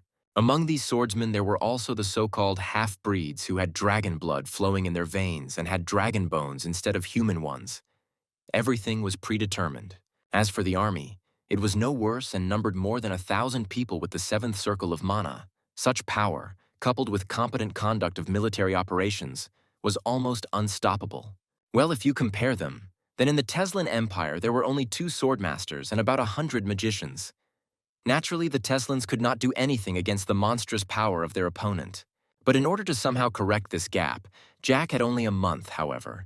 He knew how to wisely use the resources and time given to him, even such limited ones. Although he caught himself thinking that if he were the captain of the Tulkan army, everything would be over in 3 days. Ballantier was on the other bank and had no intention of crossing over to the other side. The only reason the Tesla Empire was able to hold out for so long was due to Rommel's merit. Although judging by the results of the war, this was not enough. During all the battles and conflicts, the detachment of battle mages under the command of General Rommel had a large contingent of mages. More than 700 people defended the civilians and tried to stop the advancing forces of the Toucan. Even in such small numbers, the enemy had difficulty advancing. But no one knew where General Rommel got such magicians from. They appeared suddenly and began to fight for Teslan. If everything went well, the empire could have held out for 2 months. In truth, nothing happened that day. It was just a simple betrayal of the academy's director, whose death marked defeat. Rommel understood who they were talking about. The name Bluetooth was disgusting to the old man. He even yelled at Jack for daring to pronounce that name in his presence. But the guy only calmly replied that it was he who was a spy in the ranks of the Tulkan Empire. thanks to whom the Teslan Empire lasted only a month. Bluetooth Mark was an assistant instructor at the fencing school and was also a knight of the Sixth Circle and a vassal of the Duchy of Ensemble. Rommel explained to Jack that Bluetooth was a loyal and trusted person of the academy director himself, but the boy met his statement with pessimism. Jack's statement implied suspicion of treason against Ensemble's vassal, something that could not go unpunished, and the young man had to have absolute proof. But Ballantyre only replied that in a few years this man would stab Rommel in the back, and naturally he had no reason to trust some child. But at the same time, he would regret it in the future. The old man decided to immediately warn the guy not to do anything for which he could not take responsibility, and pretended that this conversation never happened. The old man did not want to see or hear this boy, so he ordered him to leave here. He had a lot to think about. Jack decided to save his life, but he waved it off. It was not to his liking. He put his hand in his pockets in order to get something out. It was necessary to convince the director that he was not some ordinary chatterbox, and that if he didn't understand anything now, then this could be corrected. Jack placed a medallion with a golden bird in front of him. It was an unusual artifact. Ballantyre noted that he could call him as soon as Rommel was ready to discuss all the nuances of the future. The director decided to call his trusted servant to the carpet, and Bluetooth appeared immediately, standing at attention and awaiting further instructions. Jack sat down frivolously in the chair and praised the swordsman.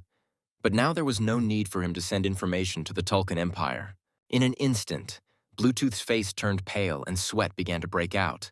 But he quickly decided to pull himself together and ask what the guy meant by this accusation. But Ballantyre, in his usual manner, decided to play a joke on him.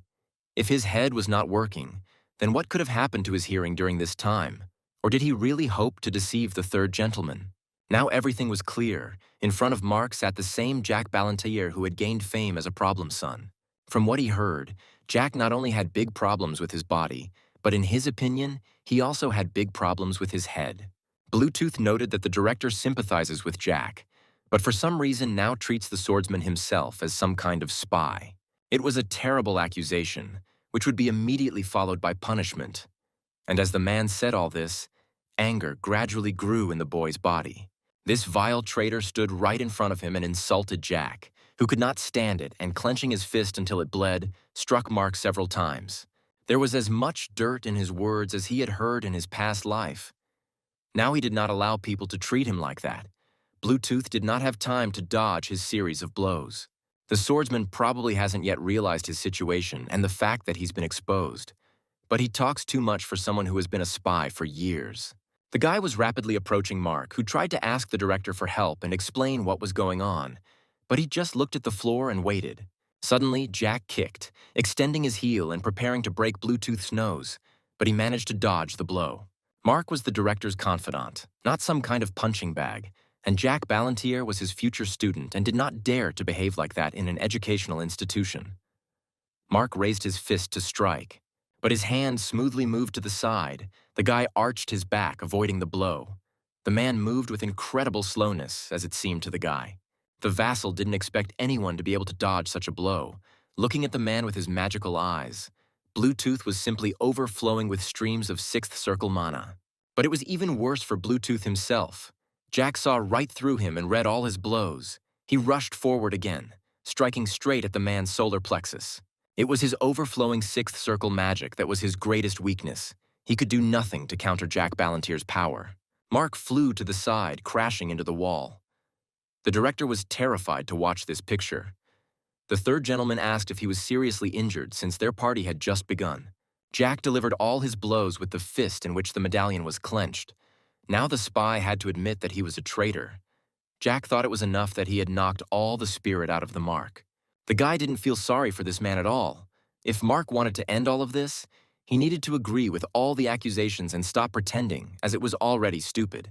But Mark stubbornly refused to admit all his accusations and accused Jack of talking nothing but nonsense. The swordsman was a tough nut to crack. Jack was starting to get tired of all this clowning. He put his hand on the man's heart and felt 6 crystals near the organ. The sixth circle meant that its owner had gone through tremendous pain. Otherwise, it was impossible to obtain the sixth circle. It was a kind of opportunity for pressure. If you destroy something that a person has been striving for a very long time, It will remain in his memory forever. Jack was not one to pity his enemies or embarrass himself with the instruments of pain. He decided to ask one question to the man lying in front of him. If he lies, he will destroy all the circles one by one, filling his body with enormous pain. The horror on Bluetooth's face instantly caught the eyes of both the director and the guy himself. But from Ballantir's behavior, it was clear that he was capable of doing something like this. And the guy began his interrogation. First, the swordsman had to answer whether he was a spy for the Tulkun Empire. And again, this question knocked the ground out from under Bluetooth Mark's feet. He began to tremble, and his body became covered in beads of sweat. But he once again denied in every way his belonging to another empire. This answer was wrong, and a whole chain of pain rolled through the swordsman's entire body. Jack began his bloody ritual. Destroying the magic crystals was an incredibly painful process, and Jack noted that Bluetooth now only had 5 circles left, and convulsions of pain did not leave the swordsman's body for several more minutes. Jack repeated his question, but Mark looked at him with tears in his eyes, frightened, and did not know what to do. Jack thought that it was difficult for him to pronounce, and if Mark was going to remain silent, then it was time to change his views. The young man decided to press on a sore spot. He began to explain that when a person loses the circle, in order to earn it back, he would have to almost die. But Jack was not a merciful man, not kind enough to allow such a thing to happen. So he placed his mana into Mark's heart. Now, if Bluetooth tries to create a new circle, his body will be pierced by monstrous pain, which will make him wish for death in order to end his agony. All this meant that Mark would no longer be able to obtain new mana circles and would remain forever with 5.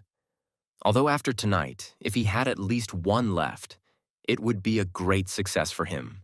However, the third gentleman knew of a small option.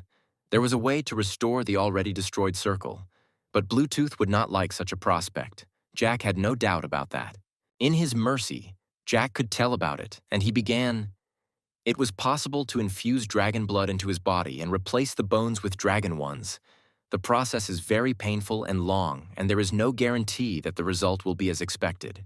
And after this entire painful journey, there might be a chance that the owner's mana circle would be restored so that the processes of destruction could be reversed. The boy couldn't have known all these terrible things.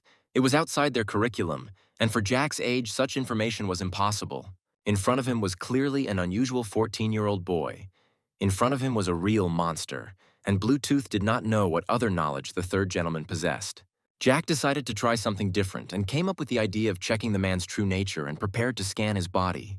When Jack was talking about dragons and checking, the mask of fear did not leave Bluetooth's face, which meant he understood something. It was suspicious. A person with the 6th circle of mana could not know such information.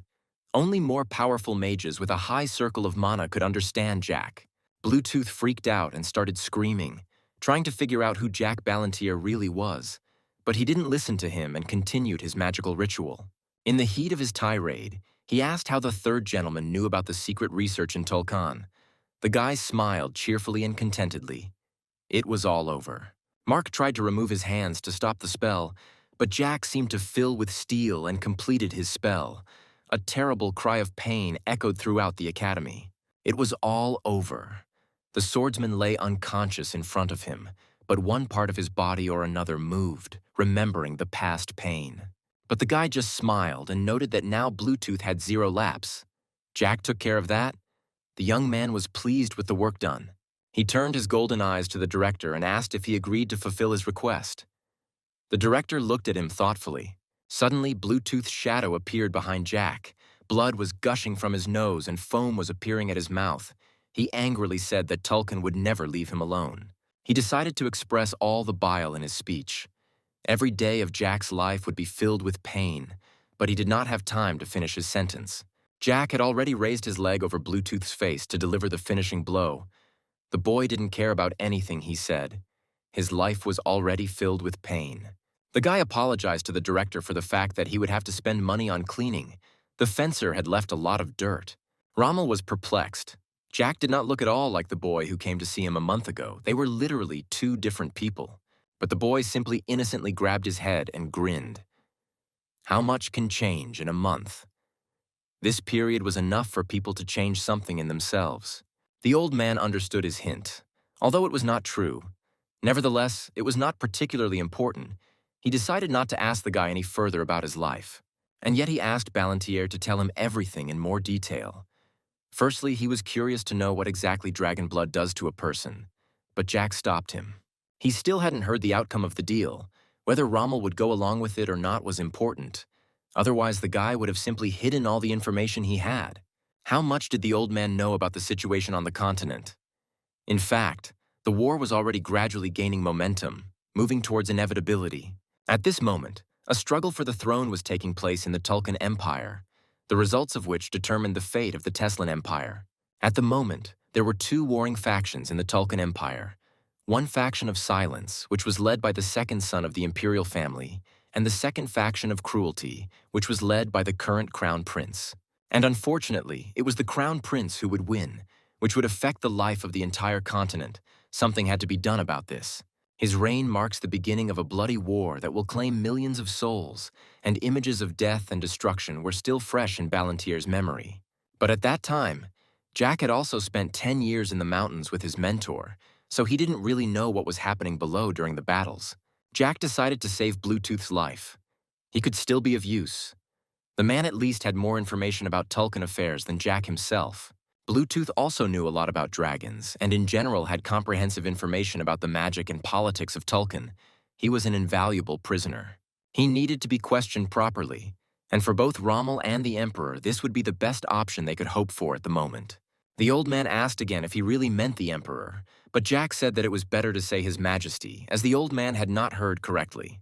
In fact, the third gentleman really wanted to call him a complete bastard, but he managed to restrain himself in front of the director. But it was very strange that a person like Bluetooth had such extensive knowledge. His figure was mediocre, but the information he possessed was exceptional. In modern times, the theory of creating half-humans and half-dragons was just beginning to emerge in the form of experiments on people. Jack had heard about this in his past life and had personally seen all the details of the research. And yet even in Tulkan itself, this information was classified. This meant that only an incredibly limited circle of people had the necessary knowledge, which further confused Jack. Bluetooth was clearly an unusual swordsman or an imperial spy. The third gentleman noted that anything could be done with his body, and now it was not so important, because he wanted to talk about something else. If the old man had not forgotten, he only asked what Balantier wanted. Initially, when he went to the director with a proposal for a deal, he had one request. But today's events spoiled his mood. Because of this, Jack now had two requests. The guy approached the old man threateningly. He noticed a drop of sweat floating on his cheek. Firstly, Jack was curious to know the financial situation of the director himself, although in fact, he did not care how much money Rommel had. He wanted the director to buy him a house near the academy. It would be even better if he went with a garden. Jack loved gardens. They filled his heart with peace. The old man noted that Jack probably hadn't taken into account that all the students lived in a dorm, but Balantier wasn't satisfied with that answer.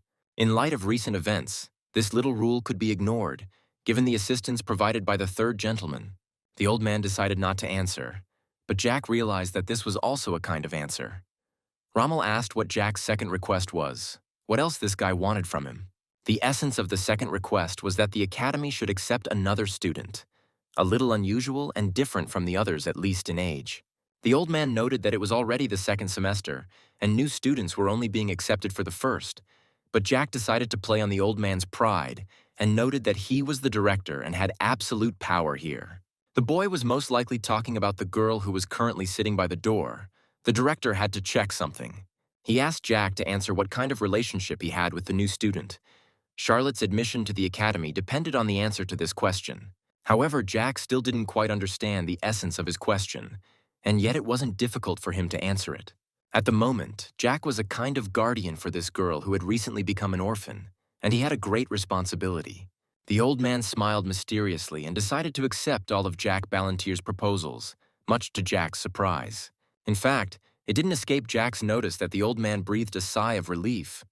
He even felt a bit uncomfortable about what thoughts the director might be having at that moment. Balantier returned back to his friends. Charlotte immediately jumped to her feet and greeted him. She had already missed him. She was eager to find out if she could really join the academy, but luckily for her, Jack didn't have to make anything up.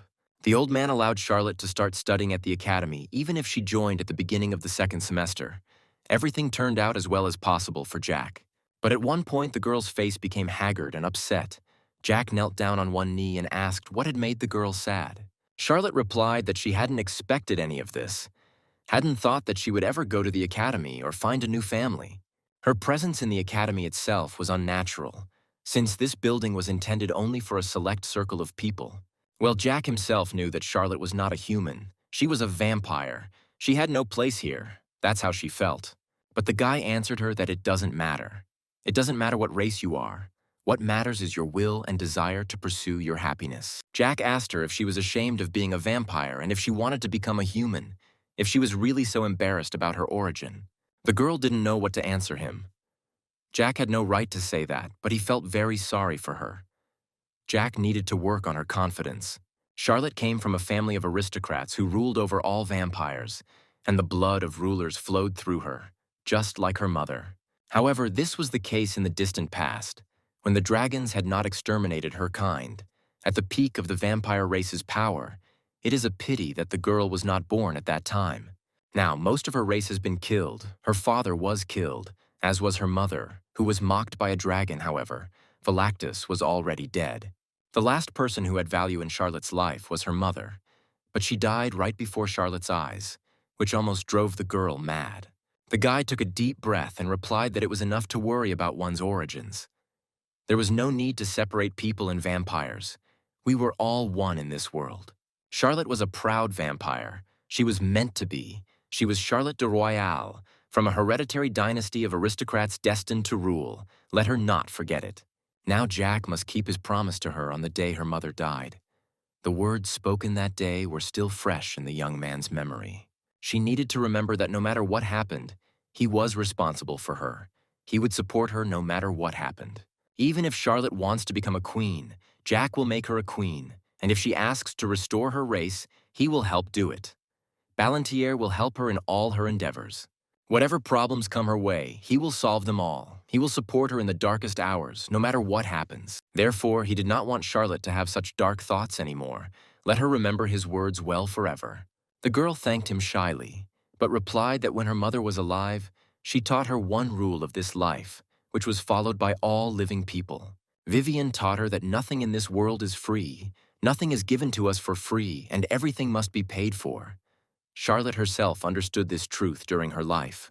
Balantier chuckled and replied that her mother was indeed right. There really was a rule in the world that had to be followed. Charlotte replied that at the present time she had nothing to offer Jack. She had nothing left. The guy replied that for now this was indeed the case. But in the future, one day, he would ask Charlotte for one favor, and she would only have to fulfill it. Nothing more was required of her. The girl was glad that she could at least somehow repay Jack for his kindness and everything he had done for her. She would help him, no matter what he asked of her. Now that the conversations were over, it was possible to go and carry the suitcases, and then take a stroll around the academy. Jack had not been here for a long time. The guy was happy with today. He remembered how a few minutes ago they talked with the director about all of Jack's requests. The director noted that today or tomorrow he would be able to arrange Charlotte's admission. He gives his word that no one will dispute the girl's admission. If we talk about the apartments that Jack wanted for himself, he would arrange them in about 2 hours. The house is outside the academy. But there was one nuance. It will be very difficult for one to live in a large house, especially without servants. So Rommel will send Jack several people to help him. They will look after the house in Jack's absence. Balantier replied that he would be only glad to receive the assistance. He was flattered by the concern for him. The director himself would provide him with servants. Naturally, the director's actions were not simply motivated by concern. In this way, he intends to use surveillance on him. As they walked to their new home, Valentine kept her eyes on Jack, and he asked why she was looking at him like that, to which his mentor replied that he had said the right thing. Jack's views on racial differences placed respect first, and Valentine couldn't help but like this, and she was pleased with her student. After all, up until that moment, she considered him an ordinary, spoiled, pompous fool. But in fact, it turned out to be the opposite. The guy thought that it was a mixture of a compliment and a reproach in the usual manner of his mentor. And yet Jack thanked her for the compliment. The journey home took him more time and effort than they had expected, and the mentor was already tired. They arrived at a place where a white-haired young man was practicing his blade strikes right in front of them. He didn't notice their approach at all. But their path lay further than this place, and Jack did not care about this person. But his mentor became interested. There was something about this guy. She took Jack by the ear and asked him to keep an eye on this young man. He aroused a certain interest in her. So they decided to make a short stop. The group sat down on a bench, and they began to watch as Valentine wished. Jack was puzzled as to why she had decided to stop and watch this young man train. But most likely the answer would not take long to come. Ballantyre began to analyze how his mentor taught him. The guy was about 17 years old, but for his age he was very tall and had developed muscles. Now Jack was curious to know how much mana this nameless swordsman had, so he looked at the guy with the eyes of magic. At first he noticed a faint glow inside this swordsman, but he looked closer, and the picture that opened up surprised him incredibly. He couldn't believe his eyes. Something like this had almost never happened, especially at this guy's age, and especially while studying at the academy. Jack even cursed out loud and couldn't believe his eyes. He had a lot of questions for this young man. Jack saw that the guy was on his fourth circle, but his strength was like his second. He had never encountered anything like this and didn't think it was possible. On the outside, he certainly looked very impressive, cool, fast, and strong, but in reality, it turned out that he was incredibly weak. Jack was disappointed. He asked the mentor why this person interested her so much. Valentine joked with Jack, telling him not to worry, or he was worried that the mentor would take another guy as her student. But Jack wasn't really worried. This young man was in his fourth round, but he was actually interested in why Valentine had taken such a liking to him. Jack had a good eye for the general characteristics, but it was clear he didn't notice anything else. Valentine wanted him to see more. The guy looked closely at the man's body again and tried to see more than he had noticed the first time. Something more than just his physical form. They sat on the bench in front of this guy for several minutes, but Jack still couldn't think of anything. It seemed to him that Valentine was just joking. But suddenly Charlotte spoke up. The girl jumped up in surprise and wanted Jack to pay attention to the little details that she had managed to notice. Judging by this guy, he has been practicing for a very long time, and it seems that he could lose consciousness at any second. Sweat was pouring off his body. Also, the entire body of this young man was covered with a large number of abrasions and bruises, which also served as a certain measure of his skill. Ballantyre agreed. It was indeed true. The teacher was surprised that Jack still didn't understand what she was hinting at. He turned his gaze back to the swordsman and finally saw that one of his circles was broken. This academy was full of interesting personalities. It was indeed so that restoring the destroyed circle was difficult and even practically impossible. The guy was well aware of this. And judging by everything, it was unlikely that this was the work of other hands. It was the work of the guy himself. He somehow managed to allow the destruction of the circle, and Jack became interested. This fact pleased the mentor, and besides, there was one more thing that Jack still hadn't found. The guy became curious about what the mentor was hinting at again, but she didn't want to tell him because she didn't see the point. But Jack guessed what the mentor was talking about. She was attracted not only by physical strength, she knew that the basis for any black magician was dark emotions. They were death, destruction, chaos, and endless revenge. If you put all these factors together, then a person could become a good black magician.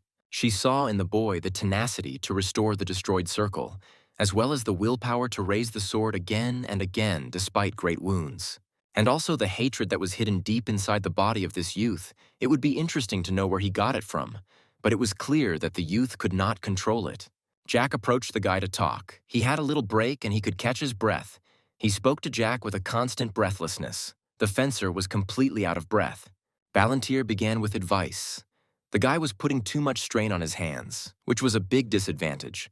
More effort was expended and there was less return.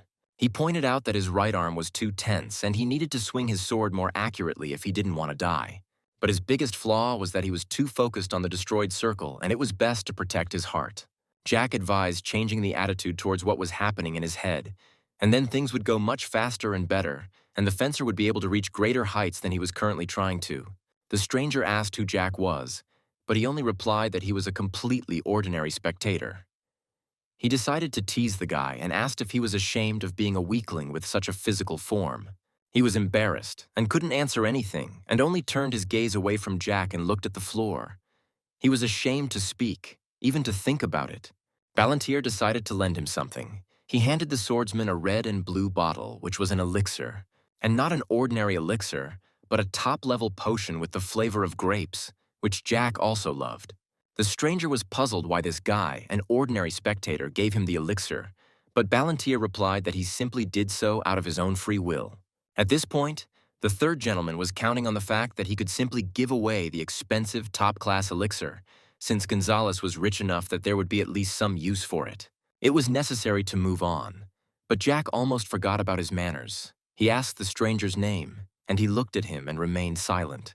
Jack asked his question again, and the stranger introduced himself as Thanos, his whole tone betraying his fussiness and uncertainty.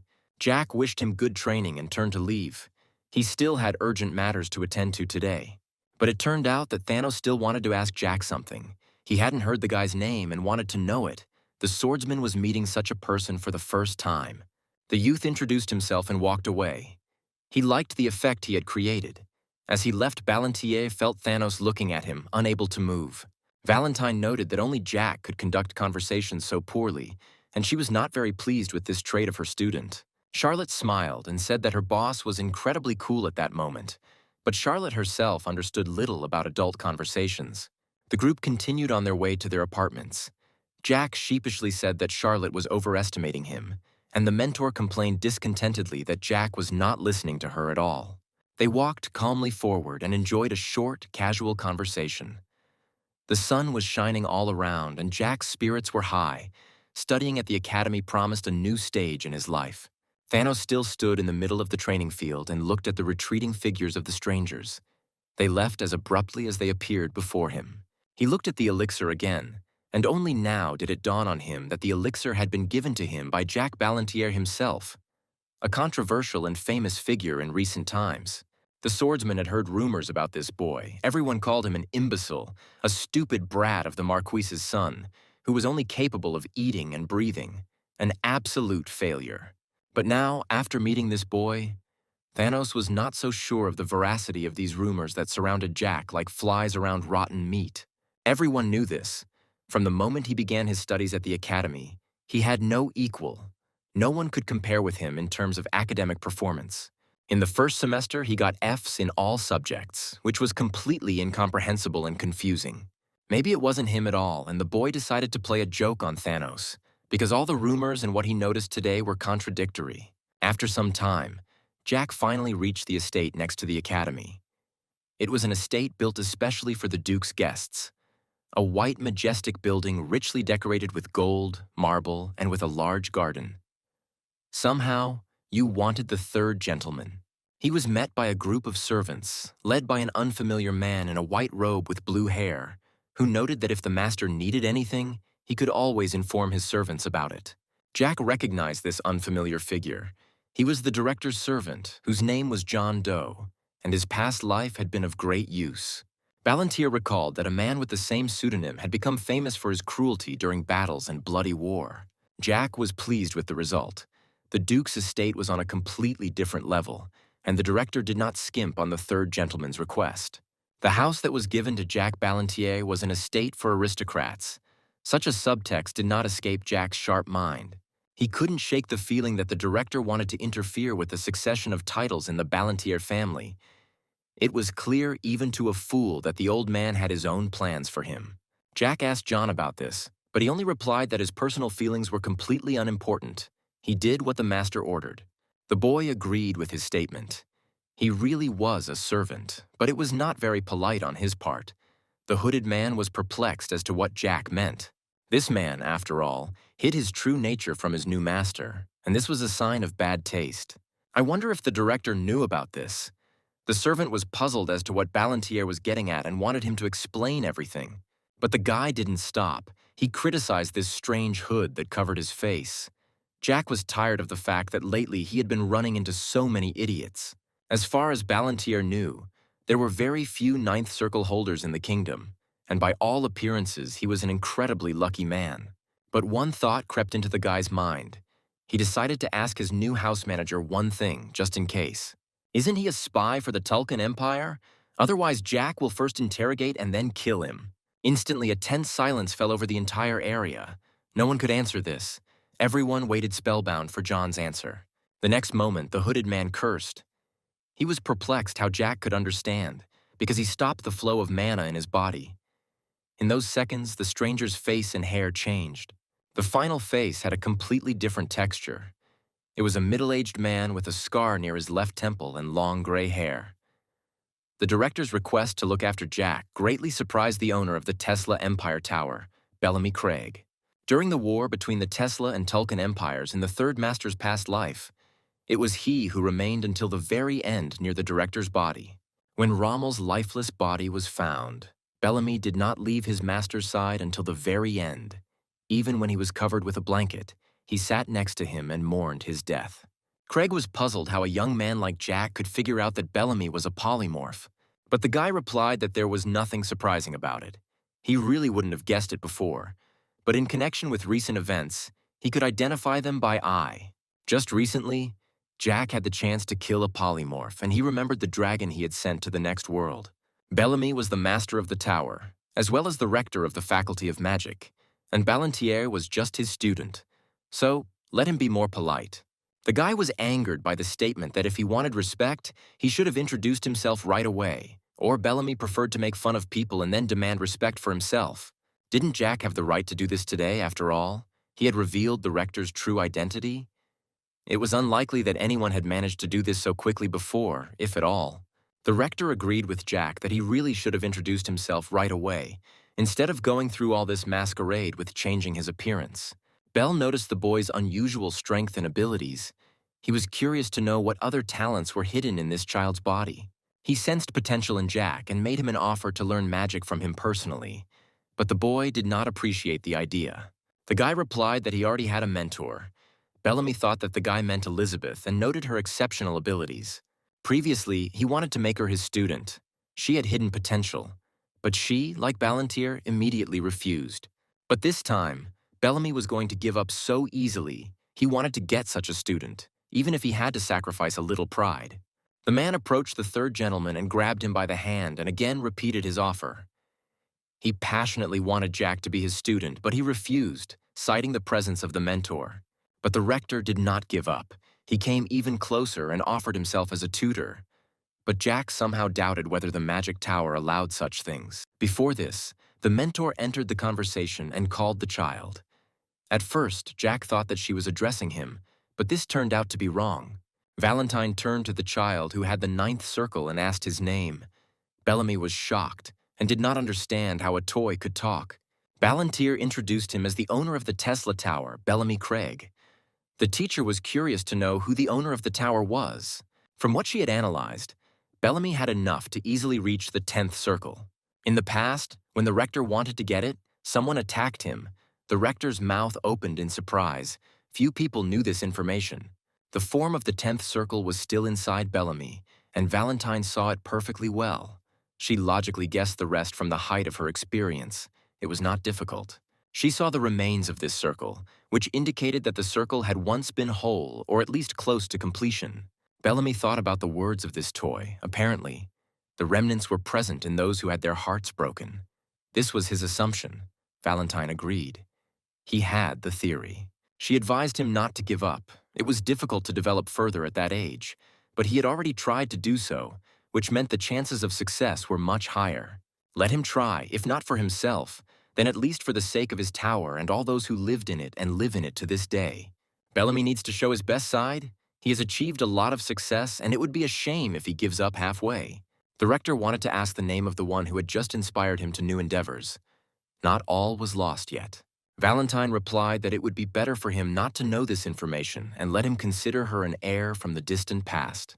But they were delayed. They needed to continue on their way. Charlotte had been waiting for them for a long time, and they could not waste any more time and continued on their way. But finally, Jack asked Bellamy to tell the principal that he would come to him on the first day of classes. They still needed to discuss a couple of details about their joint collaboration. As they were moving away, Ballantier was glad that he had not been taken to the magic tower, but the mentor did not share his relieved views, saying that it was even a pity. Today has finally shown her that some people don't have talent, but they try their best and do everything to achieve at least a fraction of their dream, and get at least one step closer to it. Others have talents and all the predispositions for power, but they do not want to develop it and simply sit idle. Ballantyre realized that she meant Thanos and Bellamy, whom they had recently met. But Valentine said nothing about Jack himself. He was even a little offended. But the mentor was not embarrassed whether she had something to say or what she was teaching Jack himself. She observed all his endeavors and was a witness to his abilities. He had already used Dark Release on Gonzalez, which meant that Jack could learn nothing more from Valentine. His training was complete. The guy figured that this was indeed true. Dark Release was the last technique that his mentor taught him at the end of their journey. The owner of the tower himself came to the third gentleman. If he came to keep an eye on him, then Jack was not against letting him keep an eye on him for as long as he needed. The maid and the master of the tower finally moved away from the estate, and Bellamy took one last look at the heiress of the previous and third master. The maid did not miss this, and she asked what he was thinking about. And in her opinion, what she thinks was going through his head right now, and she suggested that the director probably told him something important. It was only natural that some further instructions came from Rommel regarding Jack Ballantyre and Bellamy's role in all this. He remembered asking if the director really listened to the guy's words, and he answered positively, because he knew how to make deals.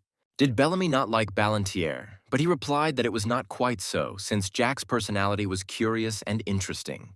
He fights too well for his age, and also he had a second round at most. One thing was not connected with the other. How did he manage to defeat a 6th-level mage? And in the rector's opinion, the third gentleman was incredibly dangerous, and one had to keep one's eyes open with him. The director was a little disappointed with such a meager supply of data, and the director asked Bellamy's opinion about Jack and what he wanted to say. Jack Ballantyre didn't come to the Magic Academy alone, but brought a girl with him. The director saw something more in this gesture than Jack would have liked to show. He said that they would now attend classes together at the academy. But Bellamy couldn't understand why the director trusted him so much. After all, this boy could cause a war with the Tulkan Empire, and that did not bode well for them. But Rommel didn't want to rush. Everything had to become clear in time, and now they had to watch where exactly he would lead them. Although Bellamy agreed with the director's words, it still didn't make him feel any better. Anxiety never left the tower's owner's heart. Since the director thought so, Bellamy wanted to add one last thing to conclude their conversation. He had several thoughts swirling around in his head that he wanted to clarify. I would really not like the director to interfere in the quarrels of the Marquise's house. This house was notorious for its internal conflicts. The director should not have interfered, but he simply replied that the Ballantyre family had already chosen an heir. This house enjoyed the unconditional honor and respect of other powerful persons. The Marquis ensured that the Emperor chose them among all the families as his favorites. The heirs of the Marquise's family were well known to everyone, and the eldest was Elizabeth, who could have become a master, but her father uses her in his political games. The second was a 17-year-old boy who, at his age, had only reached the 3rd round. But there were plenty of such people in the academy. He wasn't particularly smart, and the director himself had never seen anyone so ineptly waste their life on constant parties and celebrations. Bellamy was leading Rommel to some idea, and he wanted to know what exactly the rector was hiding. The old man still had the strength for such games.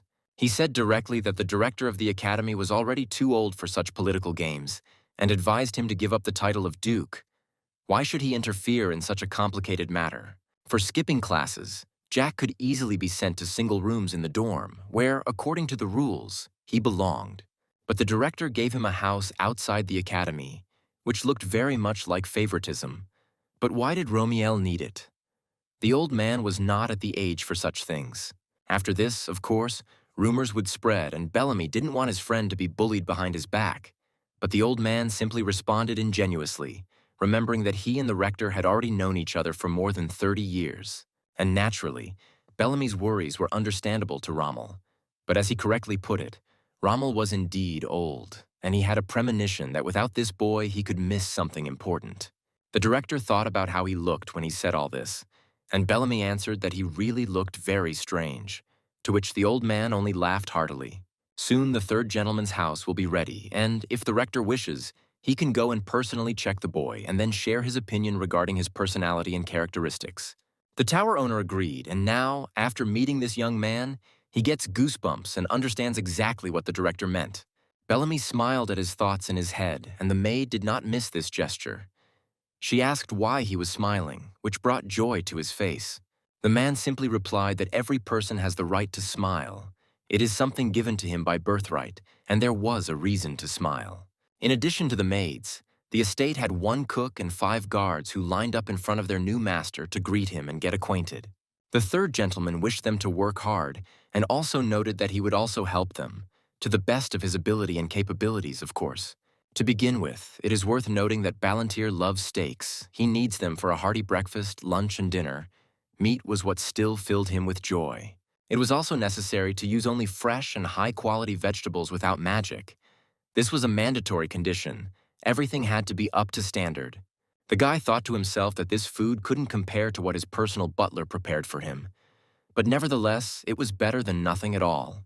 The servants should also know that he loved strawberry and tomato juices and needed them every day, also for breakfast, lunch, and dinner. Let his new servants remember this and take note. The servants remembered all his wishes and will try to fulfill everything according to his whims. Jack decided that since the director had provided him with servants, he would use them to the fullest extent. Otherwise, why would he need them at all? If Jack's memory served him correctly, the chef's name was Guinness. He glanced at the young man, who looked sleepy and absent-minded. Most likely, the cook was an idiot and wouldn't be of much use, so Jack would treat him accordingly. He probably won't remember all of their names, but he'll call them the 5 Musketeers, which will make it easier to remember.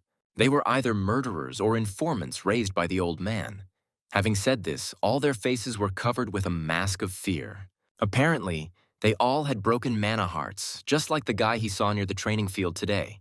As the Academy reported, it was possible to make a new circle after its destruction, although it would not be perfect. But nevertheless, it was possible. Judging by the Musketeers' reaction, they heard about it for the first time. They asked if Jack would ask the director for something like that, and he replied that it was possible if they worked well for him. Suddenly, Charlotte ran out of the hall, her face covered with a big smile from ear to ear. The girl noted that this place was incredibly spacious. She had never lived in such a place. Well, now, after talking with their new servant, Jack and Charlotte needed to look at their new mansion. The director gave this mansion as a gift on the 9th of August, and studies at the Academy began on the 16th, so he had little time to carry out some plans. Today was already the 14th, and all this time Jack had been gathering strength and resting, preparing for the school semester. The young man lay on the spacious bed in his robe, the burgundy fabric pleasantly clinging to his skin, and the light breeze outside the window created a pleasant coolness. During these days, she and Charlotte bought new clothes. She needed shopping, as the girl had no variety of dresses or other women's clothes. They also explored the city, ate local food and other delicacies, and had a very good time afterwards. There was a performance in this city to which Charlotte and Jack immediately headed. They had a lot of work ahead of them, and a good rest would not hurt anyone. He recalled all their adventures with a smile on his face. The pleasant pastime was fun, but time was running out. But there were also flies in the ointment in this barrel of honey, 2 things that tarnish the wonderful leisure time of people. The first is that it's time to go. Jack decided to run around his mansion despite being on vacation. It wasn't worth giving up physical training.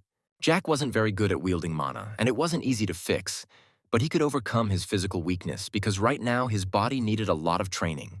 As he ran, he heard Charlotte call out to him, suggesting that they run together. He noted to himself that she was trying hard.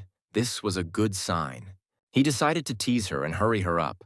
Jack said that if she didn't hurry up, he would run without her, and they continued on their way together.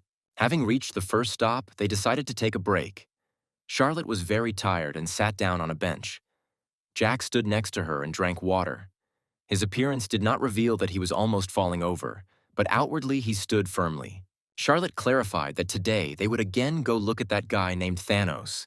And now it was time for the second moment. From the moment they met, Jack noted that the fencer showed up here every day and trained until he lost his pulse. He had been watching him for 5 days straight and noticed that Thanos was trying very hard. All this time, his non-stop training continued from morning until night. Although he completely lacked talent, even with such persistence, he could have become the first in the academy. Jack even became suspicious of himself. Why this figure interested him so much, and it was not about appearance. Jack preferred women. His injuries were getting worse every day, and these were not the usual bruises from clumsiness. Having completed another exercise, Thanos turned to Jack and asked why he had come. Ballantyre noted that apparently He had not taken the elixir that the third master had given him last time. After asking, the swordsman's face fell. He lowered his eyes in shame. He was hiding something, and Jack intended to find out what exactly. Thanos began to explain that the elixir cost about 40 gold pieces, but the third gentleman did not understand what he was getting at. The youth had given the potion as a gift, not sold it. But later everything became clear to him. The guy began to talk about obligations regarding the return of his debt, although it was unclear what debt he was talking about. But even after this, Jack did not understand why the guy still had not drunk this elixir. Some part of this story was still being hidden, and Jack was going to find out the rest. This guy needed this elixir. He had very serious injuries and probably several broken bones, and the potion would have cured him. He also had damaged legs, and after some time he would not be able to move them. But even all these arguments did not convince Thanos to admit that if this was all, he would continue to train. He trained through extreme pain, day after day, for almost a week, something that would have been impossible for the average person. Jack even suggested that he spends all these days in exactly this way, from morning to night, practicing various strikes and earning himself new injuries. He sadly stated that he did not understand how people like him, who try so hard, get so little in this life. Valentine chuckled slightly. It was strange to hear such statements from Jack himself. He, more than anyone, should understand everything. He noted that Thanos was very cute. Valentine sarcastically noted that this was indeed true, although she expected more compassion from her student. But in fact, even if Jack seriously thought so, Valentine herself felt very sorry for this young man. She noted that as her student, Ballantier himself should have learned how much hatred and greed Thanos was currently filled with. He agreed that he understood that at first glance it might seem that these traits are leading him forward. But in his case, on the contrary, if he does not know how to control them, they will inevitably lead him to complete collapse. Of course, during all his self-destructive training, he grows, but at the same time, regression occurs. Didn't Jack feel sorry for him? However, Ballantier had already seen enough of this torment, and the time had come to make a decision whether to take Thanos with him or not. He and the mentor exchanged glances. Of course, the swordsman had absolutely no talent, but nevertheless, he was an interesting person, and Jack was not going to leave him so easily. The third gentleman called out to the man and asked why he was raising his sword. At first, the swordsman did not understand the question. His answer was extremely banal. He replied that he really wanted to become the best swordsman on the entire continent. Was he really sincere in saying this? Valentine was surprised to hear such a statement from a 17-year-old boy. Jack asked him again, but before he could finish his speech, he burst into uncontrollable laughter, so loud that Jack's body doubled over. Thanos looked away and replied that the guy could laugh at his dream as much as he wanted. It wouldn't offend or hurt him in any way. But the young man had no intention of laughing at his dream, even if he didn't think so. He was amused by something else. But first the guy had to calm his hysteria. He was curious. He couldn't understand how great the greed was in the swordsman's heart. But now he understood everything. He turned to Thanos again, who irritably asked what else this impudent fellow wanted from him. Jack asked directly if he wanted to become the new chicken. Charlotte was humming some unknown tune as she ran towards Jack, carrying a jug of water with her. Most likely he was thirsty and she wanted to please him. Returning to the training field, the vampire noticed Jack approach Thanos and take him by the shoulders. They were excitedly talking about something. She became curious about what they were talking about, and she heard that Jack wanted Thanos to be his chicken. The fencer did not at all understand what the third gentleman meant by this proposal, but Ballantier was not embarrassed by anything, and he thought that he needed to repeat his proposal. Perhaps he didn't hear Jack, but he actually said the word chicken, and the guy confirmed his guess. He heard everything correctly. Jack waited for an answer from this untalented guy whether he would be his chicken, but Thanos replied that he did not understand what was being discussed, but felt that it was unlikely to be something good. Jack noted his intelligence. If he didn't agree to be his chicken, then he could become Jack's dependent. This proposal was higher in status than the chicken. This was the first time Thanos had ever heard the word, and he wanted Jack to explain the meaning of the term to him. The swordsman guessed that it was most likely something like a vassal, and Jack confirmed his suspicions, which was generally true. But Thanos' own social status was low. He was a commoner by birth, and acquiring high status was unattainable for him. But it seemed that the boy was not at all embarrassed by this information. The swordsman's financial situation also left much to be desired. But this statement did not frighten Ballantyre at all. He had heard about the Ballantyre family and noted that Jack was not at all like the man from the rumors. The boy realized that Thanos must have heard about him at least at the academy, and it was unlikely to be anything pleasant. But he repeated again that it didn't matter. The swordsman had neither money nor talent, and Jack would have been better off finding someone more worthy than him. The continent was full of outstanding people. He thought that he couldn't be of any use at all, but Ballantyre was touched by such statements, especially the fact that Thanos was worried about Ballantyre at such a moment. Even though he had nothing, he still wanted to become the best swordsman on the continent, and such a figure could not help but be useful in Jack's life. Isn't the fencer sure he can achieve his goal? This is a question he should have asked himself first, and based on the answer, he should have understood whether it was worth doing anything for his dream. Thanos was well aware that he had absolutely no talent for magic or any talent at all. But the swordsman had something more. Ballantyre smiled and noted that Thanos knew something he still didn't, and the boy advised him not to be so principled. The boy had something better than just a normal talent for mana, but the swordsman still didn't understand what Jack meant. There were already an incredible number of mana owners on the continent. Mana was present among both commoners and vassals or other nobles. Even ordinary farmers had a talent for mana, but they couldn't develop it properly no matter how hard they tried. Or rather, they didn't have the opportunity. So they die without ever realizing that they had within themselves a tremendous power that could have been used to make their lives better. Jack himself has a talent for mana, but he didn't know about it until he met his mentor, who opened his eyes. The world as Jack sees it is not at all the same as the world as other people see it. Jack's world lived by different rules. He saw with his own eyes how mana hovered around and surrounded his body, intertwining with his entire insides, creating a symbiosis. But as a child, Jack did not know what this meant and therefore could not properly develop this ability. There was no need to be frivolous in this matter. In such matters, everything was very complicated. Each person was an individual bearer of magic. The most important thing that Thanos had was a talent for suffering, and the people who were ready to go to the end for their goal could be counted on one hand. The swordsman should not have doubted himself out of everyone he met. Jack believed that the guy would succeed. Suddenly, someone interrupted their conversation, remarking that Jack had found himself a homeless friend. It was surprising how they had snuck up on him unnoticed. 3 academy students appeared before them, their appearance screaming that they were ordinary thugs. The semester had not yet started, and Jack did not expect to meet anyone else at the academy. In order for his stay at the academy to be peaceful, he needed to deal with them, and in a cruel and demonstrative manner. But the third gentleman's conclusions were interrupted by Thanos. He said that it was better for him to leave. The swordsman's face expressed despair and pain. The most important of the 3, the guy with red hair, continued to insult Thanos, noting that the poor idiot had gone completely deaf because he told him not to behave like that with the others. Red called Thanos a dirty commoner and accused him of ignoring his words. Most likely he got enough last time. Thanos turned away from Jack, asking him to leave, because these 3 students came to him. He wanted to avoid unnecessary casualties and injuries. Now it became clear to the third gentleman that all these wounds were inflicted on him by 3 students who, apparently, mocked him every day. Jack's eyes filled with bloodlust. Most likely it was true. The red-haired man finally understood where such a pathetic commoner got the highest class elixir from. This guy gave it to him. Jack wondered how this red-haired idiot knew about the elixir. But the answer was not long in coming.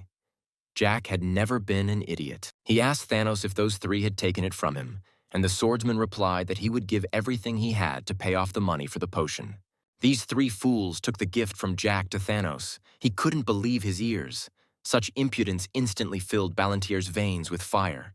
The swordsman made him nervous. Why Thanos allowed such pathetic scum of society to behave this way towards him, and Jack had to do everything himself. The red-haired man's eyes widened. It seemed to him or he had really just been called trash. But it was a statement of fact. Thanos was starting to get nervous. He asked Jack to hurry up and leave so that he wouldn't get hurt in the same way by these 3. They wouldn't spare him and wouldn't look at his young age. But the third gentleman answered firmly no. He apologized, but nevertheless had no intention of leaving here. Such a contingent needed to be taught manners. If these 3 took his elixir, then he will have to deal with them to repay the debt, and he will not feel sorry for them. He gave the 2 behind the red-haired man a chance to escape. They had exactly 5 seconds to do the whole thing. Otherwise, they would be in trouble too. But the red-haired man didn't want to listen to this. His friends were with him, and he wasn't going to get rid of them, just as they weren't going to run away from him. Since they didn't want to leave on their own, that meant Jack would help them disappear from here. Ballantyre took a fighting stance and concentrated on the upcoming fight. These idiots should have been shown that it was not worth touching the future best swordsman of the entire continent. In the Tesla Empire, there are 5 marquises. They are real aristocrats with lands, and not those who received the title for achievements and magic circles. One of the 5 marquises, Marquis Herman, lived in the East, and his family had one problem child who was right in front of Jack. The future young master, Dietrich Herman, who would soon graduate from the academy, was an extremely unpleasant person. His dark path began at the age of 13, when he brutally murdered his family's maid at the estate. But the matter was quickly hushed up.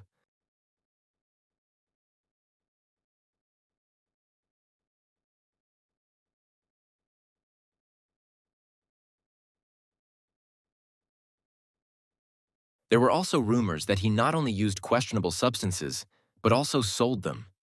The future of the Herman family was predetermined, because Dietrich was the eldest son. However, at the academy, he was not allowed such liberties. All these dubious black things were vetoed, and he found other ways to entertain himself. The academy is attended by the offspring of the emperor and dukes, and there are too many eyes watching your actions. Therefore, Dietrich had to create toys for himself, or rather, find them, so that life at the academy would be much more interesting. This toy was a commoner, a student who ended up at the academy for some unknown reason, diligently honing his fencing skills. Someone distracted him from his work. The white-haired guy responded, sweat running down his face. Dietrich and his company mocked him daily, kicked him in the crowd, and laughed at him as he writhes in pain.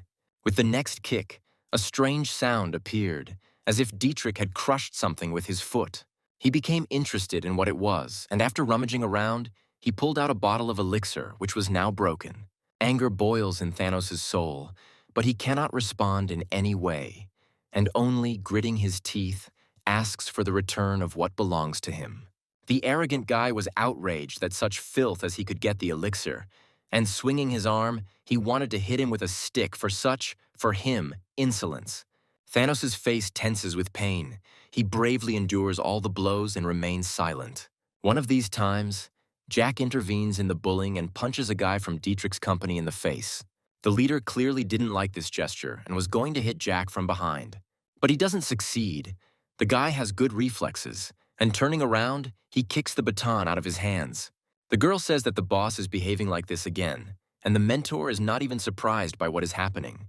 It was easy to deal with everyone. Thanos looks at him in bewilderment. A strange aura emanates from the guy. Now Jack has warmed up a bit. He is satisfied with what is happening and asks the amazed people if they are tired or something. But suddenly, a beaten Dietrich begins to appear on the floor, as if Jack dares to do this to him. Dietrich's idiot servants have no intention of intervening even now that their target is lying around. A long sigh escapes Jack. He is infuriated that no one is paying attention and no one is doing anything about his security. Phrases continue to be hoarsely uttered that Jack is a vile spawn, and that Dietrich will immediately contact his father. But the next thing this guy sees is Jack lifting his leg. Stepping on his head, he pins it to the ground and laughs because he can't get out. After this, he gets the attention of the guards, who order him to stop. It finally happened. Jack was already tired of getting dirty on Dietrich's head. When asked if he understands who he's dealing with, the guy just smiles and asks if it's important. He turns to Thanos to ask, who whispers that it is Dietrich Herman. This gives Dietrich goosebumps, and he tells him not to dare say his name. Immediately after the phrase, he gets a kick in the head from Jack. He doesn't like his arrogant little phrases. Jack says he's giving the guards 3 seconds to explain why the hell they let that idiot beat Thanos. They sit in front of him in a ready position. They clearly do not intend to answer some guy's question. Without saying anything useful, one of them attacks Jack, insulting him. The mana will mix with the bright red blood and the pitch-black darkness, creating a primal explosion. That is the spell the servant intends to use. Covering the little one with his hand, Thanos looks at what is happening with madness, the best magic for the 6th circle. It's a large-range explosive magic called Explosion. He most likely wants to destroy everything around him: Thanos, this site, the little one, and the mentor. Seriously, Jack thinks they are complete idiots. He started to create a blue glow around him. Having upgraded his skills, the guy can now concentrate all his mana in his hand. Even though the servant wanted to create an explosion, all his magic turned on himself. Jack is happy with the excellent blow. Everything is as he wanted. But the crying guy hasn't given up yet. He's about to attack again.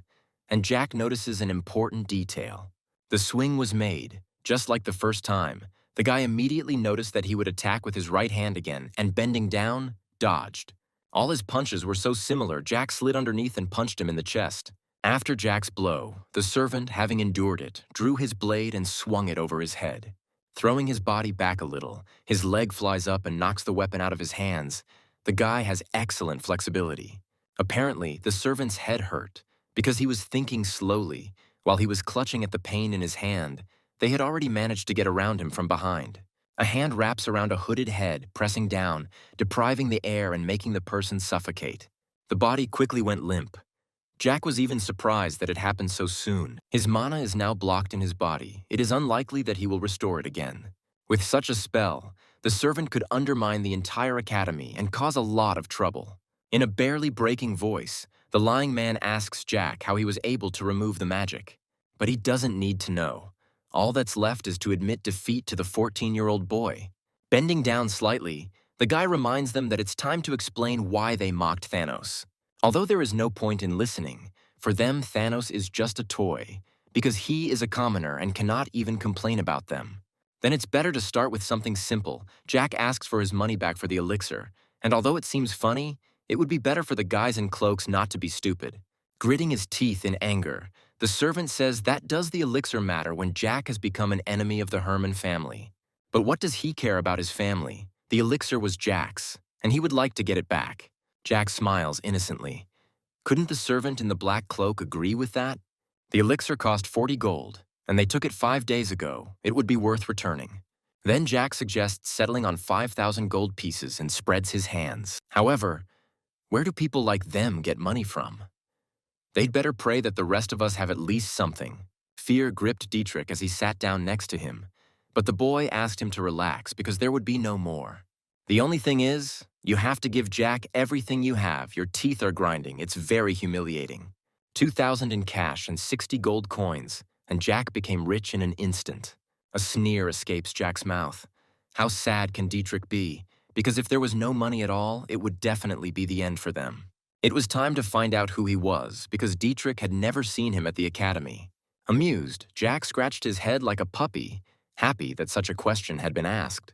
It's a little late, but it's time to introduce ourselves, and Jack gives only his first name. To this, he receives enthusiastic exclamations that he himself is Jack Ballantier. Everyone already knows about him, as if he were a celebrity. Looking from below, one wonders how this is possible. Is he Palon's younger brother? Now it became clear what kind of friends the idiot older brother Jack has. Now he enjoyed mocking him even more, he thought, not trying to hold back his smile. Jack never touches ordinary guys, but people like them are an exception. With a swipe, he shoves his boot straight into Dietrich's mouth, his face in tears. They only have a family name, and without it, they are nobody in this world. His circle? Didn't Dietrich use the mana of higher-level magic users to transfer it to himself? He can't do anything himself except mock those who mean nothing. Dietrich might consider himself lucky, but when they turn 20, Jack will definitely throw their bodies into the lake behind the academy. Jack's face is furious. He says to remember his name, and that he lives in the mansion near the academy. If he wants revenge, he will wait there. But next time, he won't stop, Jack says, and takes his foot out of his mouth, noticing that the guy has wet himself from fear. He calls the little one to come with him. She certainly agrees, and sets off with her mentor in her arms. Thanos is also called. Jack, passing by, touches his hand, saying that the offer still stands, so let the guy come. Kindly, he boasts that they have a good cook in their house, so Thanos can eat meat every day. Birds are circling above the academy courtyard. It looks like there will be a fireworks festival tonight. There's a magic explosion in the sky, and Jack has nothing better to do anyway, so he goes to see it.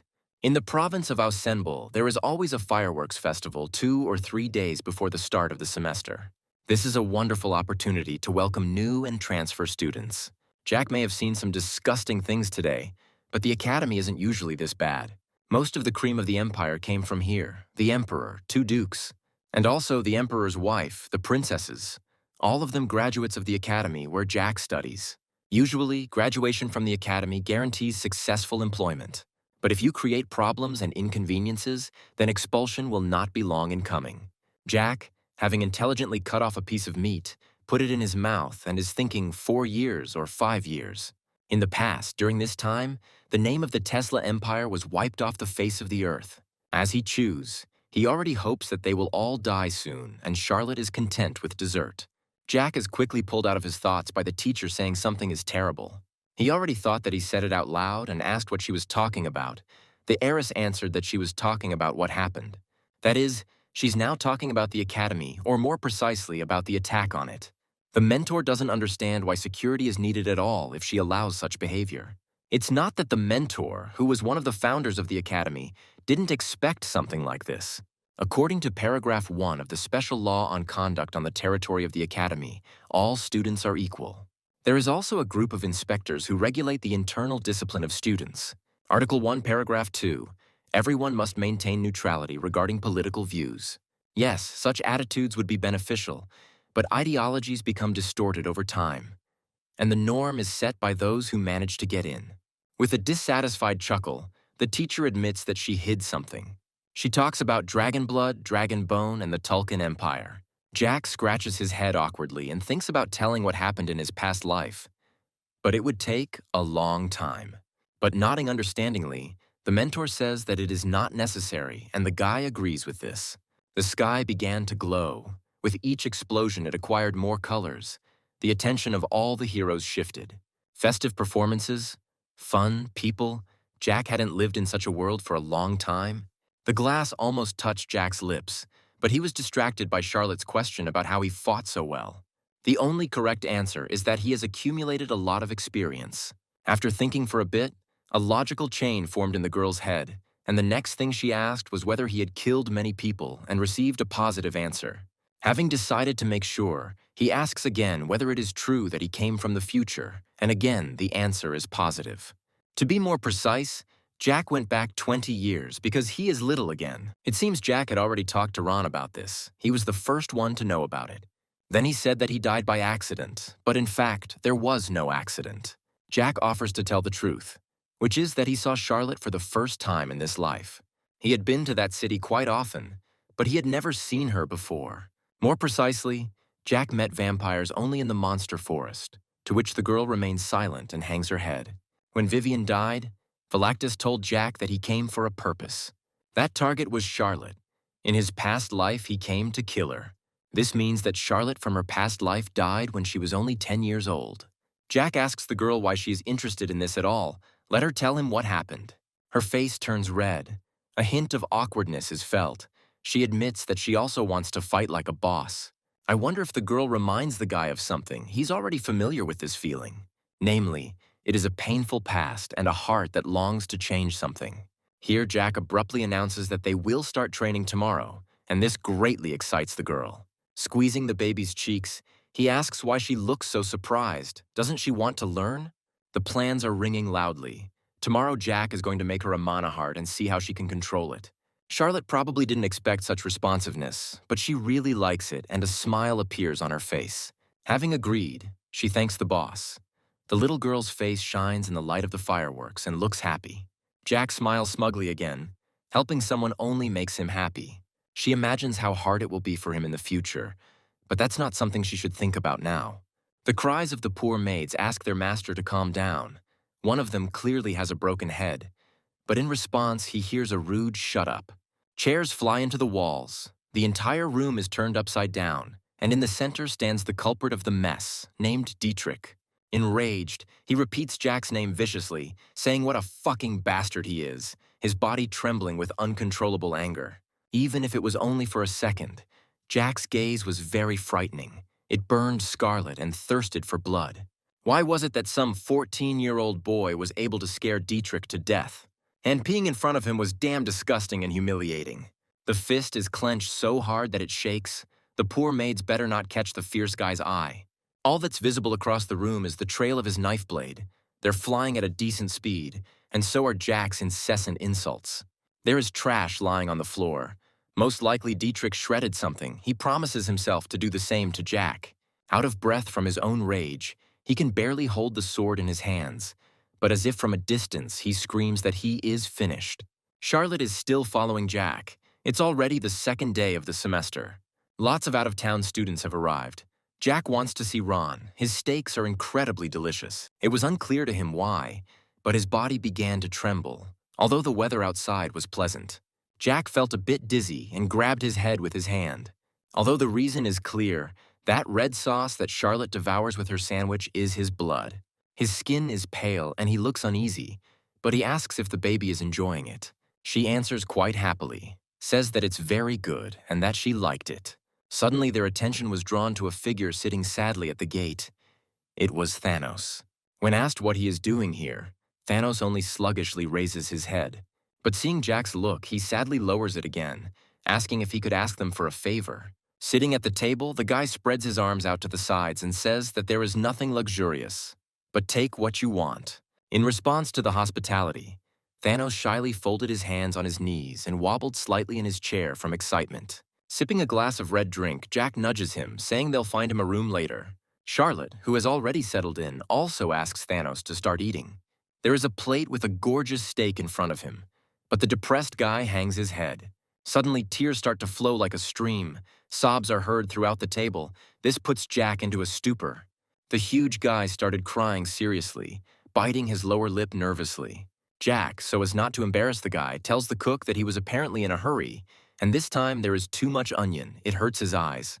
The man, understanding the gentleman's gesture, says that it seems so and accepts the remark to improve next time. The next morning, the guy greets Thanos and asks if he's feeling better. The flushed guy rubs the back of his head. He apologizes for yesterday's behavior, but Jack replies that there is nothing wrong with it. It's surprising that he won't even ask about what happened. Although Jack is very interested, he may have his own secrets and he doesn't want to push them. The thought flashes through his mind that this way he can earn his loyalty. He hopes that the mentor is looking at him, but the woman just snorts, and Jack tries to play the hero again. Jack asks if Thanos knows he doesn't have to attend classes at the academy, to which he says yes. Then, sir, you allow the boy to just stay here, but he hesitates. He has his own room, and if he's hungry, he can turn to their cook, Guinness.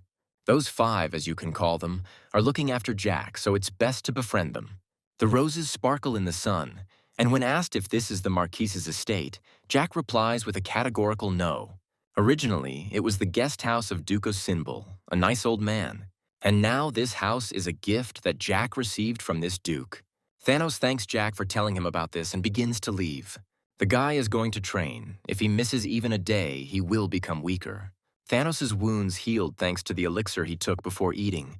And Jack, watching him train, thinks how hard-working he is.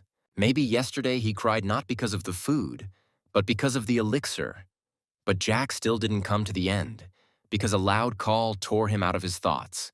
This is Charlotte wishing good morning. She is not wearing a dress, but a sports suit with a headband, ready to start the lesson. A satisfied grin appears. Jack is also ready and is about to start by creating a mana circle. Still near the estate, by evening, Charlotte was exhausted and lying on the ground without strength. Jack praises her. She tried her best today, but in response, she can hear a howl that she can't do anymore. But suddenly, she enthusiastically asks what it means that now she can use mana. Smiling kindly, Jack gives a positive answer and calls Charlotte a good girl. The gentleman, of course, had guessed, but now he was convinced that she was truly amazing. She makes excellent use of her mana, which is at a high level, as if she were already practicing with it. To be able to create the first mana circle in 10 hours is a very good result. Charlotte casually accepts the offer to finish for today and, tired, goes to the estate. But after taking a couple of steps, she staggers and falls onto the bench. And a second later, she's already asleep and she is truly tired. The teacher asks the boy if he's going to say something to Charlotte. It takes 10 hours to create a circle. Usually, it takes beginners 2 to 3 days. Well, in his place, Jack would have immediately asked to become Charlotte's apprentice. All the same, without his help, it would have taken her at least a day to do the same thing. There is a magic circle formed under her little foot, and it draws mana from the air. It can be used to collect mana and use it to create a barrier. And having collected the mana inside him, Jack simply returns it to Charlotte, thereby helping her a lot. It's easier this way, but this method won't suit everyone. The guy sighs. It wasn't easy for him either. So she's still a good girl for being able to create such a clean circle in such a short time. What's interesting to the mentor is that Jack doesn't want anything in return for his help. Looking at Thanos, he takes him by surprise by noticing that he is crying again. The guy immediately wiped the tears from his face. He didn't notice when they returned. Thanos' behavior was suspicious. The master looked at him, wondering what happened. It was easy to guess.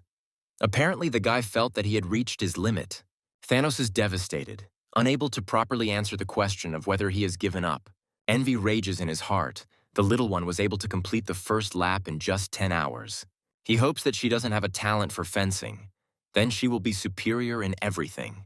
Jack asks if he thought it was easy to become the best knight on the continent. Unable to contain himself, he falls to his knees again in tears. He hates himself at such moments. Jack sighed heavily and looked down at the huge guy, wondering how he could be such a crybaby. Jack tries to cheer the guy up with his questions. Is the best knight on the continent about to give up because of a girl or something? Gently touching his head, he ruffled the white-haired man's hair and said that he could still fulfill his dream. But it won't be easy. He can't give up and needs to keep trying. This is the first time anyone has believed in Thanos, which makes him feel emotions he has never felt before. No one took his dream of becoming the best knight on the continent seriously. Everyone laughed at him for such stupidity. But he was not going to give up the idea because of someone's words. Jack had this in his family too, so he asks what's wrong with it. Thanos reaches out with both his hands and grabs Jack's palm, thanking him for believing in him. It was unexpectedly very sweet, which Jack noticed. But without showing it outwardly, he advised me to keep trying. Jack's experience shows that only acquired skills will ever betray. Well, for now, he is the best knight on the continent. Thanos has an example. But how can you refuse this little child in the body of a big man? Jack was already thinking that he would try to help him too, when suddenly he heard the crunch of branches from behind, as if someone had stepped on him. The huge guy noticed that the gentleman was reacting to something, so who could it be at such a time? It's a familiar feeling, and Jack doesn't like it even more, as if he's on display in a vulnerable spot. As if the uninvited guest had come to them just in time, playful anger flared up in Jack's chest. Confused, Thanos watches as Jack stares into the distance. His eyes lit up with the lust for battle. He asks Thanos to take the little one and come to him. The request was overwhelming, but the boy agreed and stood up abruptly to begin. Having long ago guessed who had come to them, Jack says that he is to be killed, but he did not think that he would really come. Quickly running his eyes around the area, he quickly found the observer. The 5 who were watching the gentleman were already lying on the floor. They were not moving, but breathing, apparently unconscious. Charlotte is still sleeping soundly in his arms, while the white-haired man reports that he brought her, and the mentor also came with them. Rubbing her eyes and yawning, the girl still didn't understand what situation she was in and asked her boss to go have dinner. Suddenly, Dietrich, some guy and many people in cloaks who settled down near them and on the branches of trees, appeared in front of them. An unhealthy grin adorns Dietrich's face as he greets Jack Ballantier, saying that it's been a while since they've seen each other. Calling out his name in turn, Jack had already raised the mana around himself, taking a stable position, and was warning him not to return. That one, Dietrich Hermann, the future Marquis of the Great Eastern Province. The world is ruled by power, and the power of family will soon be his, so why leave annoying Jack alive? Of course, there may be problems with Duke Osenbloh, but there is one thing.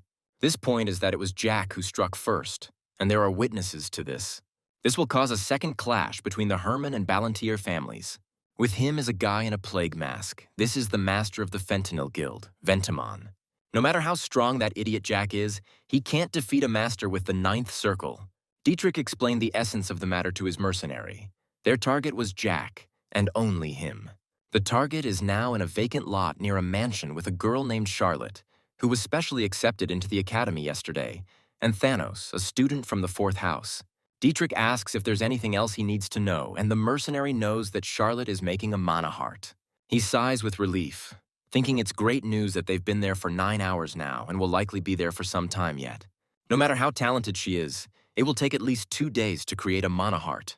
Their staff consists of a cook and 5 servants. They checked their location. When the order is given, they will all be killed. But it's best to avoid confrontation with the Osenbloh family for as long as possible. There's no chance of mobilizing the Knights of Autumn. They are currently busy with other matters. There are people near the estate. Everyone is shouting, asking for water to be brought quickly. A fire has started. Before they arrived, a fire had started in the basement of the Duke's estate. Everyone was busy putting it out and couldn't spare a team to remove them. The Plague Mask tells all this to his fighters. Everything has worked out perfectly for them. They are ready.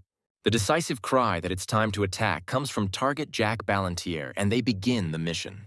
With a wave of the hand, dozens of fighters broke away and got down to business, shouting forward. That's how it all happened. A special order for 500,000 gold, which starts now. With a proud look, Dietrich thinks that Jack Ballantier is finished.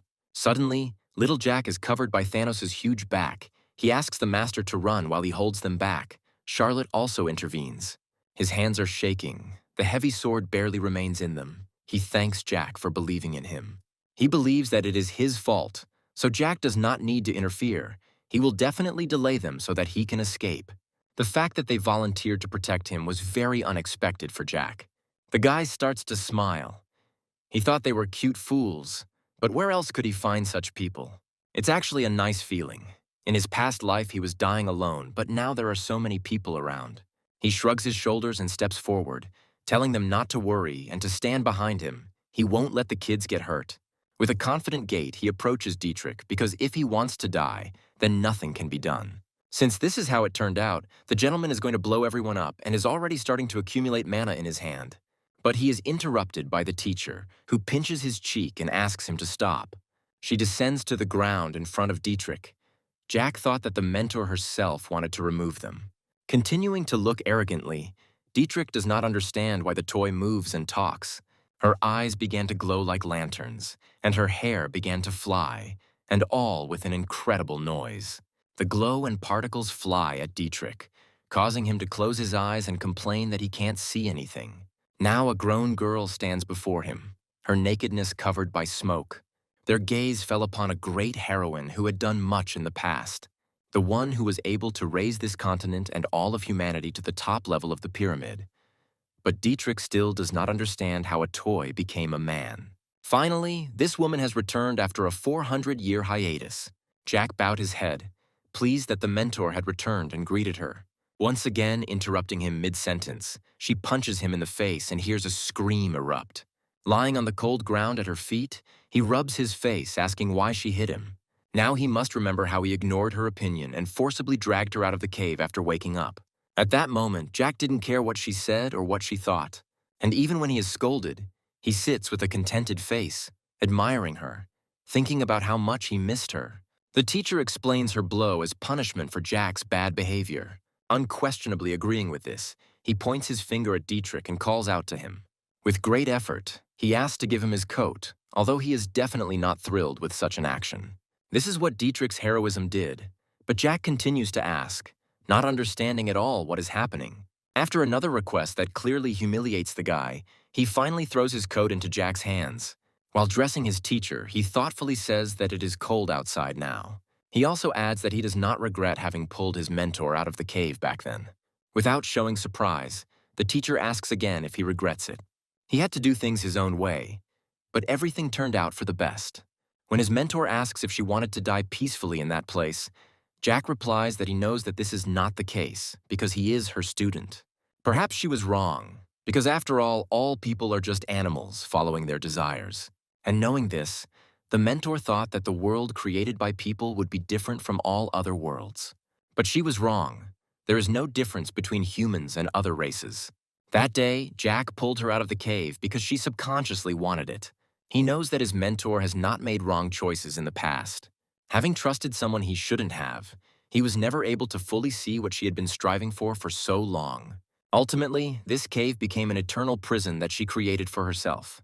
Dietrich's men and he himself feel fear. It seems she is indebted to her student. Looking at her back, Jack at first didn't even understand that the mentor was talking about him.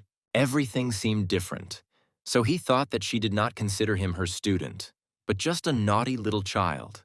In any case, Jack will not refuse such words. He's very pleased to hear them. The hand stretches forward. Black smoke begins to swirl around it. This is the mentor accumulating mana. Since they came to eliminate Jack, the mentor asks them not to hate her when there is nothing left of them. His jaw clenched, sweat pouring down his face. Dietrich clearly didn't like this statement. He ordered his men to kill them right now. The teacher begins to recite a spell. a black resin that will cover the earth and color the sky. The world around him began to look different. Jack looks up and barely sees the mercenaries. A purple glow swirls around the mentor and gathers into a black cloud above her head. Continuing the spell, she says that by her command, the resin will return to this world, and the shadow of a skull appears from behind. Somewhere in the Tulkan Empire, something went wrong with the Lord at that moment. He's fine, but it seems like he's had this unpleasant feeling before. Maybe it was just his imagination. An island in the Black Sea, where someone is having discussions, and they clearly have no doubts about something. There can be no doubt that the soul's past energy and the present one are all too obvious to belong to Valentine Milos. The dragon still has a hole in his heart left by that woman. Someone in a cloak would like to forget her, but it doesn't work. Maybe because she's still alive. A man cannot live for 400 years. How much longer will this woman rule their world? Jack's amber eyes reflect the teacher's spell. This black resin turned into a skull. Opening its jaw, the skull lets out a piercing scream to strike Dietrich's group. All that was visible of Valentine Milos was a black shadow and glowing eyes, and the shockwave from her attack scattered everyone who was rushing towards her. Dietrich's mind is clouded. There is only fear in his eyes. He does not know what is in front of him now. A strange sensation in his legs makes itself known. He has never seen anything like it. Around him, the mercenaries lie in agony, each one's limbs beginning to disappear and turn to dust. They gasp for air, trying to catch them. When Dietrich's legs began to disappear, then he realized that this was death. His hands are shaking, but that doesn't stop them from crumbling into tiny pieces, which means that's how he'll die. A bony hand reaches out to him as he tries to crawl back to prevent it from touching him. In an attempt to save his life, he throws himself into the last thing he has to offer, money. But the mentor half-heartedly ignores the proposed increasing sum, not intending to spare Dietrich. Nothing helps him when the guy finally crumbles, his particles flying into a glowing portal in the sky. Charlotte covers her mouth with her hand in fear and tells Ms. Valentine that she is the final boss. The woman reaches out her hand, and the little girl is initially frightened. But it turns out she just wanted to touch them, one on Charlotte's head and the other on Thanos' shoulder. First, she turns to Charlotte de Royale, who inherited the noble blood of her ancestors. Then to Thanos, a warrior who moves forward without giving in to anger or his desires. She introduces herself, adding that she is the mentor of this foolish student from the past. The mentor adds that she hopes these guys will take care of Jack. Suddenly, Thanos decides to object, putting his hand on his heart, and says that the mentor said everything correctly except for one thing. Sir, or rather Jack, is definitely not stupid, and this phrase was unexpected for the guy. Smiling, the mentor agrees that she was wrong and Thanos is right. Without understanding what's wrong with her, Jack decides to play on her nerves, turns on the narcissistic little boy, which causes the teacher to push him away with her finger, and he is convinced that she is still just as mean. Having asked to be left alone, the teacher wants to talk to the student. Jack tells Charlotte that if she is hungry, there is some of his blood in the kitchen and she can drink it before bed. And he tells Thanos that there are unconscious guys on the territory. They need to wake them up and he can go to sleep too. After stretching Thanos' huge arm, Charlotte says that her legs hurt and asks him to carry her. The guy himself is not happy with this news. Waving goodbye, Jack tells his mentor that they are loyal and good guys and that it's really fun to be with them. Jack grinned and asked what the teacher wanted to talk about with her smart student. Standing opposite each other, Valentine Milos says she has given it some serious thought. Has Jack already forgotten the words he said when talking to that man? Even though the mentor sat in Charlotte's arms, she had heard about the dragon's blood and bones. Immortality. It is natural for a person to want to live forever and never grow old.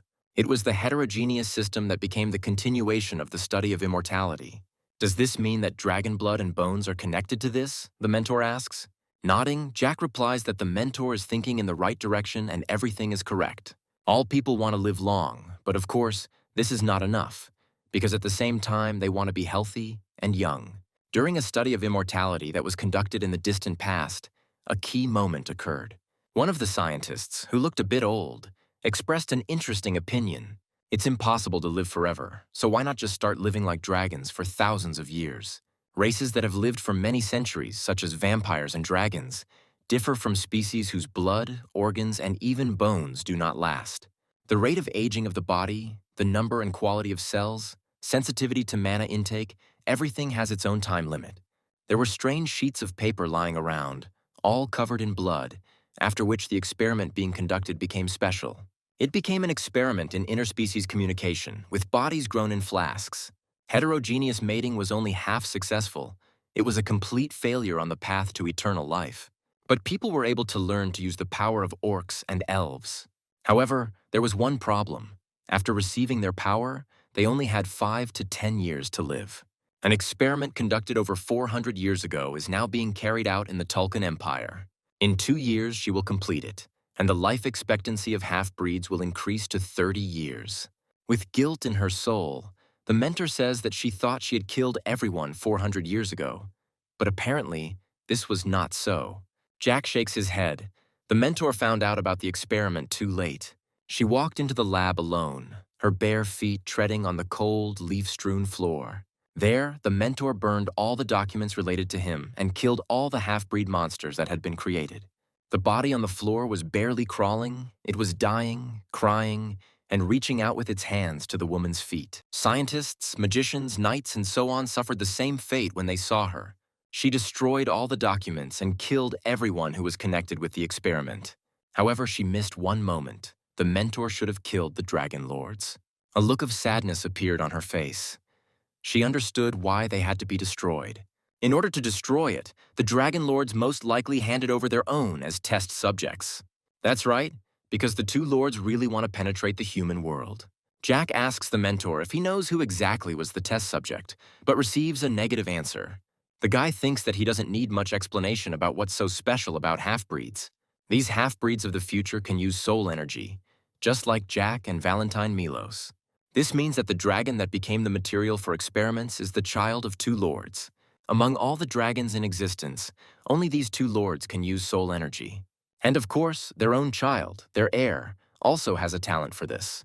A heterogeneous combination of the 10th Circle Lords of the Tulkun Empire and the child of two Dragon Lords. Thanks to their talents, they can easily break through the mana wall and use soul energy. Having heard all this, the mentor had one more question, and Jack was not averse to answering it.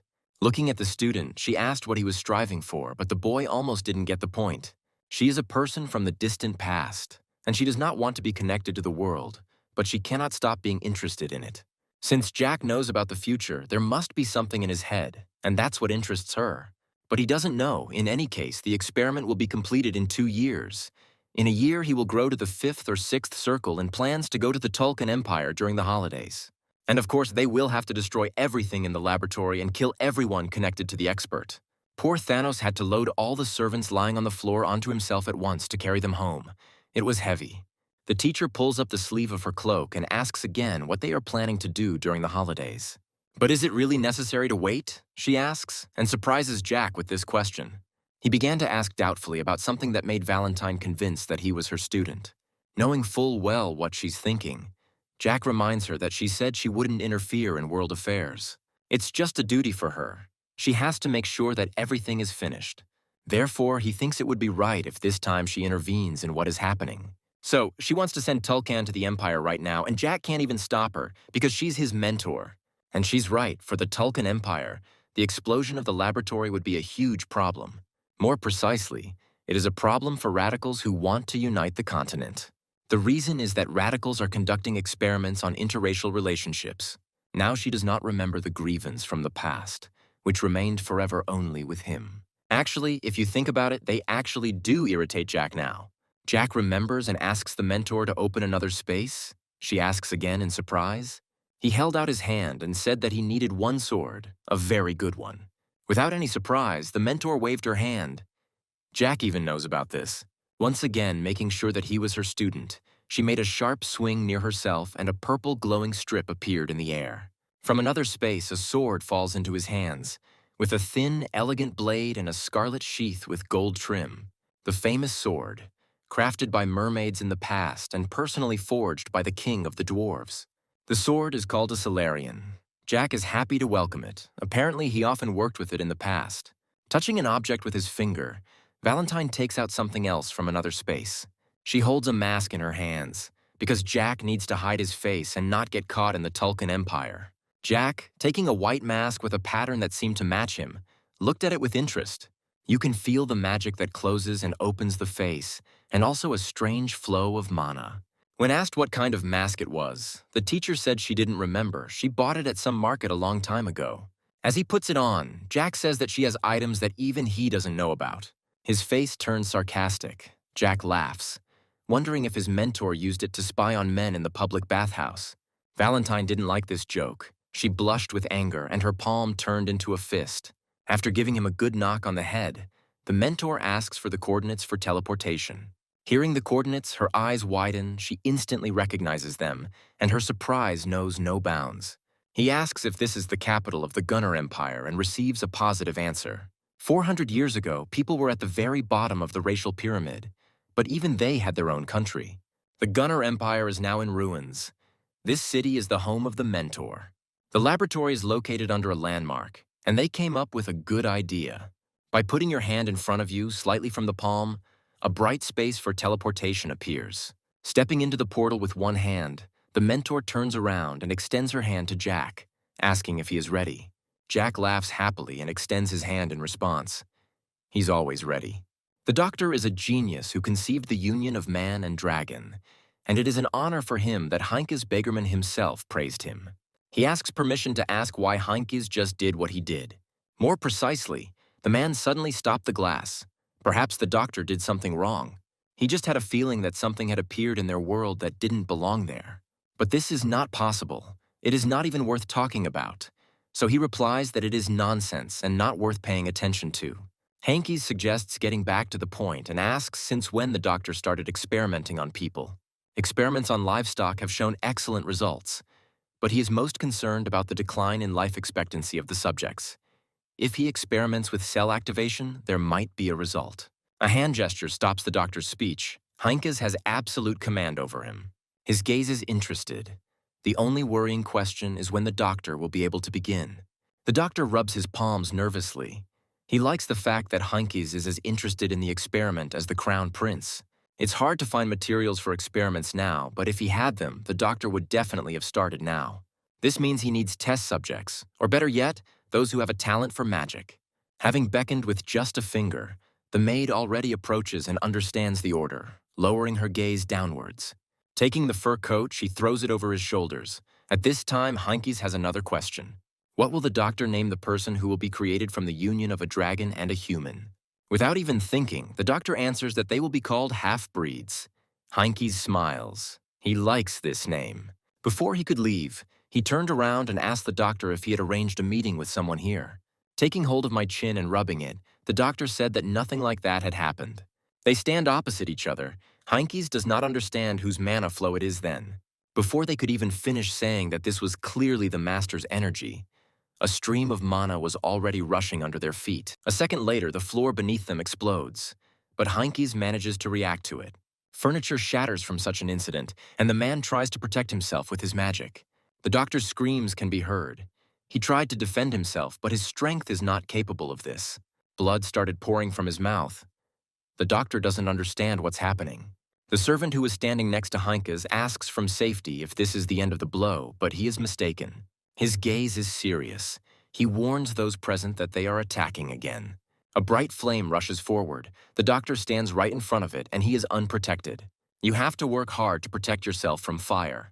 Heinkies' body begins to tremble. He is clearly tired, and with the last of his strength, he shouts the barrier spell. Unable to withstand the force of the attack, he is thrown back and flies backwards.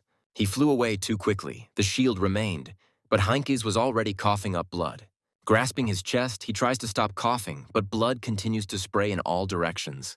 Turning his head, he saw a carcass lying on the ground. It was the doctor in charge of the research. In the basement, lit only by torches, bloody bodies lie scattered about. Blood falls straight onto the floor every second. Jack points to something that, in his opinion, looks terrible. This is a dragon. He is suspended on chains, and it is his blood that is beating on the stones. He's not in his best form right now, filled with a fierce desire to kill.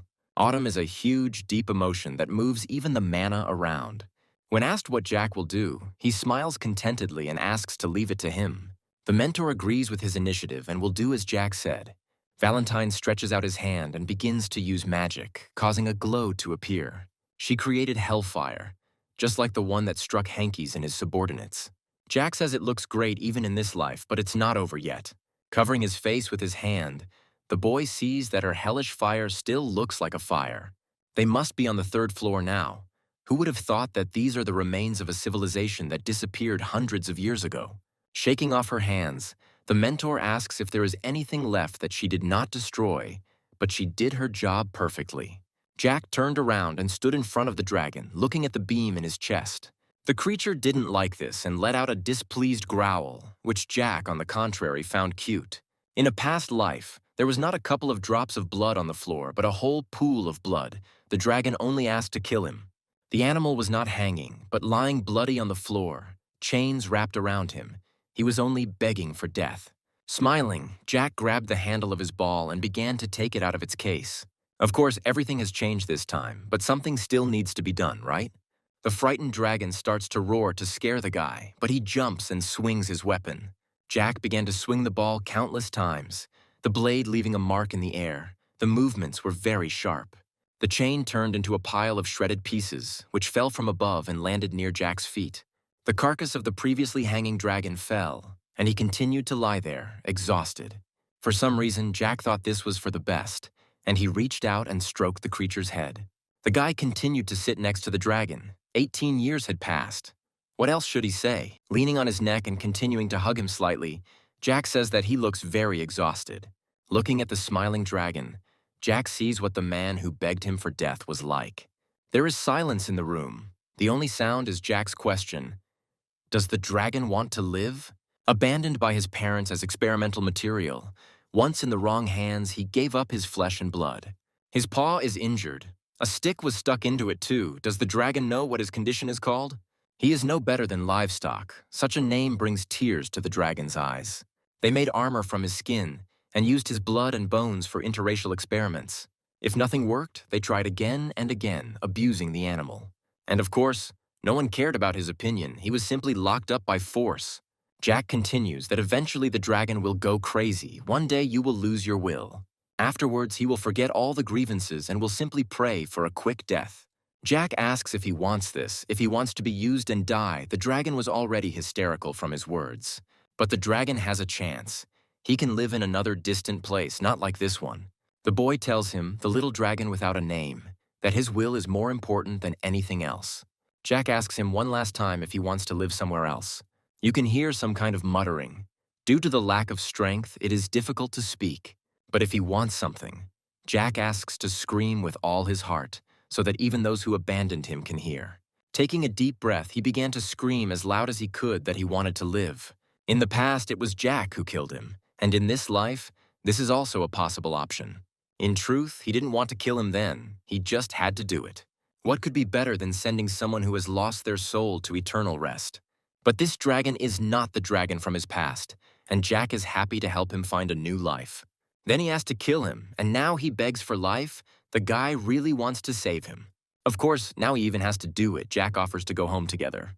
Having already decided everything, Jack asks if the mentor is against it, but receives silence in response. Still, in the end, she nods positively, thinking that she liked him too. Suddenly, an angry voice called out to them, asking who they were. It was Hank's, and he was clearly not in a friendly mood. The dragon immediately began to tremble, and pure fear was visible in his eyes at the sight of these people. Pointing his sword at them, he continues to glare, saying that he is asking for the last time. The boys are not even a little bit scared. They continue to talk about their own things. The teacher tells them to do as they know best. But even if the mentor hadn't said so, he would have done just that anyway. The white-haired man is furious that his question is being ignored and asks if they will answer. If they don't want to answer, then he will force them to do it. He swings and rushes towards Jack. But Hank's didn't expect the little boy to respond with the same force. He looks at the masked man through the crossed blades in horror, but receives a cold and calm look in return. He tries his best, but nothing works. Jack remembers that Beggarman was at that level at that time. In response, Jack only receives an angry scream. Hankey's was not satisfied with the smile. How dare he smile at him? But Jack is only amused by this. He starts laughing and smiling more brightly, as if he is not allowed to do this. The man begins to use magic. He calls Jack a fearless idiot. He uses the 10th circle. Even among the masters, he's one of the best mana users. It is not for nothing that at the moment everyone considers him one of the strongest on the continent. A look of madness appears on Jack's face. Even though everyone thinks Heinke's is the best, he's still not strong enough. The man gets scared when the boy uses his power. He feels this energy. It was exactly the same pressure he had felt recently when Valentine had summoned the resin. Now Jack looks like a killing weapon and makes the grown man back away. He kicks the blade with his knee, breaking the sword, and then begins swinging it wildly as he continues to advance. After the next blow to the blade, the weapon cannot withstand it and cracks right in your hands. The mentor watches what is happening while the student worries about his master. Having flown into the wall, he leaves behind a huge dent and then rolls down to the floor exhausted. Could he really lose consciousness so easily? Jack comes up to him. He's clearly disappointed in the strongest continent. Leaning on his sword, Henkes tries to get up. He asks who is in front of him because he has never seen him. But Jack only laughs in response. Why should he know? And this laughter makes the man tremble. After Jack's silence on the fun, the guy invites him to listen to his prophecy. He says that there is one person he knows, referring to the cutie Thanos. For now, he is still very simple, inept, and strong only in his dreams. But the day he becomes the best knight on the continent will be the day Heinke's beggarman dies. The man did not like this prophecy, and he angrily attacked even with a broken sword. Jack doesn't do the same in response. He continues to stand in a calm pose, holding his sword forward. After looking at the dragon, he returns his gaze to his opponent, Jack's amber eyes reflecting his angry face. Henkes reaches forward with one hand, his other sword in hand, to make an attack on Jack. Pulling out his hand was a mistake, because with one movement Jack cuts it off and it flies back. Blood splatters, and the man looks on in horror. Jack's eyes are terrifying. They seem to say that Heinke's beggarman is still such a weakling. It's surprising and a little sad. Using his stretching technique, little Jack actively kicks him in various places. Thus, Henkes turns into a punching bag, and eventually he falls to the stone floor of the basement at Jack's feet. The guy, pulling out a bloody sword, says that this is only his wish, but asks him to become a little stronger. Beggarman, now smitten, serves the crown prince of Tulkan. And the prince is the head of the faction of supporters of cruelty, the source of all that exists. In just a few years, all their heads will roll. If it all becomes too easy, Jack will simply lose interest. Jack looks back and sees the guy who is scared to death of this. He's also too weak now. Beggarman's student, I think his name is Marengos, and the guy is scared, wondering how Jack suddenly knows about this. Jack remembers that in his past life, when he killed Beggarman, something strange happened. The previous Jack, after killing a man, noticed that he was being attacked by a knight. Of course, he immediately cut off his head and did not remember any of the outlines clearly. But there is a but. The mentor and the student are literally one, but does Marengos know about it? You can't cut off his teacher's hand and leave it to him. It's not fair. The red-hot chains that once suspended the dragon now wrap around Marengos' arm. A smile appeared on Jack's face, as if he was amused by this, and asked if he was right. Beggarman's student asks him to stop. With one movement of Jack's hand, the chains tighten on his forearm. A moment later, his hand fell to the floor, and he himself fell to his knees in tears. Amidst cries of loss of arm, the mentor asks if Jack is finished, to which he replies that it is time to go. But there is one thing worth taking, says Valentine, referring to the dragon. With the help of teleportation, a second later, they find themselves in the courtyard near the estate, and Jack looks like he is bored. As he takes off his mask, a quiet laugh is heard. It's Jack, and he doesn't stop smiling. But suddenly, his face becomes completely indifferent. Apparently, he's already gotten used to it. So, it's time to get acquainted, and Jack asks the dragon what his name is. Lying on the floor, he looks up as Valentine and Jack wait for an answer. His name is Sel Bakhmut. The dragon's voice trembled and stuttered as he tried to pronounce the last name. Jack stroked him, saying what was the meaning of the last name of the parents who abandoned him. His name is Sel. Jack says that's the only name he's called now. Did he understand? Having captivated Sal with his caring gaze, the boy offers to heal his wounds. Having agreed with this, the dragon was placed in the room, and now he lay down on the pillow and sleeps, resting. Crossing his legs, Valentine Milos asks his apprentice what he plans to do with the Dragon Lords. In fact, he doesn't know who he needs to bow to. He comes up first and bows. It would be strange if the strong one finds the weak one himself. This is a very interesting look. The mentor feels like he cares about her in this way. Jack doesn't hide it. His mentor has long outlived the human voice. She's 400 years old. In the past, she did a lot of good and created the basis for the existence of the human world. For a world that now doesn't even remember and perhaps doesn't even know her name.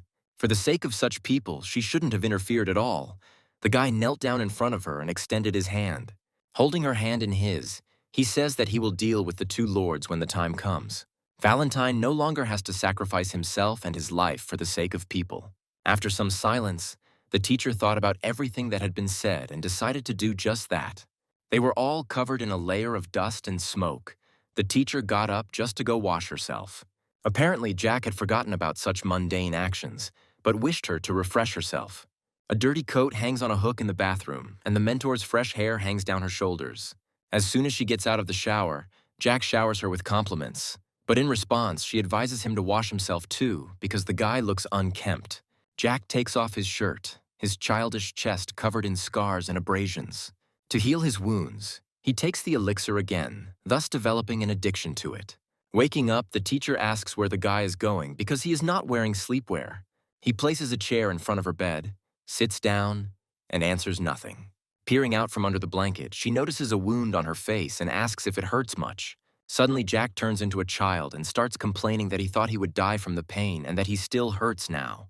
Judging by his clothes, he was not going to sleep tonight. He had heard that the teacher had been watching over him for the 3 days he had been lying there. Ron told him about it. For the entire 3 days while he was unconscious, only one person remained. The teacher sat next to him and spied on him while he lay in bed. Ron thought she was a well-made doll, that's what he said. Now it was Jack's turn to look after her. She always loved to sleep. There was no response, only silence and quiet snoring, like a kitten that had already fallen asleep.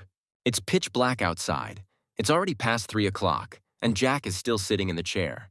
Sometimes he wonders what would have happened if he had met Valentine Milos earlier. If Jack had met his mentor 400 years ago, at the time she was born. Pulling the blanket up, he tucked his mentor more comfortably in and hung on the bed on all fours, continuing to look at her. How could this woman be called the most terrible necromancer who terrorizes the entire continent? The guy became embarrassed. His cheeks immediately turned red. For him, the mentor was very beautiful. How many hours ago from all these events in the underground prison of the Duchy of Osenbol? It's been 10 years already. Has he really been spying on the boss for that long? A handcuffed man asks the tower's owner if this is bad. The leader cared about him very much, so the tower leader replies that this is bad. The man stabbed him in the heart, even though the leader had accepted and raised him. This means that all his work and sincerity were just a game since it doesn't matter to him. The tower's owner says there is no testimony or evidence to prove how much longer the man can remain silent. Suddenly he bared his teeth. The owner clearly wasn't going to tolerate it and was asking for the last time. Not understanding, the man asks if the tower owner really doesn't know about this or is just pretending. Surprisingly, even in such a situation, in the basement and constrained, he feels too confident. As the owner of the tower heard, they even destroyed his circle, so where does such confidence come from? Bluetooth suggests thinking about everything that has happened over the past 10 years, but the tower's owner believes it was an accident. Then why did the previous owner of the tower decide to become a citizen of the Tulkan Empire? Why did so many 10th Circle holders leave this country without hesitation? And why were so many mages summoned under the pretext of clearing the forest of monsters? With a serious face, turning to the prisoner, the tower's owner says that he will speak when the torture begins. The response is a deafening laugh, similar to hysteria, but it is quite believable. Why haven't they tortured him yet? Why is Duke Osenbol still keeping him here, despite the fact that he is a traitor to his homeland? Perhaps because you are not sure that you can make him talk to prove his loyalty to the king. This man really doesn't look like someone who has been tortured. He's been in prison for 5 days now, but he hasn't lost any weight. The tower's owner needs to think twice. We need to think carefully about whether this kingdom really has a future. The tower's owner runs up the stairs, not understanding the reason for such self-confidence. There is only one explanation, and that is only if the kingdom is already completely rotten. And if this is really true, then that is why the chained Bluetooth acts so confidently. Walking down the basement corridor, the tower's owner continues to reflect on the fact that tomorrow Bluetooth will be transferred to the castle. There probably won't be an official trial. Everything will probably be resolved internally.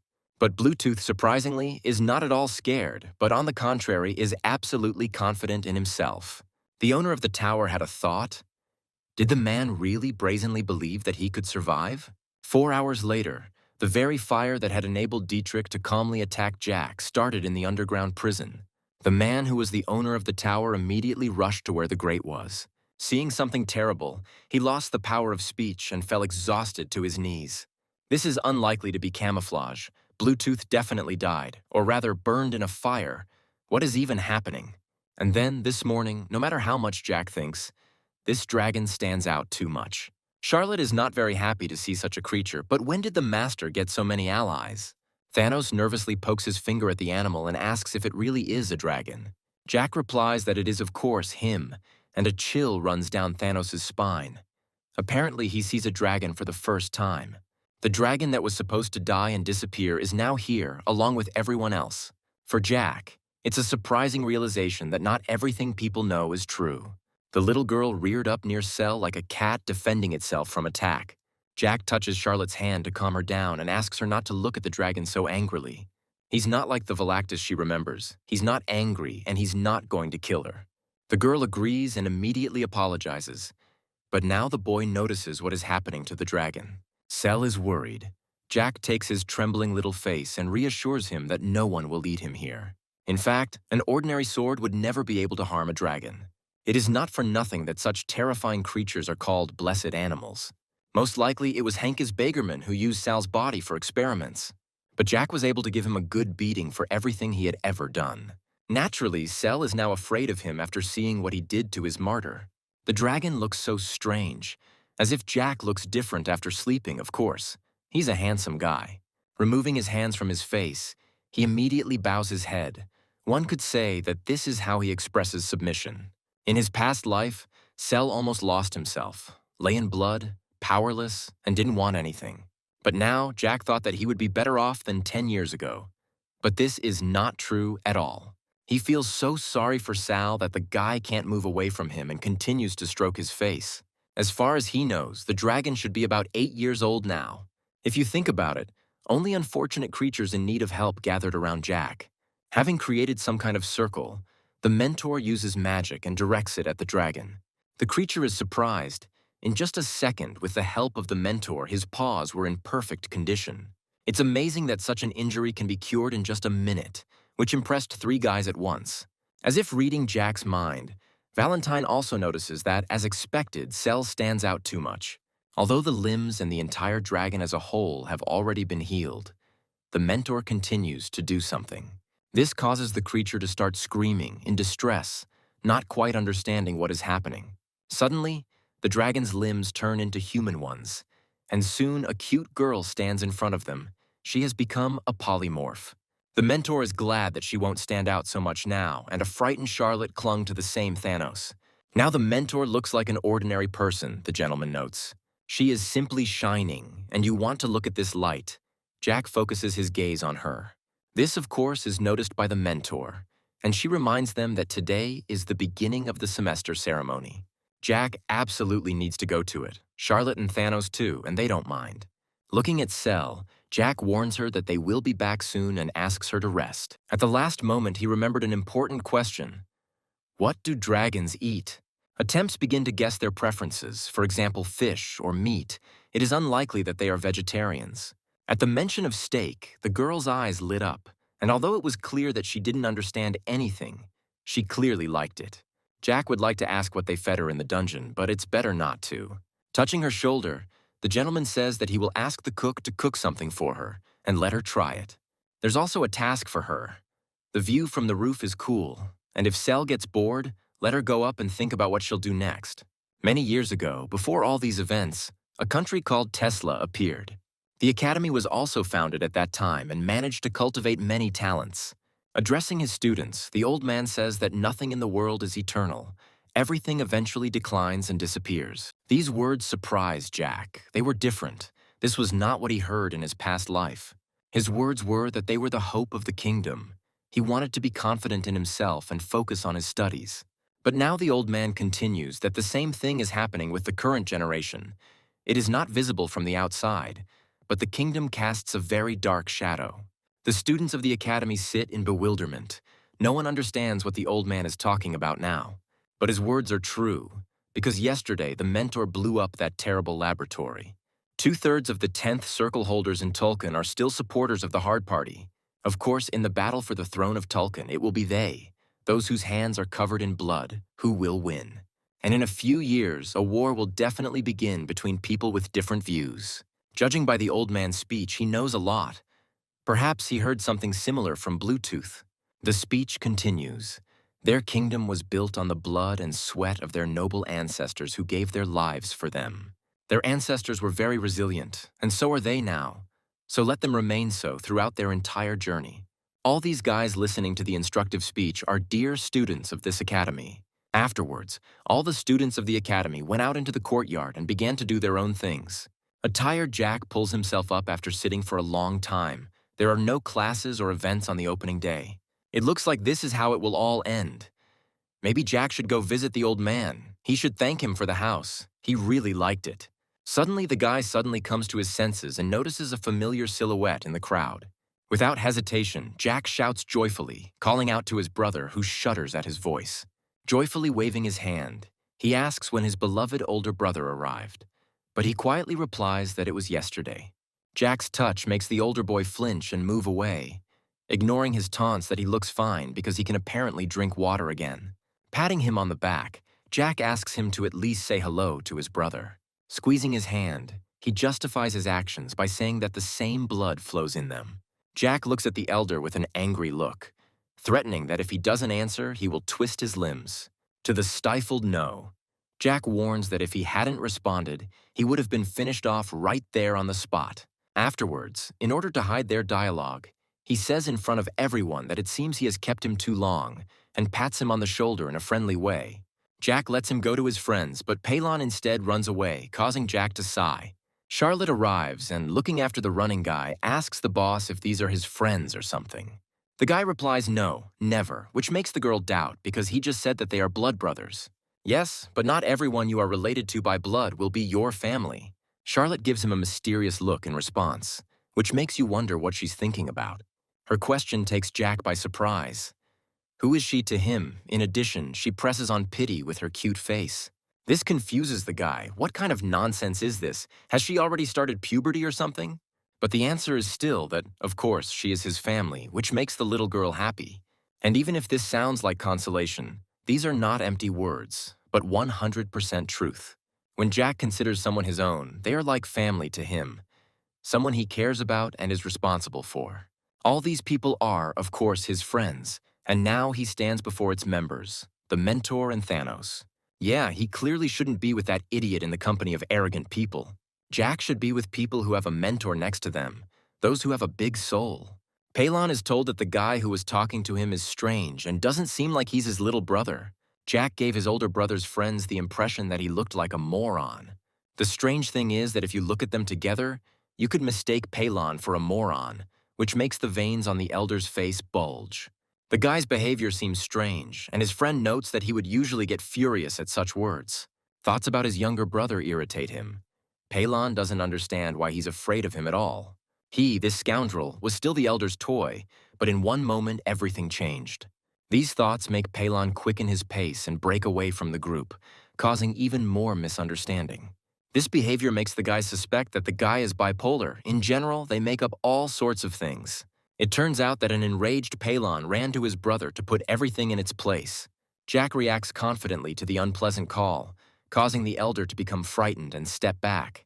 Because of this behavior, Palon could not say what he wanted. He turned away and did not admit that he wanted to hit the younger one. Falling to the floor, Palon does not dare to look up, which causes his brother to tell him that he is boring. He has definitely overcome his fear of water, so why is his heart beating so fast? The guy had never felt anything like this about anyone before. This was the reason why he didn't know that he now had an injury. Jack, picking up a frosted cookie, wonders what it means that Bluetooth is dead. This news doesn't surprise the guy at all. On the contrary, he asks what's so special about it. The old man didn't understand this, but Jack really didn't care whether the man was alive or not. Apparently, the guy was bored with this conversation. The old man hesitated because he had nothing more to say. Suddenly, Jack remembers that he wanted to express gratitude for the estate and immediately corrects this point. And the chef there cooks amazingly deliciously. Charlotte is simply crazy about his dishes. It's strange that the old man didn't react to Bluetooth's death after that fire. When Jack is about to leave, the old man asks him to wait and stay. As far as he knows, Jack has entered the first year of the fencing department.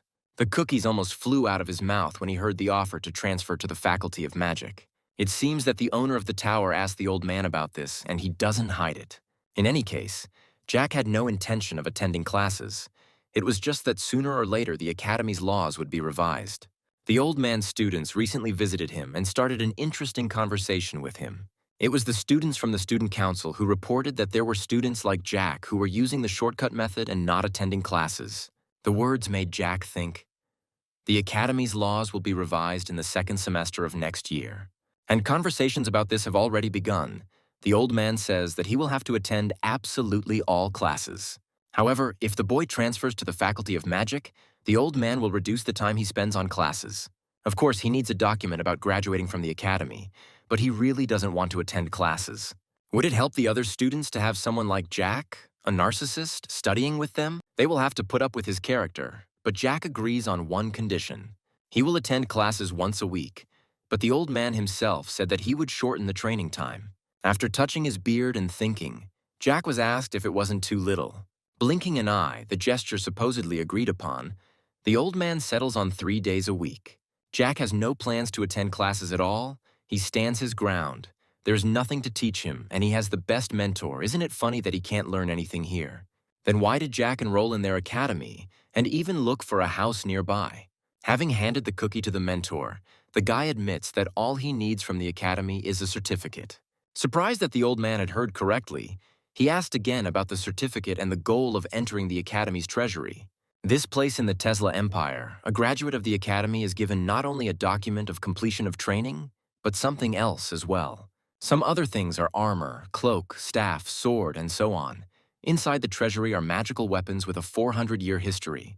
Each generation of graduates can take with them one of the types of weapons. Everything of value had already been taken from it. It was unlikely that the sword Jack needed was still there. In principle, there is none in the duchy. But the old man can make a sword worthy of a squad captain from an ordinary sword. They will be better in level than any weapon in the vault, but as Jack guesses, it won't be free. Bellamy Craig is a man who, as everyone knows, has been devoted to the director for over 30 years. He needs an apprentice. Initially, it was his personal desire, but now they both want to make Jack their subordinate. Having guessed this, Jack only thought that he was so cute, not at all for his age. Now he wants to skip a school year, and Jack asks to organize it all earlier. The old man suggests discussing this later and now returning to the original agreement. It would be better to compromise and choose between 3 and 1 day a week, which would result in 2 days. There's no point in refusing this, it's the best option, so Jack agrees. Then from today, his first year at the Faculty of Magic begins. In exchange for his agreement, Jack will not become the Tower Master's apprentice for now. When asked why, he replies that he has a keen eye and first he needs to see his mana. He will see how talented the tower's owner is and how much he has grown. Jack's skills in magic are far beyond what they would imagine for a 14-year-old boy. Interestingly, the old man notices that he has a talent for distinguishing between good and bad. If this is true, then he will take responsibility and make Jack a marquise. The guy clutches his stomach and bends over to his knees with laughter upon hearing this news. Having calmed down, Jack apologized for such behavior. He simply could not contain himself. He doesn't need to be a marquis, so he wants to leave, but the old man calls him again. Apparently, he knows something because he asks if something happened at the villa yesterday. Recalling his servants lying unconscious on the floor, he says that nothing happened. The old man's questions sound like an interrogation, but Jack says he went to check on the boys because they hadn't prepared any food. Everyone was unconscious, and Thanos took them all and brought them into the house so that they wouldn't be lying on the street. He didn't ask what happened, but it seemed like they all just got into a fight among themselves. It seems stupid for an old man to do this, but the justification is that he himself knows that children grow up when they fight. Saying that this is indeed the case, Jack bows and wants to leave because it is really time for him to go. Coming out of the office, an interesting picture spread out before him which immediately attracted his attention. It shows a girl striking a man with horns. If you look closely, you can see a mentor depicted there. Valentine remained in the office. The old man, listening to her, was thinking hard about something. He has been in the political arena for decades, and his instincts are hard to fool. During his life, The old man saw hundreds of aristocrats, knights, and even kings. But I have never felt anything like the aura from Valentine Milos. Touching the flowers near the window, the teacher says that the old man's speech was impressive. Every little movement she makes is unusual, even the way she approaches the window. And he is sure that Valentine is a unique woman, like no other you will find. In her opinion, the old man would be better suited to the title of general than director of the academy. Perhaps the title of general is appropriate. He fought on the battlefield before, albeit briefly. Like the child named Bellamy mentioned recently, there is a lot of talent in the Teslan Empire. Will he be able to protect all the talents of the Empire as the director of the Academy? The majestic gaze seems to conquer the director. She asks if he thinks about it at all. Lost in his answer, he is interrupted by the sound of the door opening with all its might. Jack has returned for his mentor. The teacher asks him not to act like a hindrance because she was already getting ready to leave. The guy was just worried that she was gone for so long. When the mentor walks down the street, everyone around her shifts. She really attracts attention. The shop assistants ask their lovely sister to try the bread from the shop, but she refuses because from today she is allergic to flour. When the lady asks for some tea, the teacher quickly leaves, saying that she has already had some today. All the applicants are upset by her refusals, but she is apparently used to such looks. Perhaps the director wanted to make her his student too. It was written all over the teacher's face. The mentor asks a strange question. Does Jack trust Director Rommel? The answer is clear as ever. Jack doesn't trust anyone except his people, the so-called family. She shouldn't worry. She and the old man have a different relationship. They need each other. Valentine understands perfectly well that he would definitely not allow himself to be used. They arrived. Jack took her where he wanted, but she still doesn't understand why they are here. They came to the Arabes Guild. This question is strange because their goal is Jack's money, of course. This is the Arabes Guild for mercenaries, hunters, and the like. In this place, you can hire anyone for various tasks for personal purposes. Jack knows for sure that if they need a ninth circle mage, it will require a lot more money than it might seem. Most likely, the ninth circle mage is the one Dietrich hired to kill him. However, what will happen if both the one who paid and the one who took it die? That's what they came for. They were met by a nice girl. She turned to the mentor, but Jack showed that he was the initiator, asking the manager, of course, that all the money should go to him. Please convey just a few words to the leader. Last night, the ninth circle, and the murder. After these words, the girl's face became very frightened, and a squeal accidentally spread around. The hand of the guy standing next to her immediately covers her mouth after Jack's name accidentally escapes her lips. Jack's reaction is immediate. He grins at the fact that she knows him. But why was she surprised then? His gaze looked frightening. He bared his teeth, leaned on her table, and approached. Suddenly, the girl says Dietrich's name. The guy tries to calm her down, because he'll get it later. Jack guessed that this idiot placed the order here. Dietrich did not meet them one-on-one, but tried to kill him with the hands of the guild. Now everything has changed, but the guys from the guild are nervous and can't say anything useful. Jack gives the guys just 5 minutes to bring the leader here.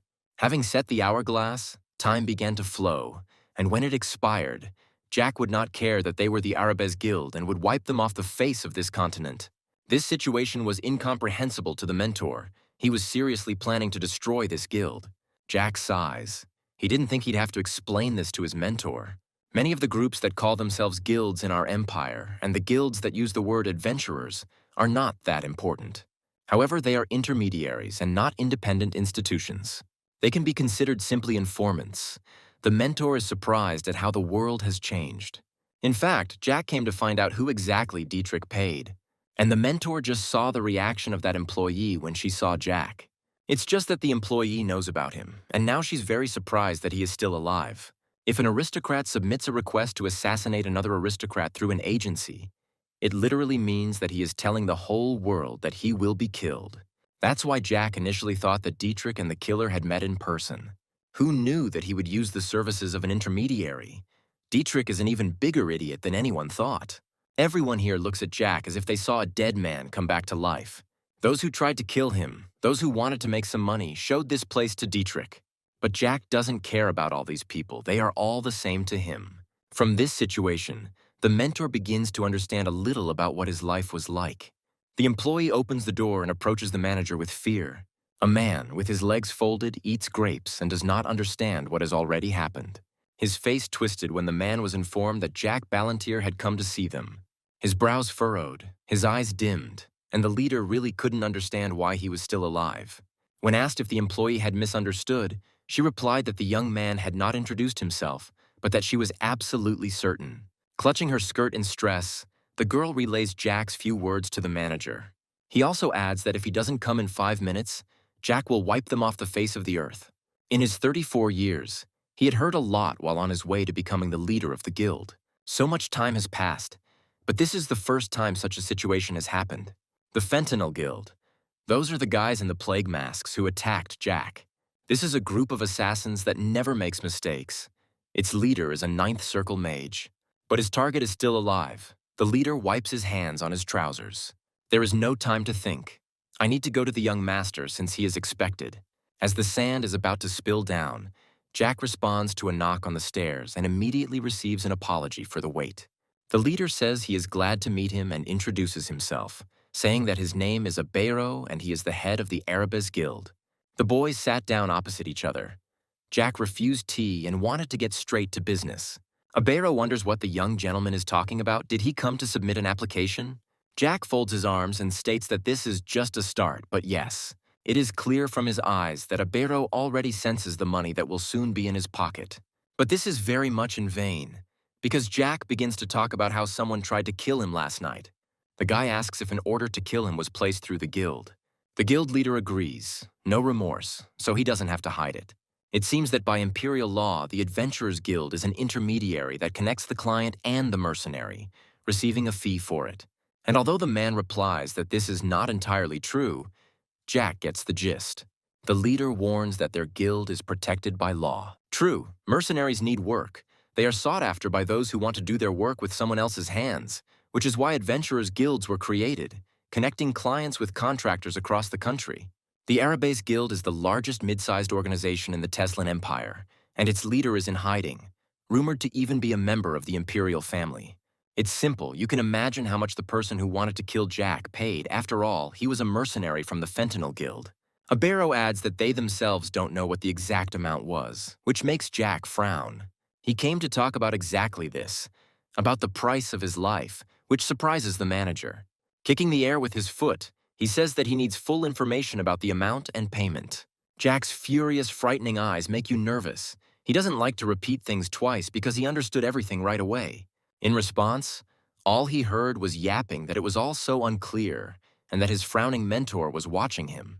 Trying to get out of the situation, Abero says that it seems he wants to take on a task from the Arabes Guild, but he is not their employee or mercenary, so he will need to sign a contract. And even though Jack is losing his temper, he continues to listen about the real treaty with the Empire, about the provisions and points. Irrelevant conversations about the request and payment amount, the down payment, the advance payment, and the commission are getting on Jack's nerves. Jack thinks that the manager didn't understand. He didn't come here to leave a request. The man who wanted to kill him and the man who helped him do it are the same. To be more precise, these two people are dead, and neither of them got what they wanted, especially the money. Having played dumb, a conversation about the commission begins, to which Jack aggressively puts his foot next to the manager, saying that he has completely mixed everything up. They did not reject Dietrich's request, although they had a choice. No one did so. If Abero does not carry out his order, Jack will kill all the guild workers. Jack doesn't care that they are under the protection of the Empire. He just wants to know who he is talking to. It's better to do this quickly before he destroys the leader's impudent face. The guy won't continue any longer. The manager must do everything to find his money. He has a week to do this, and if they are not with him by then, the Arabes Guild will disappear from the face of the continent that same day. Having said his piece, Jack leaves and near the door asks the mentor to follow him. He will conduct his own investigation later, and if he sees a difference between Dietrich's payment and the amount received, it will be bad. Even if the difference is only 1 gold coin, the manager must understand the consequences. Let him not even dare to think that there is payment for his efforts or work. He doesn't respond to the threat in any way, but his face makes it clear that he has understood everything. After all that was said, the teacher and Jack went down the stairs. The conversation had gone well. When the employees were alone in the room, the girl asked if everything was okay. Having fallen onto the sofa, the man began to suffer. He was in a terrible situation and regretted taking the order. I can't believe it. An aristocrat kills an aristocrat. Dietrich was in his right mind when he approached them about such a matter. A cry of regret spreads through the room. He didn't want to take on such a job. The moment Abero first read Dietrich's request, he immediately thought that he would never want to fulfill it. It was clear that only a psychopath could ask the guild for such a thing. Having reported this to the top brass, he soon received a reply letter. In it, they told him that he could not refuse young Master Herman. The head promised that in any situation he could cover for him. Abero introduced the Fentanyl Assassins Guild to the aristocrat Dietrich, and everything should have ended very simply. This means that they are now being blackmailed by the most junior gentleman, who is not even in line to inherit the title. The leader is furious. Tolisso cannot understand what he can say and what he cannot, because the newcomer or the marquises are his friends. The guy doesn't know what to answer to these words. He hesitates and rubs the back of his head. This is understandable, since they took this guy on just a couple of months ago. He does have outstanding intelligence-gathering skills, but it's unclear why else he was chosen. Tolisso's mind sank with realization, and he apologized because he realized that he had made a mistake. There's no way Ventiman could suddenly become a raven. So that he could become a raven and gather the most elite members near Osenbol, it would cost 30 silver. But what if the target of the assassination is still alive? Jack Ballantier, when asked to be honest about the price for his life, literally said that he did not know the amount of the contract. And there is no evidence that the killer left the province. He might have been caught, but then he would have known the exact amount paid. Calling out to Tolisso, the manager asks if Dietrich Herman was at the opening ceremony today. The answer to this question is that there was none, after which Abero asks to tell more details. At the inn where Dietrich was staying, only his servants remained, and the accompanying guards had not appeared since the previous evening. My head is almost smoking from this news. It's very strange that he just disappeared. Abero asks to imagine that he is attacked by a master of 9th Circle magic and 30 professional assassins of at least 6th Circle. This image gives Tolisso goosebumps and he turns pale. It's terrifying. These guys are the most professional of professionals. It is impossible to escape from them. But the missing Dietrich Herman died, and the entire Fentanyl Guild was destroyed. Upon serious reflection, Abero concludes that the mission has been a complete failure. Suddenly, the most stupid question is asked, is it really a failure? To which the manager loses his temper and shouts that the target is still alive. Is it normal that he came back without a single scratch? But Tolisso doesn't understand at all why he is being asked about this. Even if Jack was able to defend himself against the killer with someone's protection, there must have been at least a hint of worry on his face. However, he was completely calm, and even dared to threaten to destroy the guild. There was no one special among the latest recruits to Osenbol. The Marquise may have several knights, but he cannot get along with some of them at the same time. Maybe the one who helped him with the guild was one of the local magicians. Could it really be that the old man himself, Duke Osenbol, helped this little child? This could be an option, as Jack Ballantier even lives in his residence. If this guy is a high-ranking guest in the duchy, then that's a good reason to protect him. But yesterday's fire in the duchy, the army would not have been able to cause something like that. Abero seems to be missing something, so he asks to contact a representative of the Marquis de Ballantier, and also find out everything possible about Jack Ballantier and bring the information to Abero. We need to gather the guys and search everything, but find the place where Ventiman could hide the money. Just as he was about to leave, the manager remembered something and asked to send a letter upstairs. It must be reported that Dietrich Herman's mission has failed, and that the fate of the Fentanyl mercenaries is unknown. And the main thing is that Jack Ballantier may be under the protection of the Duke of Autumn. Also, in his memories, an image of a girl who was with Jack appears. But suddenly Abero changes his mind about talking about it, and rubbing the bridge of his nose asks the guy to step up. It's strange who the woman next to me was, who immediately attracted my attention. Recently, they briefly locked eyes when the mentor was waiting near the exit. At that moment, he was overcome by an instinctive fear, as if a tiger were commanding its prey. His decision was not to look for her or mention her. He went to the employee to see if she was good at writing an apology letter. Fortunately, he liked to rely on his intuition. While devouring the delicacy, Jack is surprised that they only just got home, and here is such a sight. The boys are training. They are having a real battle, only with wooden swords. Jack let out a sigh as he realized they were unlikely to be fighting for real, but rather just training. It looks like they both got the first mana circle and look like two chickens being let out. Even though Jack had said it wasn't a battle, The boys were now fighting seriously. Or rather, Charlotte was getting into the swing of things. Something is strange for the mentor, and the guy asks what exactly it is. She asks if Thanos really thought he could defeat that kid last night. After this, Jack remembers what happened last night and what she is talking about. She means Henke's beggarman. Did Thanos really tell about this? Does he really think so? The mentor believes that even from her appearance, Jack should have understood that Charlotte had never held a sword in her hands. That's right. Now she's being insecure with him and doesn't know how to keep her distance. But even so, with her incompetence, she can displace Thanos from his position. The guy notices that this huge guy is now giving in to the little girl. Charlotte seems to be losing ground. He tenses up and grins from applying all his strength. But in reality, it is Thanos who is doing this, and he is no less serious. He is stronger than Charlotte. The little girl even admires his power and muscles. Even with this understanding, it is impossible to say with certainty who will ultimately win. As Thanos swings, Charlotte manages to attack and hits her sword with his own. It's clumsy, but she manages to attack. She never studied fencing. How did this happen? A smirk appears on Jack's face, and he wants to argue with his mentor. The bet is that within 9 years, he will make it so that Thanos can defeat Beggarman. It seems that he chose little time for such a matter. Wouldn't Beggarman himself become stronger? Contentment is pouring out from Jack. The mentor thinks it will be interesting, so she agrees. They bet on a wish. The loser will fulfill the will of the winner. The argument itself isn't as interesting as something else that makes Valentine curious. This is exactly how Jack will make this child so strong. It seems the guy himself doesn't know this. There are many ways, one of which will suit him. Under the pretext that the boys should rest, Jack separates them. The girl blushed and told her boss that they weren't really arguing. It seemed as if she was about to burst into tears, but Jack hadn't come to scold them for their quarrel. Charlotte's eyes light up when Jack compliments her on her talent for fencing. And even though the guy didn't see the whole fight, she managed to do it 3 times, which she herself doesn't really understand. Charlotte hit Thanos' sword 3 times, or 2 out of 3 to be exact. What should you do if your opponent is much stronger than you when he is huge and you are weak? The answer is simple. You need to be like Charlotte and act as she did. If Jack hadn't interrupted their fight, she would have definitely ended up punching Thanos. After stroking her head, Jack praises her for having talent and that they need to see if she is also talented in magic. He invites the little girl to come up to his place and eat the cake he brought.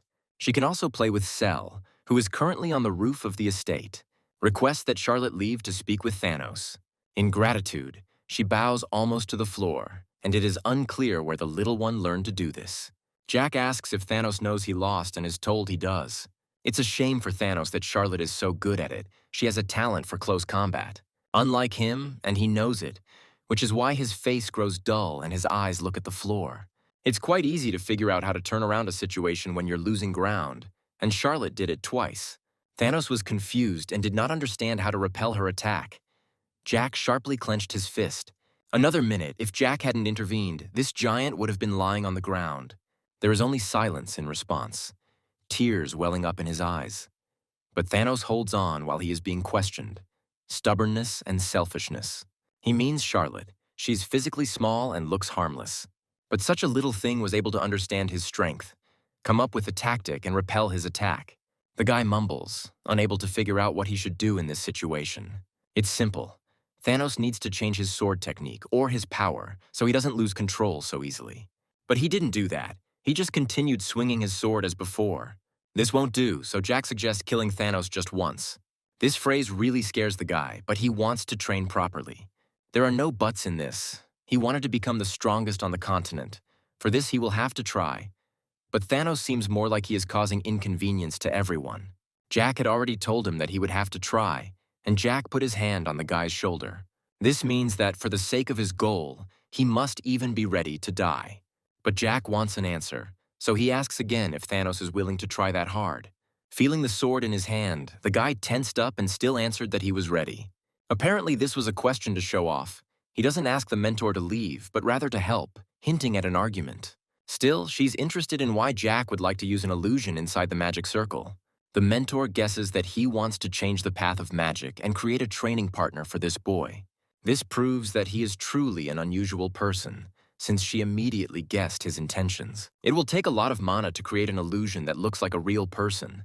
Running his finger along the asphalt, Jack drew a circle on the ground with mana. The mentor recognized that this was a combination of the rules of death and illusion. The rule of death is a 10th circle dark magic spell. It controls a limited space, spreads black magic within it, and changes the path of mana according to the will of the caster. In this space, you can drive your opponent crazy and force them to panic. And the 9th circle illusion is a spell that creates an illusion that looks like a real person. But if you combine both spells, you get something interesting, something he and his mentor came up with in a past life. Holding the teacher's hat in his hands, he distracts her from the spell, wanting to say something. After this, Jack turns around and calls out to Thanos for the same reason. Jack says that battles have difficulty levels from 1 to 10. The higher the number, the stronger the enemy. Immediately after the explanation comes the question of what level Thanos wants to start from. Embarrassed to overestimate himself, the guy sadly replies that only from the first. Since Jack himself gave the choice, he did not object, and it was better to start with the easy one. Running his finger along the center of the circle, Jack continues to cast a spell on it. He will be amused that when he dies 100 times, he will definitely learn to hold a sword.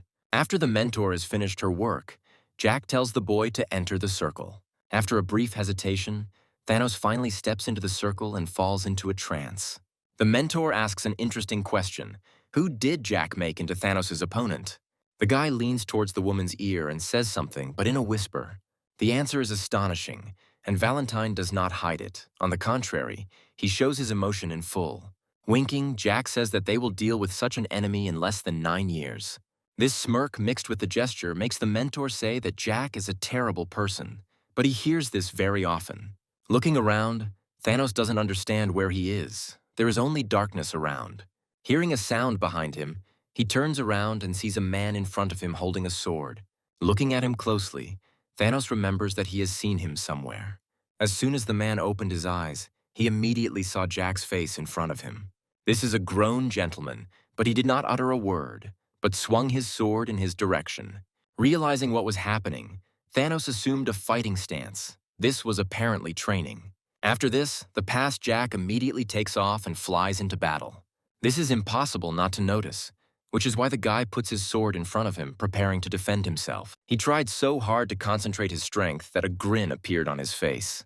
Just when it seemed to him that everything had slowed down, his sword flew out of his hands.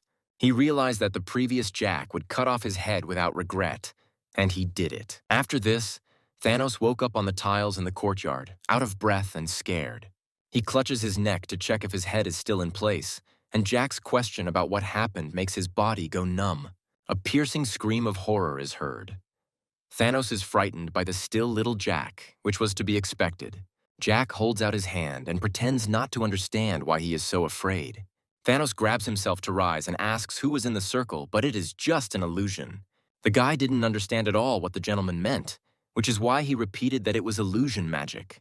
Jack points out that Thanos has little experience and has never been in a situation where he had to risk his life. And that's true. He is told that he saw Jack in this circle at the age of 18. Jack will tell anyway, even though Thanos has already tried and should have understood it himself. To improve his skills, the guy will have to fight him from his past life. And the longer Thanos can last in battle, the stronger he becomes. Having drawn conclusions from his past life, Jack concludes that a lack of talent can be made up for by experience. There is no magic used there, only fencing, so the difficulty was at the level of the first circle. Jack says to try to win, and Thanos agrees with this, but he does not understand what this past life is. Exactly, he didn't tell Thanos about the rebirth, well, some other time. The guy hits himself on the chest and replies that he understands everything and, as he was told, will try to win. Let it be the magic of illusion, nothing more, but the feeling of death is too obvious. If you die there several times, you can go crazy, just like you defeat your opponents. But Thanos is different, and it's not just sympathy, he can handle it. Jack really believes in him. It's not for nothing that he bothers with his training. Even with broken bones and pulled muscles, he practiced with the sword day after day. When Jack asked last time, Thanos replied that he trains in his spare time between sleep and food. The problem was that this enormous mental power was spent in the wrong direction, so he is left to simply die during the fight in this circle. This way, by learning from his mistakes, he will definitely be able to surpass Beggarman. In any case, Jack will help the guy with this, so he himself is confident in it. Jack also asks the guy how much longer he will call him Marquise. Initially, Jack thought of just playing with his chicken, but over time, his plans changed. He will make his own man out of the chicken, so the Marquise is too formal. It's better to call him boss.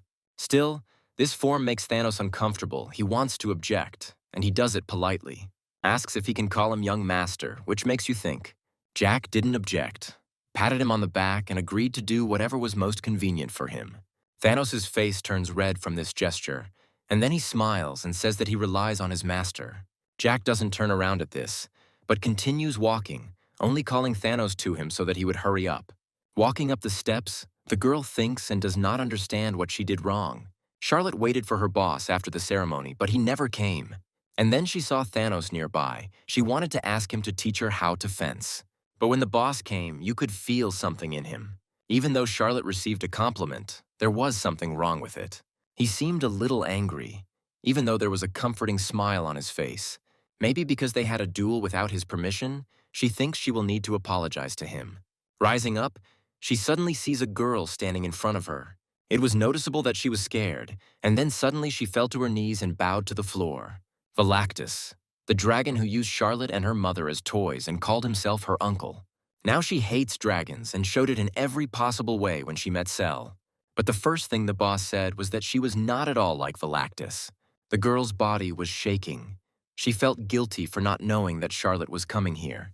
Tears well up. Apparently she feels very sorry for Cell, so she also falls down next to him and hugs him tightly. Until now, Jack hadn't told them what had happened to her, but it was clear that Cell was very traumatized. But maybe Charlotte can help her somehow, for example, with communication and friendship. The cook remembers that child and is surprised that she is still on the roof. He talks to Jack and offers him something to try since he ran to see the cook. Suddenly, two girls are asked why they are both hugging on the floor. Jack thinks they have become such close friends, but the mentor thinks it's more like only one side has become friends. Well, yes, if you look more closely, for some reason Cell is shaking and Charlotte is crying. Charlotte finally hears the dialogue from behind and immediately pays attention to it. Turning around, the girl sees the boss, quickly gets up and runs with apologies. But as soon as she ran up to Jack, they noticed that Cell was bowing again, almost hitting her forehead on the floor. This doesn't suit Charlotte, and she tries to get Cell to her feet, but hears in response a request to let go. Something's wrong. This little girl was completely different last night. Well, that poor thing had to go through a lot in that lab. Approaching the girls, Jack picks them both up in his arms and starts carrying them somewhere. At the same time, he asks what Charlotte is apologizing for, and she replies that the boss was angry that they started a fight without permission. Suddenly, Charlotte starts to almost cry and scream that it won't happen again. No way, she can have contractions whenever she wants. She doesn't need Jack's permission. Afterwards, Jack breathes a sigh of relief. Why would he be angry about this? If she doesn't hit him on the head with a wooden sword, he definitely won't be angry, she warns Charlotte. So there is no need to do this. And then Jack felt sorry for Thanos, who fought stupidly. And they are convinced of her talent as a swordsman. So Jack suggests testing her magic at night. Jack notices that Cell in his arms is not as mobile as Charlotte. Or rather, she's simply trembling, trying not to move at all. This is a good time to ask her if she liked the chef's painstakingly prepared breakfast steak, and he hears a positive answer. When asked if she wants to try something else, there is only silence. This reaction makes Jack worry, and he wonders if something is wrong and why Cell has no strength.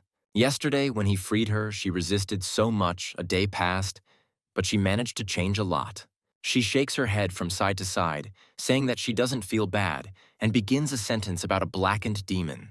The demon who changed the earth and sky. Jack did not quite understand the essence, so he asks again. He guessed that it was because of the destruction of the world, and Cell confirmed this. The mentor notes that the girl is talking about the third Dragon Lord's prophecy. 400 years ago, something happened to the third Dragon Lord. The one who was stronger than the fourth and fifth combined, opposed the will of the mentor and died. Of course, her victory was obvious. There was no doubt about it. He could predict the future using the power of souls, so he left a prediction before his death. In the near future, a blackened demon will appear who will change heaven and earth and destroy the entire world. So she's afraid that Jack is a blackened demon who will destroy the world. Apparently so, but Jack thinks this prediction is complete nonsense. When he sat down innocently next to her, Cell turned and looked at her with a frightened look, but Jack continues to say that the end of the world is nonsense. This opinion causes a violent reaction in Cell, because this is the prediction of the Third Lord, and he has never been wrong. Jack concludes that she must be energetic since she can scream like that. Apparently, her parents didn't tell her that the Third Lord liked to change his predictions, which makes Cell very surprised. He did this often, but only to protect the dragon race. Jack pats her on the head and says that she was worried about stupid things and it's time to calm down. Of course he can, but to make sure, he asks if he definitely won't eat it. But why would he need this? Dragons are not his type at all, which calms the girl down. It's almost lunchtime, so little Cell had better tell Jack straight out. Tell her if she liked the morning steak, the mention of which makes the girl's eyes light up. Her mouth immediately started watering, and she herself became embarrassed and honestly admitted that the steak was very tasty. Then Jack suggests they have steaks together for lunch, but not like the ones in the morning. He asks to cook something new starting tomorrow, and the girl is even more happy about the new steaks. So Jack suggests just eating something tasty and not being sad. Suddenly I remember that he didn't introduce them to each other at all.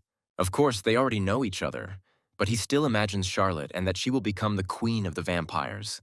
She also introduces Cell, saying that she is the future dragon mistress. Remembering Thanos, who is shyly sitting in the corner, Jack says that he will introduce him at dinner. Only when Charlotte's name is mentioned does she respond like a subordinate. She was only asked to convey to Guinness the request to begin preparing dinner. Charlotte shakes Cell's hand, but the little girl doesn't understand the gesture. It was a gesture of invitation. Charlotte smiles and wants them to go together. In response, the girl looks uncertainly and a little scared, but agrees. It turns out it was embarrassment, because afterwards she blossomed and left arm in arm with Charlotte. The mentor notes that Jack is an excellent liar, because the Third Lord was very special. The dragon did not use soul energy as mana like they did, but only for psychological skills. And all his predictions were short, but Jack remains silent about such a story. Like, it will rain tomorrow, the day after tomorrow the battle will begin, and so on. All his prophecies turned out to be true. Only one thing did not come true, namely the one he said before his death. Jack asks his mentor if she thinks he can destroy the entire world, but as far as she can see, only he can talk about such a thing. But he doesn't know anything. In his opinion, it's not true and shouldn't be believed. If the prediction had been true, he would have destroyed the world in his past life. The mentor notes that this means he failed to do it. But this is not true. There is just one thing. Jack managed to destroy one country in the past. He destroyed it, but afterwards he died a lonely death without loved ones. This prompted the mentor to ask again. Jack explains that he has no reason left to live. He didn't want to live anyway, so this is definitely a false prediction. That's why he thinks that the blackened demon is definitely someone else. But afterward, Jack tells his mentor that the future and destiny are not determined. For him, predictions that tomorrow there will be rain and then somewhere a battle will begin are stupid. If you close the sky and stop any conflicts, you can prevent the prediction from coming true. So the future is uncertain because Charlotte is not dead and Thanos is not being bullied like in his past life. I don't want to accept that this is fate, in which the mentor has 13 years left to live. If this really happens, Jack will be very angry. But for now, he is enjoying his time with her. The girls look into the kitchen and watch with delight as the cook fries over the fire. They all gathered together at the table, and the kids finally got to know each other. Thanos, he's 17 years old. If you don't know about Jack's past life, then he is the eldest. Charlotte, who hums joyfully during dinner, is 11 years old. Cell, who is still sitting at the table with embarrassment, is 10 years old. And Jack, who looks 14, they're like a gang of little kids. Guinness cooks better than Jack expected. His dishes are mouth-watering. He said that he worked as an imperial chef for 4 years, and he was clearly proud of it. Who knew that such talent was so close? Jack would have met him earlier. Jack warns Cell that the steak is rare today, and Charlotte immediately understands. Apparently, Cell is afraid of blood. Charlotte whispered this in his ear and asked him to keep quiet. Children grow and learn quickly, super active. Charlotte spins around and notices everything. She will become the queen of the vampires, and Cell the mistress of the dragons. But for now, Charlotte is simply offering her a piece of food to try. The soul shines, and Jack is on fire on the outside. He's very happy with such company. That's what it means to raise children. His contentment was interrupted by his mentor's question about why he wasn't training. There is nothing to come up with in response, so there is silence between them. Jack popped a piece of salmon into his mouth, closing his eyes with pleasure, and said that they didn't have to worry. The mentor was surprised and, after a pause, asked if she shouldn't worry about Bluetooth or the mercenary guild. Charlotte also looked up from her plate, asking Jack if he thought she didn't know anything and what he would say about Bluetooth. She also asked Jack if it was true that he trusted only himself and not them, and Jack looked down. And then he replied to Charlotte that, of course, she has a small body, and she needs time to get a third or even a fourth circle. The girl frowned and said that if she tried, she could get the fifth one, and Jack should have no doubt about it. The mentor took a sip of red wine from her glass and remarked that the physical component was very important. Jack replied that he hated to admit it, but biologically he was just a little boy. His body is not the same as before, and there is a difference in the size and length of the veins, and even the size of his heart is different. Jack glanced at Thanos and said that at his age he could easily get beat up every day. But now Jack needs more time, because he is not the same as he was before. And besides, he should not forget about vigilance. And we must remember that if a person is injured while creating a circle, the circle will be destroyed and the person will experience shock. At the same time, he will experience such pain as if his heart was torn into small pieces, and it will be difficult for him to cope with it. The teacher looked at the piece of meat that Cell had skewered on her fork and asked Jack what he was probably worried about. After all, he could get into danger when he created the circle, and Jack answered her that it was difficult to deceive her. He remembers the white flashes that accompanied him as he was reborn into the body of his 14-year-old self. Then Jack was able to make his first circle right in the Marquise's dungeon, and there were serious reasons for this, because no one could get to him in prison, not even his beloved sister Elizabeth. Then it was time to create the second circle of power, and Jack remembered every moment of that important process. Ron was next to him at the time, very worried about Jack, and his whole forehead was covered in sweat from excitement. And then Jack was sitting on the bed, and Ron was opposite him, and they were looking into each other's eyes, and Jack was sure that next to him was a person he could trust completely. The young man thought that he needed to protect his mentor while she was a doll, which meant he didn't have time to create a circle. They brought him dessert, and he continued to think about how she returned to her normal form once a month, and it happened today. Jack looked at the piece of cake and thought that he shouldn't waste time because of the circle, because the source of his power is not in the circles, but in the energy. Valentine remarked that it was foolish to receive protection from a student when she was his mentor. And so, even if it's only once a month, she will be able to fulfill her duty as a mentor, and Jack shouldn't be surprised or resist this. Valentine pointed her index finger at him and said firmly that she would protect him when he created the circle. Jack just gasped and imagined his mentor feeding him with a spoon like a little boy. He glanced sideways at Valentine and said that he already had some plans for that evening. There was to be a performance at the Ensemble Theater today with a famous troupe of actors, and he had already bought tickets.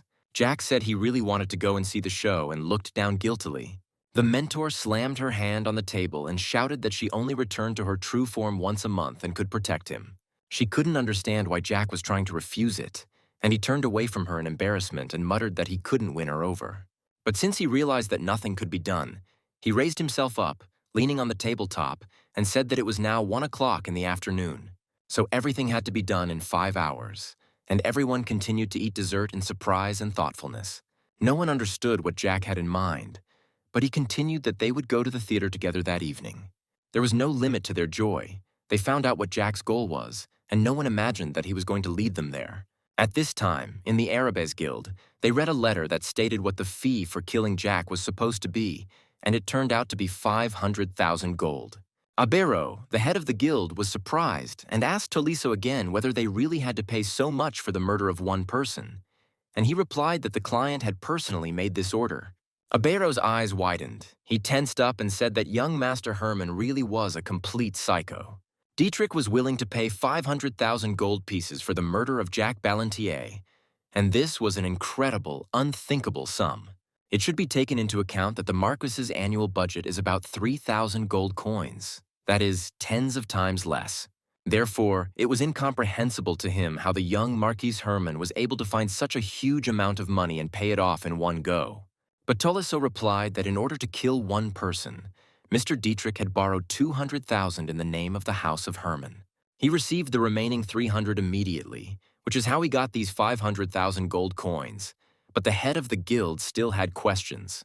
After all, he had to get those 300,000 gold coins from somewhere, and where from was completely unclear. He asked Tolisso if Mr. Dietrich was selling illegal drugs, but he replied that there were rumors that Dietrich had started his own business, but he had found no confirmation of this. Guildmaster Abero lay thoughtfully on his bed and looked at Tolisso, and then asked if he really hadn't been able to find anything at all. It is not unusual for aristocrats to lead an idle lifestyle and use drugs. But it is unlikely that aristocrats will open a business related to this, since it discredits a person from high society. Usually this might just be a hobby for the young gentleman, but not a serious business. Although in Herman's case, this is not at all the case. Abero said that as far as he knows, Dietrich Hermann does not run the business alone, and it seems that all the Hermanns do.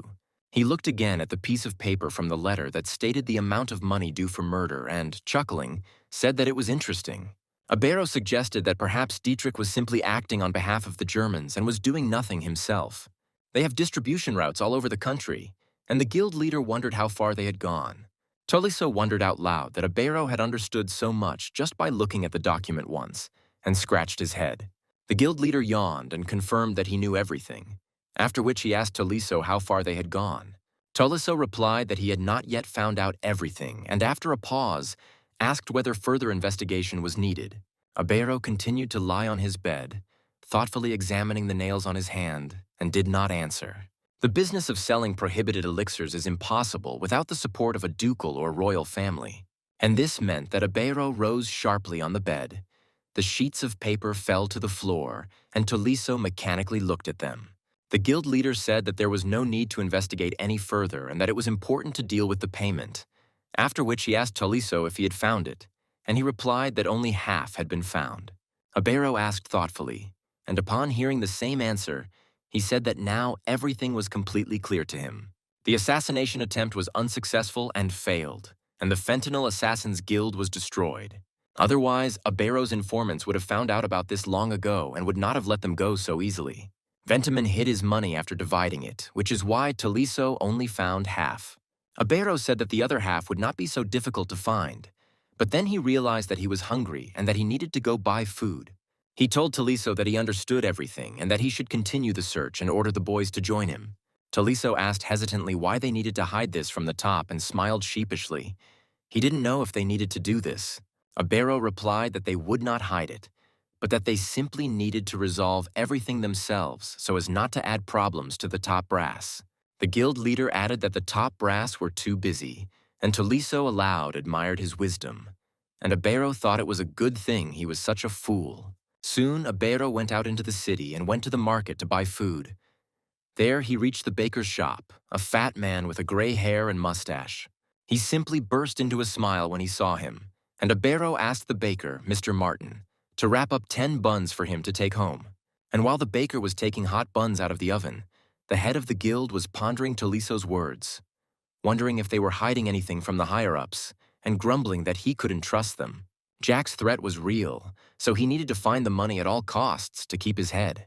He looked at the problem from different angles, and eventually decided that he could then decide whether to report to the higher-ups or not. Just when he thought that even though he was the branch leader, there was no point in him giving his life for the guild, someone touched his leg and meowed. Abero saw the cat with the collar, thought how cute he was, and bent down to pet him. And while he was ironing, he thought that he had never seen the top of the guild. Even when he became the head, he does not know either their age or their gender. The only thing he was sure of was that it wasn't just one person, and that confidence was reinforced by what he knew about the guild. But he often wondered how one could be loyal to those who hide their identity. A voice came from behind him, asking him not to feed the cat, who had only eaten 2 bowls of food that morning. And Mr. Martin, laughing, remarked that now he understood why the cat was so fat. Abero took the bag of buns and thought that it had been strange to try to subjugate a forest of monsters in the first place. He walked down the street, chewing bread and thinking that he even felt a little sorry for the people who were giving their lives in this place. He took another small bite of the bun and thought that this battle could have been avoided. Moreover, this was not just a battle, but a war between people and monsters, and this war was not for life, but for death. The monsters can't get out of the forest, but despite all this, the essence remains the same. It doesn't change. By the time Abero reached the door of the house, he had already concluded that wars are created to plunge society into chaos. At home, they were already waiting for him with food, and he told everyone that the kingdom was now calm and handed over a bag of buns, offering everyone to take one. The girls, talking among themselves, noted that the Arabes Guild was stronger than it seemed, and that it was not difficult to control the mood in the country with the help of information. Their faction supports the king, so naturally the guild is protected by royal law, and the number of enslaved mana users who were not needed was sharply reduced. Abero went up to his room and, thinking about the high probability of the king losing the support of the aristocrats, was surprised that their guild could also be involved in all this horror. He touched the portrait lying on the table with his fingers and noted to himself that too many strange things had been happening lately. Abero lay down on his bed and began to think about Dietrich Hermann and his drug business. He tossed and turned, thinking and thinking, trying to solve this riddle, but he came to the conclusion that it would be impossible without the support of the empire. And then maybe those 300,000 gold pieces were used to push that idiot Dietrich forward and make him responsible. And in this case, without any doubt, they must have made a fortune because the sum is simply enormous. But even without mentioning the amount, Abero couldn't understand how the guild could not know about the movement of such money. And one day of investigation is certainly not enough to find out all the details and understand everything. Abero himself was unaware that his superiors were deliberately hiding all of this, and this worried him greatly. Abero took the document with the fee amount again, reread it, and understood why he had previously received a reply asking him to accept Dietrich's offer. But he still didn't understand why the top had gone so far. He lay there, looking at the ceiling and thinking about it. At first he thought it was stolen money from his superiors, but the amount was definitely not right. Then he thought that the money might be intended for military expenses, and then maybe they were planning to start a war. Abero continued to wonder whose money it was, and decided that it was either the money of the top brass or of people even higher up who were covering their backs. He watched the fly flying under the ceiling and thought that in any case, this was definitely not money for an attack on the monster forest. The guild leader also remembered that Count Mentis had paid most of the money, and that was also strange.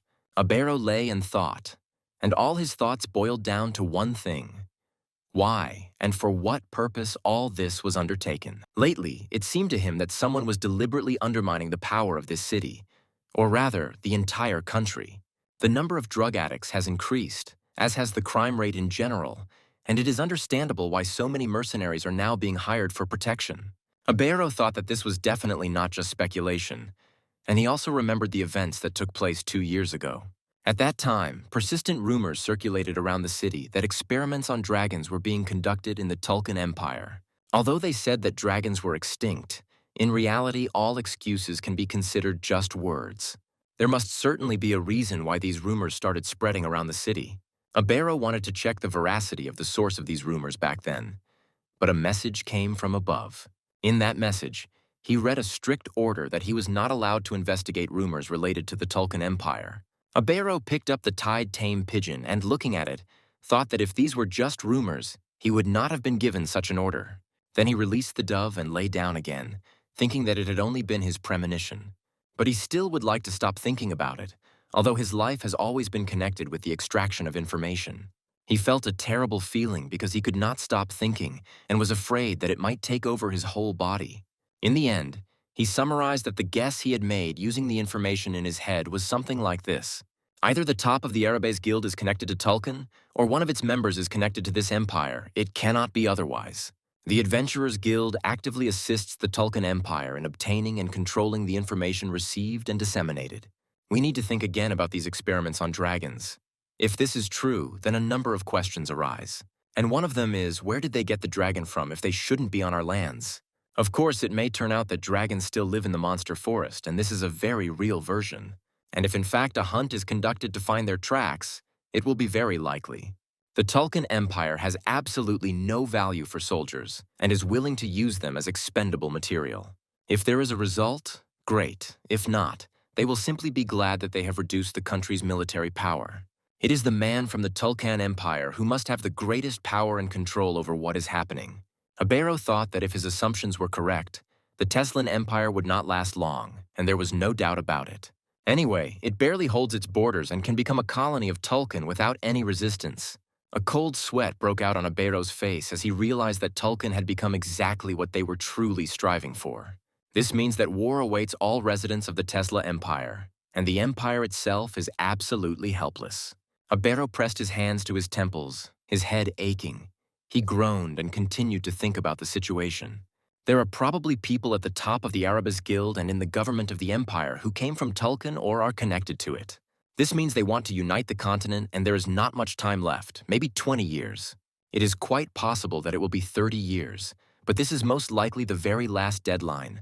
The sands of time are pouring inexorably. Although most likely, there are no more than 10 years left for this, and this is in the best case because it could be much less. Abero thought that he had always liked this country, but the time would soon come when everything would change. And then it will be completely unclear what will happen to the Tesla Empire, what will happen to the Guild, what will happen to him. Abir was not at all happy with the prospect of being thrown away as a hunting dog after catching rabbits. The guild leader was sweating from the mental effort and the terrible prospect that opened up before him. Abero thought that he simply had to create new threads, and these had to be very strong threads. These threads must be so strong that they must never, under any circumstances, break. At this time, Jack Ballantier was sitting in the lotus position in the round temple, acquiring a new circle of power. Cell, the half-dragon, asked with admiration who he was and that she hated humans because they cut off her limbs. People drained her blood and held her with magical shackles as she became a dragon and roared in pain. Cell Bahamut couldn't love people, she hated them, but that was the irony of fate. Because it was one of the people who saved her when she was in a completely helpless state. Cell's parents abandoned her, and on top of that, they wrote down her knowledge about xenobiotics or something like that. And when the time came, they abandoned her in the middle of nowhere in a country called Tulkan. And that was all she remembered. At first, she was afraid that strong people like him could feed on dragon meat, and it drove her crazy. But it turned out that this person didn't need anything in return. And this was very strange, because everyone always needed something from her. Cell began to cry and said that a good man like him could not be a demon who would destroy the world. She was absolutely sure that the Third Lord had definitely been wrong in his prediction. It couldn't be like that. But she couldn't understand how a person could reach the third circle in just an hour and reach the fourth in another hour. Jack Ballantier continued to meditate, and less than 2 hours later, another miracle happened. Everyone watched him in fascination, exclaiming in surprise as he managed to reach the 5th level in just 2 hours. Cell turned to Charlotte, who was admiring her boss and saying he was really cool, and thought that everyone understood how she was feeling. Anyone in Charlotte's place, or even in her place, would have frozen in admiration upon seeing this, including Cell. The teacher decided to ease their worries a little. She told them to be calm, and the girls agreed. Valentine praised them, saying that they both had great talents and that they should keep a close eye on Jack. Because the state that Jack was in complete nirvana, is the most impressive state of the circle. The difference of 1 lap is already very large, and the case with Bluetooth Marco is exactly the case where this is very clearly visible. A timid question was raised as to whether she was truly human, or whether she was perhaps in fact a god or a demigod or a monster. The teacher continued that Jack was quite strong, and each of his circles was in perfect harmony, and the form in which the body and mana became one was sometimes called the unity of mana. Valentine told Cell that if you can control this state, you can open all the boundaries. She hugged the girl tenderly and said that there was no need to think about stupid things, and she, puzzled, tried to ask something. The mentor asked Cell who she thought Valentine and her student Jack Ballantier really were. She thought for a moment, and the mentor continued her conversation and said that she could tell everything about herself, but not about her student. Cell lowered her head in disappointment, saying that everything was clear to her and that it was because she was a stranger to them. But the teacher laughed and replied that, to be honest, she herself didn't know that much about him either. She hugged Cell tenderly and said that she understood perfectly well what happened to the girl in that lab. She brought her lips close to Cell's ear and whispered to her to trust her student, as it was so important for both the girl and him. They looked back at Jack, who was sitting in nirvana, and Valentine said that as long as he was around, no one in the whole world would touch Cell. Valentine and Cell hugged tightly. The girl cooed as a sign that she understood everything and laughed joyfully. A 5th lap at 14 sounds like a proud moment, and it is truly unprecedented. Jack looked at his arms, legs, turned around, trying to look at his back, and asked himself if his body had always been like this. He thought that maybe he was able to create the circle so quickly only because he was near Ron and in prison. but his energy was so pure not because of his young age, and Jack wondered if perhaps it was because of the energy of the soul. After all, the soul is higher in level than mana, and since he is good at managing the energy of the soul, he can handle mana no worse. Therefore, it is quite possible that he will be able to become even stronger than he was before when he was in his past life. After all, it was there, in his past life, that he discovered his inner energy and was able to successfully manage it. Jack smiled and wondered if there was a possibility that he would become stronger than himself. He sat in the theater with his friends and thought that perhaps he really did have the power to destroy this world. Jack looked at Cell, who was sitting next to him in the box, laughing merrily, clapping her hands, and not at all resembling her former self. This surprised him, and he wondered when she had changed so much, and when she had managed to become such friends with her mentor. The little dragon smiled cheerfully, and so did the teacher, although it seemed to Jack that she had long forgotten how to do it. If Jack had known that they would like it so much, he would have gladly brought Thanos here too, who wanted to train and didn't go to the theater. Jack left him at home because he himself did not want to come. And now he suddenly thought that it was difficult to become the best swordsman on the continent. But he told Sewell out loud that he thought she didn't like the performance and gave her a frowning look. She clapped her hands and replied that she found it very interesting. She smiled and looked very happy.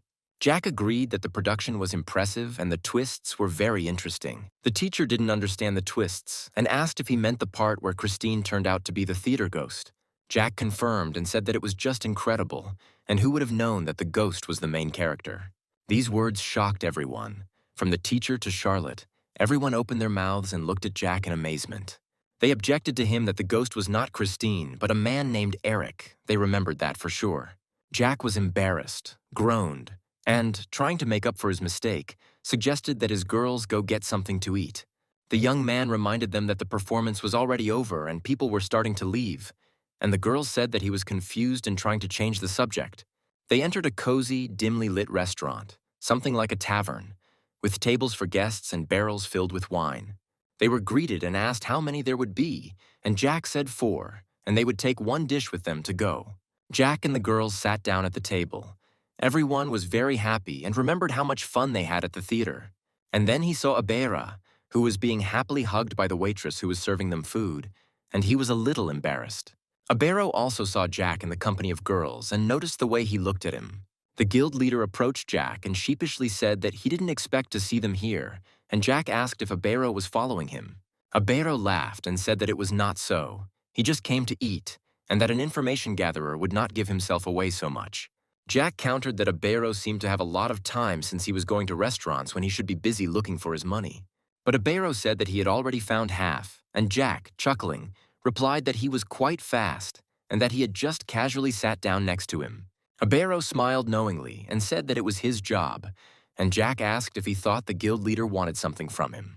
He replied that yes, he really did want to, but he wouldn't talk about it here in the restaurant, in front of everyone. Jack thought that everything was clear to him, and that the mentor stood out from the other visitors of this establishment. Then a handsome man came up to their table and told Valentine that she was beautiful, and that he wanted to do him the honor of sitting next to her. Jack's entire company stared at the man. They couldn't believe their eyes that next to them was the actor who played the role of the ghost in the play. Valentine looked at the actor with a warm, laughing gaze, apologized, and said that she was very busy today. The actor said regretfully that since she already had things to do, he would wait for the next opportunity to meet her. He asked Valentine if she could perhaps tell him where she lived, and then Abero called out to him indignantly. And then he began to whisper something passionately into the teacher's ear, and she listened to him with great interest. And suddenly the actor, apologizing, jumped up and ran away, and the head of the guild looked after him with disdain. Jack laughed and asked Abera if he thought he would pay him for his help, to which the guild leader replied that he didn't expect that. Abero said that he didn't want to see something like that, scratched the back of his head and said that he was leaving and that he would find all their money very soon. And then Jack called out to him and invited him to have lunch with them, and he looked at the mentor and thought that she was waiting for his approval. But when Abero was already sitting down at their table, Jack asked, just in case, if he had any money. The guild leader was surprised, and he explained his words that the food was not free, and he did not buy food for people who were bigger than him. It was already dark, the moon had risen in the sky, and Abero blushed and slowly said that he had money. And then the waitress brought them one dish after another, and the head of the guild suggested that the girls eat more, and if they needed anything else, he would order it. Jack looked at him thoughtfully and mentally noted that Abero treated the kids better than he expected. As the guild leader began to eat, Jack asked him directly why he had decided to accept Dietrich's request. Abero clutched the fork in his hand and said that he did so because it was an order from his superiors that could not be disobeyed. Jack chuckled and, with a crooked smile, asked if his words meant that the head of the guild was a puppet for them, and he, leaning over the table, slowly said that for them he was more like just a tool that was convenient to use.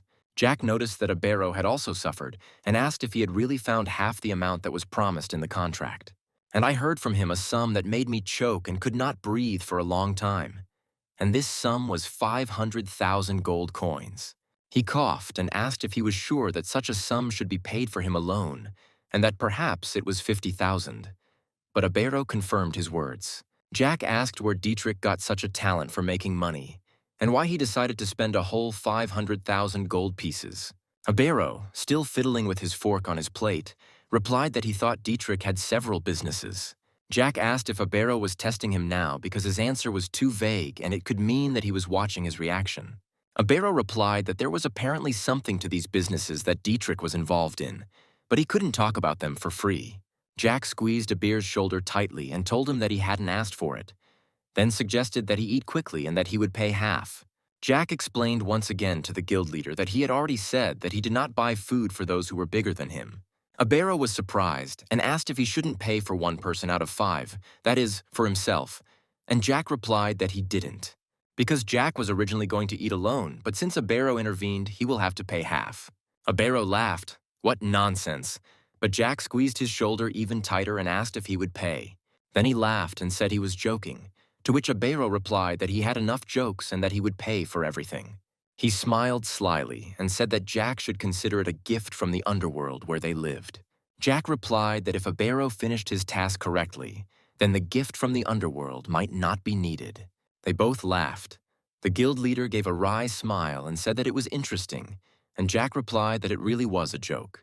But then the time ran out, and the mentor's silhouette, flashing with a blinding light, began to fade, and then she disappeared, causing Abero's surprise. But she didn't disappear completely, but turned back into a small doll that seemed completely helpless. Abero couldn't believe his eyes. He jumped up from his seat and, looking with wide eyes at the doll, asked what it was. Jack took the doll in his arms and replied that he, of course, didn't care if Abero told about it, but it would be better if he kept quiet if possible. The guild leader turned away and muttered that, of course, everything he saw would remain a secret. Jack said that no one would take his and his mentor's secret at face value, although he didn't care if everyone in the world knew about it. When they said goodbye to the guild leader on the street, Jack thought that Abero himself thought that she simply used a transformation. The head of the guild himself scratched his head in confusion and then said that he had to go, and the whole company wished him to be more careful. Abero turned around and walked away. Jack waved his hand at him, and the mentor in his arms said what she thought. Even in her past life, she had not spoken about this. Jack asked what she hadn't told him, and the mentor, pressing herself tightly against him, replied that it could be considered her intuition. Or maybe it's because she spent her entire life facing death and has seen it in the face more than once. But she can smell the death of people who are about to die, and she can't stand this ability. Jack asked her in amazement if she really thought Abero was going to die soon, and she confirmed that that was indeed the case. The only thing she can console him with is that it is unlikely that Jack will kill the head of the guild. It will be other people or monsters. Jack thought he knew that many talented people had died in the Empire during this time, and that he was probably one of them. The doll asked the boy what he was probably doubting, and Jack replied that, to be honest, he didn't even know. He added that he didn't know what kind of person the guild leader was. He only knew his name and title. Abero didn't seem completely untalented, but on the other hand, he had nothing to offer Jack. At this time, Charlotte and Cell saw a ginger cat and began to play with him, and then invited Jack to look at him. He didn't refuse, deciding that with time it would become clear whether it could be used or not. But he said that he had already said that he didn't like cats, and suggested going home. At this time, Abero was walking down the street and thinking that perhaps he had overtime work again today and that he would have to chew on a wake-up fruit to stay awake. The next morning, Jack went outside and stretched blissfully, snorted and began to levitate. He felt fresh. The teacher, sitting on the steps, grumbled that this place was originally intended for meditation and prayer, and did Jack really have nowhere else to do it? Jack replied that he didn't understand how it would be a day off and invited his mentor to join him, but she thanked him and declined.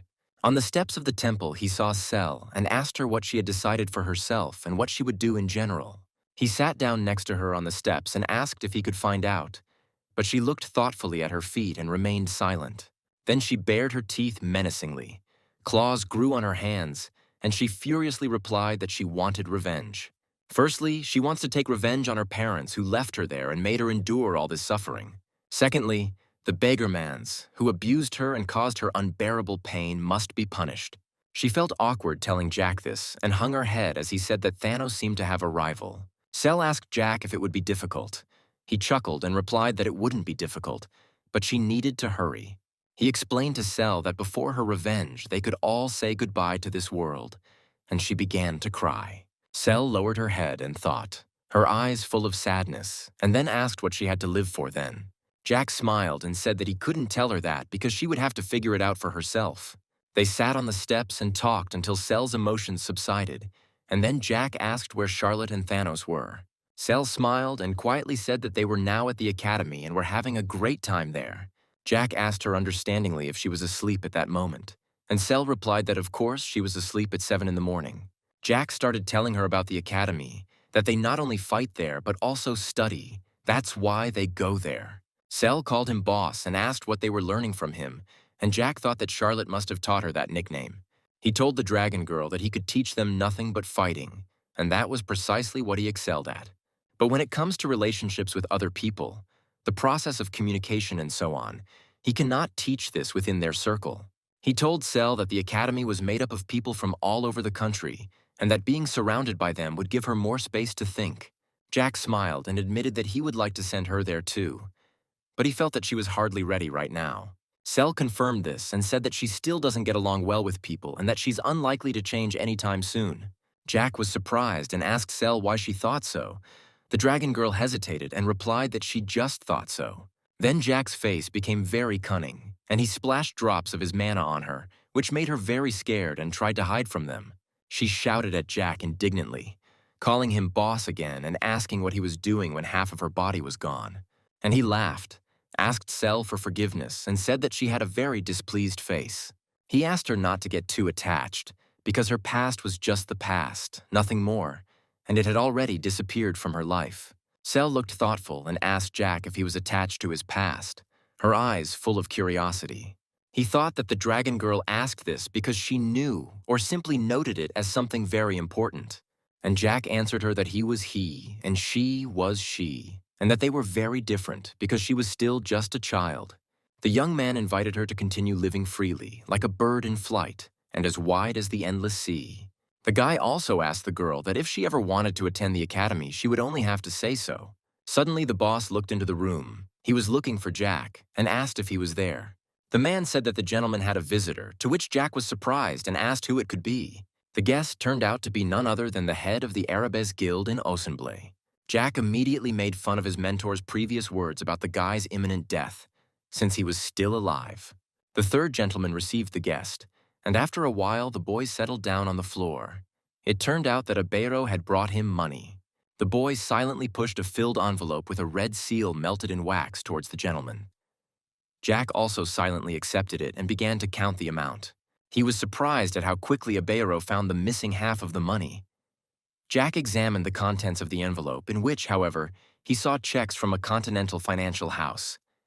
The guy explained to him that if he gave them one of them, he would receive gold in return right there on the spot. Jack looked back for a second in surprise as he counted the checks. The envelope contained 500,000 ruble checks and one for 5,000 gold. Abero explained that the guy provided a check for 5,000 as a separate portion of the money from himself. The guy lowered his head uncertainly and said that he had a few questions for the gentleman, and if he answers them, he will give him another 5,000 in return. Jack was surprised, but still warned with a smile that he would not answer any questions regarding his personal life, and if he agreed to such conditions, then let him ask.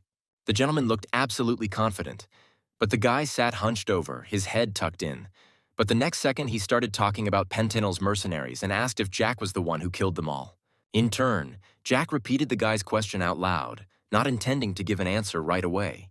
He thought carefully about his answer and understood that his interlocutor was trying to find out the details.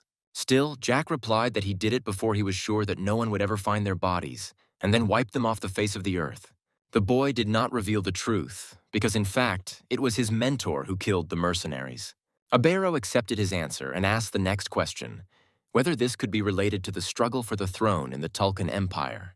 Jack immediately asked why he remembered Tulkun. How could the guy possibly be connected to the Tulkun Empire, Ballantyre wondered.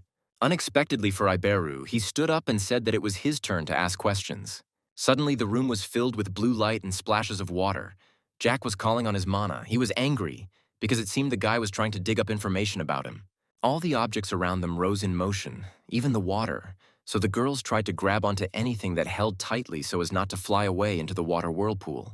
Jack slowly approached the guest and said that, of course, he was glad that he obeyed the order to return the money, but the Tulkun Empire, 5,000 gold, plus another 5,000 as a bonus, is a considerable sum, and perhaps this is all the money he was able to collect.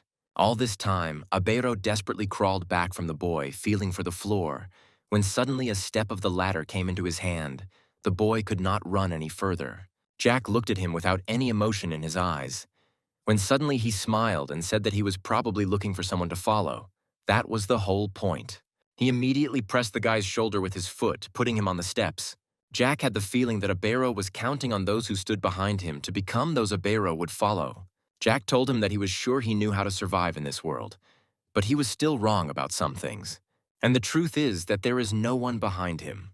Jack informed him of his mentor's premonition without revealing her identity, after which the boy convinced Abera that he was not the one who would kill him, and he has no intention of killing him, because the guy did everything he asked him to do. There's just one problem. Abero found out something he shouldn't have known, and this means that those people will soon find out about it too. Suddenly, to Abir's surprise, Jack lit up with the sweetest smile, talking about how amazing it was that Tulkun mercenaries weren't that simple, but the guy still found out about them. He patted the boy on the cheek and said that he liked his talents. He will become the person that Iber will follow, thus Jack will save his life. The boy again turned to him with the words that if the guy needed help, then he should just ask, and he would help him. Even if he dies, he will turn him into a death knight and give him a chance to take revenge. Iberu's mouth opened in surprise, and he was just about to ask about the death knight when Jack stopped him in anticipation, saying that he would find out all the details later. And what's more important, will the guy be of any use to him? Jack remembered his mentor's words that he was not destined to live a normal life, however. He already knew that. He remembered all his close comrades from the academy, after which Jack promised himself that he would make them an integral part of the future. He also wondered whether Abero would become just as integral a part. Suddenly, the boy asked the gentleman who he was, to which the gentleman replied that he was a little embarrassed to say this, so he would see everything himself soon. Jack immediately asked Abero if he liked fishing, and the guy only repeated his question in a stunned tone. Jack explained that he didn't mean the boring kind of fishing where you fish with the current, but the real kind, the kind that's fun. Meanwhile, a man arrived at the Arabesque Guild premises. A girl met him and told him that he had arrived just in time. She warned him that the head of the guild was looking for him, and that he should find him to continue the conversation. The guest recalled facts about the head, how he worked all night with a serious face. The guildmaster is indeed a very competent person. Not only did he become the leader at such a young age, but he also possesses an extraordinary mind and impressive instincts. The visitor assumed that he couldn't recycle since he hadn't done so for many years. Nevertheless, he knocked on the headman's office and asked to come in. He found Abera thoughtful and serious, and Jack, Sel, and the mentor were also present in the office. Jack sat there upset, his hands tied tightly behind his back, tears welling up in his eyes, wondering what he had done. And he feebly asked Abera to forget the words he had spoken to him earlier. The man who entered looked shocked and did not understand what was happening. Aberu explained to Jack that they were an unusual adventurers guild supported by the Tulkun Empire, and people like the dukes and the imperial family mean absolutely nothing to them. Next, Aberu asked the gentleman to tell him everything he knew and also to tell who was behind him, how he destroyed the Pentanil Guild and why he chose to pursue profits from illegal drugs. Jack admitted that the order was given to him by the Dukes of Osenblay and Malona, The boy also added that he was simply doing what they ordered him to do. After listening to him, Abero ordered Tolizo to send a letter to his superiors and indicate in it that the dukes were plotting something. Tolizo was surprised by the leader's behavior and asked him how their guild could be connected with the dukes. His answer was a furious slam on the table. Abero was angry. He shouted at the guy that now was not the time for questions, and how he had not yet realized that their lives were in danger. He also told the boy that he had been given an order to carry out Dietrich's demand and that it had failed. He then asked if he had any ideas to fulfill this requirement. Tolizo hesitated, as a newcomer like him couldn't possibly know about such things. But Abero sighed and asked him not to pretend to be innocent. The Tulkan Empire had no intention of killing Dietrich, since he was just a puppet. They could simply leave him alone and use him. But the Duke's entire family is caught up in the thick of things, and as a result, Dietrich is dead. The Duke's family and possibly the entire kingdom are about to rise up against the Tulkan Empire, which is happening right now. Placing his palm on Tolizo's, Abero apologized for the whole performance he had previously put on in front of him. He reported receiving another order to get rid of the boy if he dared to betray the Tulkan Empire, and perhaps Tolizo received the same one. Get rid of him if he gets in the way of the Tulkan Empire. After his words, Abero's face darkened, and he asked if the boy understood why he was saying all this. Tolizo hesitated for a second. Then his expression changed, and he said with a grin that he knew about everything from the start. He was just pretending. Suddenly, Jack began to spin around and asked hesitantly if he could be free. After which, the frightening sounds of boots were heard on the floor, followed by a rough kick. Tolizo forced the boy to shut up. He threatened him that if he did not sit still, he would sell him as a slave. Tears welled up in Jack's eyes, and he apologized and fell silent. Tolizo began to verbally mock him for his pathetic apologies and vulnerability. For a second, Abero interrupted the guy in his statement, still calling him a newbie. He confidently walked towards him, assuring him that Abero was only following him, but did not know who he was. After which, the guy confessed that he was actually a servant of the secret organization of the Malon family, and Abero was horrified by his words. When mana users become mages or swordsmen, people who specialize in assassination, such as Bentamon of the Pentanil Guild, people like them usually use something like a dagger. The world turns to people like assassins or cleaners. Noble families have both normal swordsmen and mages among their soldiers, as well as a separate team of cleaners, and the Duke's family is no exception. Gloomy as a cloud, Abero asked the boy if Duke Milan was one of the culprits.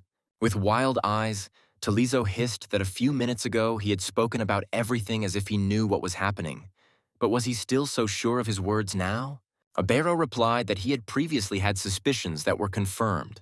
At that moment, the rope tying Jack's hands fell off and he stood up, saying that something interesting was about to happen. Maybe he should become an actor, since he has been putting up with this whole performance for so long and creating drama on his face. A young actor who can cry real tears, what do they think about it? An hour earlier, Abero had asked the third gentleman whether there really was a possibility of an assassination attempt on him, given that he oversaw the largest branch of the guild. Jack replied that this shouldn't happen, and in response, the guy asked about the veracity of the mentor's information about his death. Jack corrected him by saying that it wasn't called information, but intuition. Jack also added that his mentor's intuition is correct 99% of the time. Therefore, the prediction that the guy will die is true without a doubt. The young gentleman asked him if he had been told, but he found out that the guild was a puppet of the Tulkan Empire. And now he's looking for a new rope to grab onto. Even if Jack found out, it wouldn't mean anything. Afterwards, Jack asked the guy if he had seen the head guildmaster, and he answered negatively. So, it wasn't for nothing that Abero called himself a tool, Jack thought to himself, and then said with a smile how it happened that, being the head of the guild branch, the guy hadn't met with the main guildmaster. It's obvious he recognizes Abero's power, but by using it, he has no intention of revealing his own. Isn't the guy happy that his powers were recognized by the Tulkan Empire? Abero was deep in thought, wondering why no one had tried to convince him otherwise. Why didn't they even say anything, and what was he thinking that led to such a result? He came to the conclusion that the guild did not trust him. There is a high probability that the higher-ups are planning to fill the guild with their own people, and they are most likely already considering another candidate for his place, one capable of leading it. At the present time, he operates secretly, but there is someone in the guild who is watching him. Jack interrupted his thoughts and asked, what if the guy was killed? How would they fill the empty manager's position? After all, it is quite possible that someone is already ready to take Abero's position. As a great thinker, Jack advised him that the guild would not use a mere guy.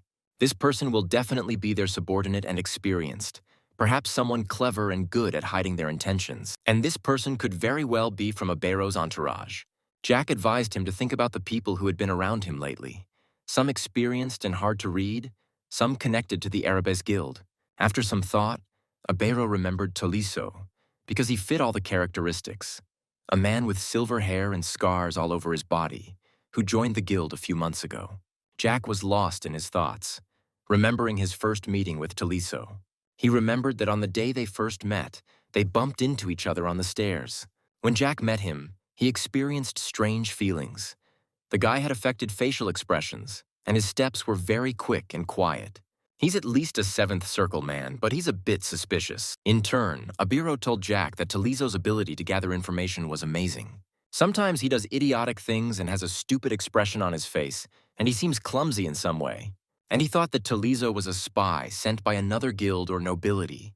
Jack smiled and said that it was time to get down to business. It would be interesting to find out everything personally from him. At the present time, Cell and the mentor sat quietly, not interfering, but the girl was very worried about what was happening. Jack made his way to Toliso with quiet steps. He was already bored, so now it should be fun. Looking into Toliso's eyes, he said that it was nevertheless a pity that he had given up so quickly. After all, as one might have guessed, one of those people was still Duke Malone, and Jack still needed to get rid of so many people. Toliso clenched his fists in anger. He was not happy with such words directed at the Duke. He prepared to take revenge on the youngest son of the Marquis of Mir, bursting into mana. In an aggressive tone, he asked why Jack was still standing there. Jack smiled and asked if he really wanted him to attack. At that very second, Toliso rushed at him, and Jack only stood in place and beckoned him with his finger. Toliso quickly pulled out his blade and swung it in front of Jack's face, but he dodged it sharply, laughing at the guy. His next attack was a circular motion, while Jack moved gracefully downwards. Finding himself in front of his opponent, Jack looked him straight in the eyes. He said provocatively that this is what he expected from the assassin. Let him give it his all and he will see. Toliso hesitated, not expecting such a turn of events, and he angrily asked who the boy was. Jack stood up and slowly approached him, delaying him with empty words. The assassin lost his patience and angrily rushed to attack Jack. With one movement of his hand, the younger gentleman grabbed his wrist, thereby knocking the weapon out of his hand. Afterwards, Jack pulled him towards himself and laughed at him ironically, wondering if Toliso was really worried that he might die. Toliso immediately threw him away with a blow. Using his abilities, Jack slowed down the flight time and provoked the guy into another attack. However, taking advantage of his confusion, he rushed at him with an outstretched hand, on which he concentrated all his strength. Toliso stood in place. He had nowhere else to go. Before he could do anything, Jack's hand landed on his chin, causing blood to gush from his mouth and his body to convulse. At that moment, the mentor covered Cell's eyes with her hands so that the girl would not see all these bloody moments, because she was still too young for such sights. Abero looked at everything with wide eyes. He exclaimed, "Why kill him?" Since they still had not received the necessary information. Jack wondered if he was really asking for information at a time like this. Afterwards, he headed towards the girls, carefully took the mentor in his arms and told Abero that a person does not have to stay alive to get any information from him. When his mentor asked him if he wanted to create a death knight, Jack answered yes. After listening to Jack, the mentor was convinced that he had done everything correctly. Suddenly, Jack remembered the Punishing Knight. Punishing Knight, a magic that resurrects a corpse and is also one of the signature spells of dark mages. When introduced to dark magic, magicians also start with this spell. But this does not mean that it is easy to create it in order to resurrect the owner of the seventh circle and make him a death knight. The caster must also have at least the seventh circle. However, this does not apply to Jack since he controls high-ranking souls, not mana. Jack approached Abir and informed him that he needed a neck brace. Abero was, of course, surprised, but quickly turned away to the cupboards in search of bandages, since looking at Toliso's swaying head was disgusting to him. In the real world, death knights do not die but live forever as corpses. But corpses still decompose over time, so we need to preserve what we can before it rots. Jack put the dead man on his feet and ordered him to tell everything he knew. Toliso's mind was clouded, and he revealed that the Duchy of Malin was a long-standing ally of the guild. Duke Malin himself is a member of the Adventurers Guild's high-ranking committee, and his rank is currently around 4th. He learned about this when he was guarding the Duke, and he alone knows about it. Jack, controlling his body and mind, listened attentively to all the information, noting that he did not even ask the dead man to tell him anything extra, but he was confident in his words. He knew it was very difficult to restrain himself and talk at the same time, but he asked the dead man again if he knew anything else about the committee members. In a clouded voice and completely exhausted, Tolisso answered in the negative, something only the Duke knew about. Duke Malin promised him the post of leader of the ensemble squad, and he, being the deputy commander of the Dark Knights, accepted this offer. Jack immediately asked Tolisso what exactly the Duke had ordered him to do. Before the dead man could answer, Abero found a bandage and furiously told everyone present in the room about it. A few minutes later, Jack returned to his questioning, waiting for Tolisso's answer. The dead man replied that first, he had to find and eliminate anyone who could harm Tolkien and Duke Milan. Secondly, keep an eye on the current branch manager, Abero, and if he starts to waver, kill him. Thirdly, disseminate information about the Tolkien Empire and report any genuine information to the Duke. Jack carefully monitored the situation and held the dead man's mind, content with the information he received. For a second, he let go of his will, but the dead man was exhausted and looked incapacitated. Jack turned to him again to continue. Tolisso continued to tell completely unnecessary information. Quite superfluous, he told about the Duke's wife's extramural affair with the Marquis of Darrett, as well as about the adventures of the young gentleman. It's good that they managed to send their man there, as they expected this outcome. It may seem strange for a dead person to tell you unnecessary information, but it is actually a common occurrence. At its core, black magic allows one to take control of the mind and soul of another person. Black magic has the ability to break and enslave the human soul. That's why Tolisso is different from the man who tried to kill Jack 5 minutes ago. His soul belongs to the third master, and he acknowledges him as his master. Having received the information, Jack summed up the results. They managed to find out that the Adventurers Guild was controlled by the Organization Committee, which in turn maintains ties with the Tolkien Empire, and no one knows the committee members except themselves. Judging by the Tesla Committee, it is a branch of an organization with committees in different countries. Duke Malin is the 4th most important person, which means there are 3 people above him. Jack said the information wasn't as useful as he expected. Abero stood silently next to the gentleman, still stunned by everything that had happened. Jack repeated to Abir that he wanted the boy to see with his own eyes what kind of person he was, and then make a decision. The guy didn't respond to his words, so Jack asked his opinion on the matter. Abero clenched his fists resolutely and knelt down on one knee in front of the master, pursing his lip, after which he asked to serve him, and let Jack simply give him an order which he will carry out without hesitation. Jack sat in front of him contentedly, happy with the guy's decision. He immediately asked when exactly the guy found out that the guild was using him and was going to get rid of him soon, which shocked Abero. The guy replied that he had started looking for a new patron.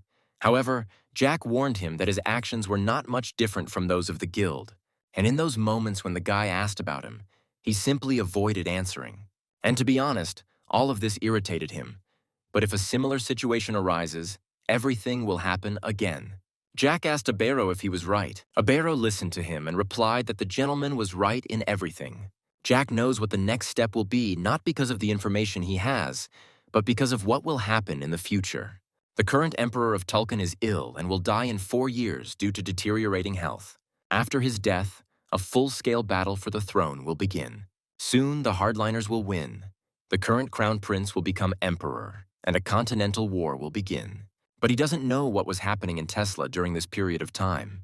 But it is known that the sister died a tragic death, and the empire fell. That's all Jack knows about the future. To tell the truth, he wasn't interested, and he still doesn't really care about what's happening. The master wondered where he could use Abera if he became his servant. Suddenly, Jack asked him his age, and Abero immediately replied that he was 34 years old. The gentleman just laughed and said that he was still young and had a lot ahead of him. Jack continued to inquire about the guy's life, and even brought up a personal matter. Abero turned out to be single. As for long-term goals, the guy wants to live a long, happy life. Abero asked why the gentleman needed all this information. Jack replied that it was a simple interview and asked if the guy had heard anything about going back in time. Abero replied that if he meant something that had been passed down from mouth to mouth for many generations, then yes. Jack just put his hand on his shoulder and stated that the conversation would be short. He admitted that he was the one who returned. And now, he will make one exception and tell him what the future will be like. Jack told how he killed everyone who hid behind the name of the Tulkun Empire, and also all the dragons that got on his nerves, and the inhabitants of the demonic forest. Jack added that he killed everyone except the orcs and harpies. He means that he gave them all freedom by killing all the dragons. But having become free, they united with the Tulkun Empire. Beings of all ages contacted Tulkun and pointed their swords at him. He killed everyone because the situation was painfully funny. The reason he spared the lives of the orcs and harpies was because they helped him. He acquired many nicknames such as the God of Swords, the Demon of Swords, the Devil, the Monster, and so on. Abero listened to everything. His face was shocked. He couldn't put two words together, but Jack just smiled. Afterwards, Jack, like a little boy, jumped up and became embarrassed, explaining that he was embarrassed to talk about all this out loud. Without knowing the exact numbers, Jack estimated that the population of the Western continent had been halved because of him. However, he decided not to go into details and leave it at that. After all, he doesn't want the mentor who was behind him to hate him. Jack only warned the guy that if he suddenly decided to leave this place, he should do it right now. In that case, he would not pursue or kill him. Abero only asked what outcome would await him if he started spreading rumors. Based on the fact that Abero told him his secret, and it was probably not the first time he had found himself in such a situation, Jack trusted him. Afterwards, the third gentleman assured the guy that no rumors would follow. Abero was lost in his thoughts. This child, or rather man, was different from everyone he had ever met. On top of all this, Jack is one of those people who doesn't defy common sense. The group of assassins of Duke Malin and its vice-captain, the holders of the Seventh Circle. Abero was tormented by the question of how a kid like Jack could kill Taliso. He was haunted by the fact that Jack had dealt with him too easily. Moreover, the master not only killed Taliso, but also revived him. Ibaru realized that all this was black magic that the boy possessed. He had read about it in old memoirs, going back in time and knowing the future. The boy had only one question left. Was Jack Ballantier connected to the destruction of the Tulkun Empire? Abero looked at Jack with the understanding that he was not lying to him. His own instincts and intuition were telling him this. Clenching his fist to the limit, he realized one thing. This man would become king. He bowed his head at the feet of his master and swore allegiance. Jack was surprised by this gesture and immediately asked the guy to stand up. He gave him his hand so that he could get up. Abero asked what he should call the gentleman now, to which Jack waved his hand and replied that the guy could call him whatever he felt comfortable with. Abero decided to call him Young Master or Master and assured him that he would address him differently depending on the situation. Jack thought that if people heard Abero calling him Master, the situation would become more complicated. He asked to be called Young Master, and the first thing he did was to help the dead man keep his head straight. Abero immediately wrapped a bandage around Taliso's neck several times. Later, Abero began sharing the information he had. The goal of the illegal drug business is to subjugate monsters. The same goal as dragon hunting. Abero also told Jack that the turnover of this business was estimated at several million gold. The hundreds of thousands of gold coins Dietrich borrowed were received for his role as a puppet boss. Jack carefully studied the materials and the information in them, after which he shared his opinion with Abero. 2 years ago, there was a rumor that the Tulkun Empire was experimenting on dragons. Jack continued to study the materials and was in a good mood when suddenly Abero asked him. He asked Jack if he knew how the future he knew about had been formed, or if he had seen it in the form of events that had already happened. The one who returned in time definitely knows the future, but the master spent 10 years with the mentor in the cave. When they finally emerged from the cave, the Tulkun Empire had already united the continent. Jack told the guy that this could be looked at from different points of view, and the only thing he knows about is the details of the processes that took place after the fall of the empire. Abero decided to get down to business, starting with an analysis of the situation. He handed the gentleman a stack of sheets of information. The guy said that first he would talk about the conclusions he had come to. On the map sheet, he indicated a new route for internal logistics, after which he clearly indicated the territories of the Marquis of Darret, the Marquis of Herman, and the Duke of Malin. Jack in turn said that they were all definitely connected, and he explained this by the fact that recently potions have started to be bought up at a rapid pace. The nobles don't really fight for territory, but their purchases have clearly increased. And it is obvious that all this proves that all three rulers are aware of the distribution of prohibited drugs. There are currently two types of drugs in circulation. These medicines are called cannabis and munkar. Cannabis is a type of tobacco that, although banned due to its hallucinogenic properties, is non-toxic and non-addictive. In the villages, even ordinary workers know about it, but the problem lies in the munkar. This easy-to-make drug gives users tremendous pleasure, but at the same time, it has a serious drawback. It melts the skin. The cure for this side effect is a potion. The higher the level of the potion, the more effective it is at dealing with the side effect. Jack explained to Abir that this is how they make money on medicines, stock up on potions, and also make money on their resale. He explained that this country was facing collapse in any case.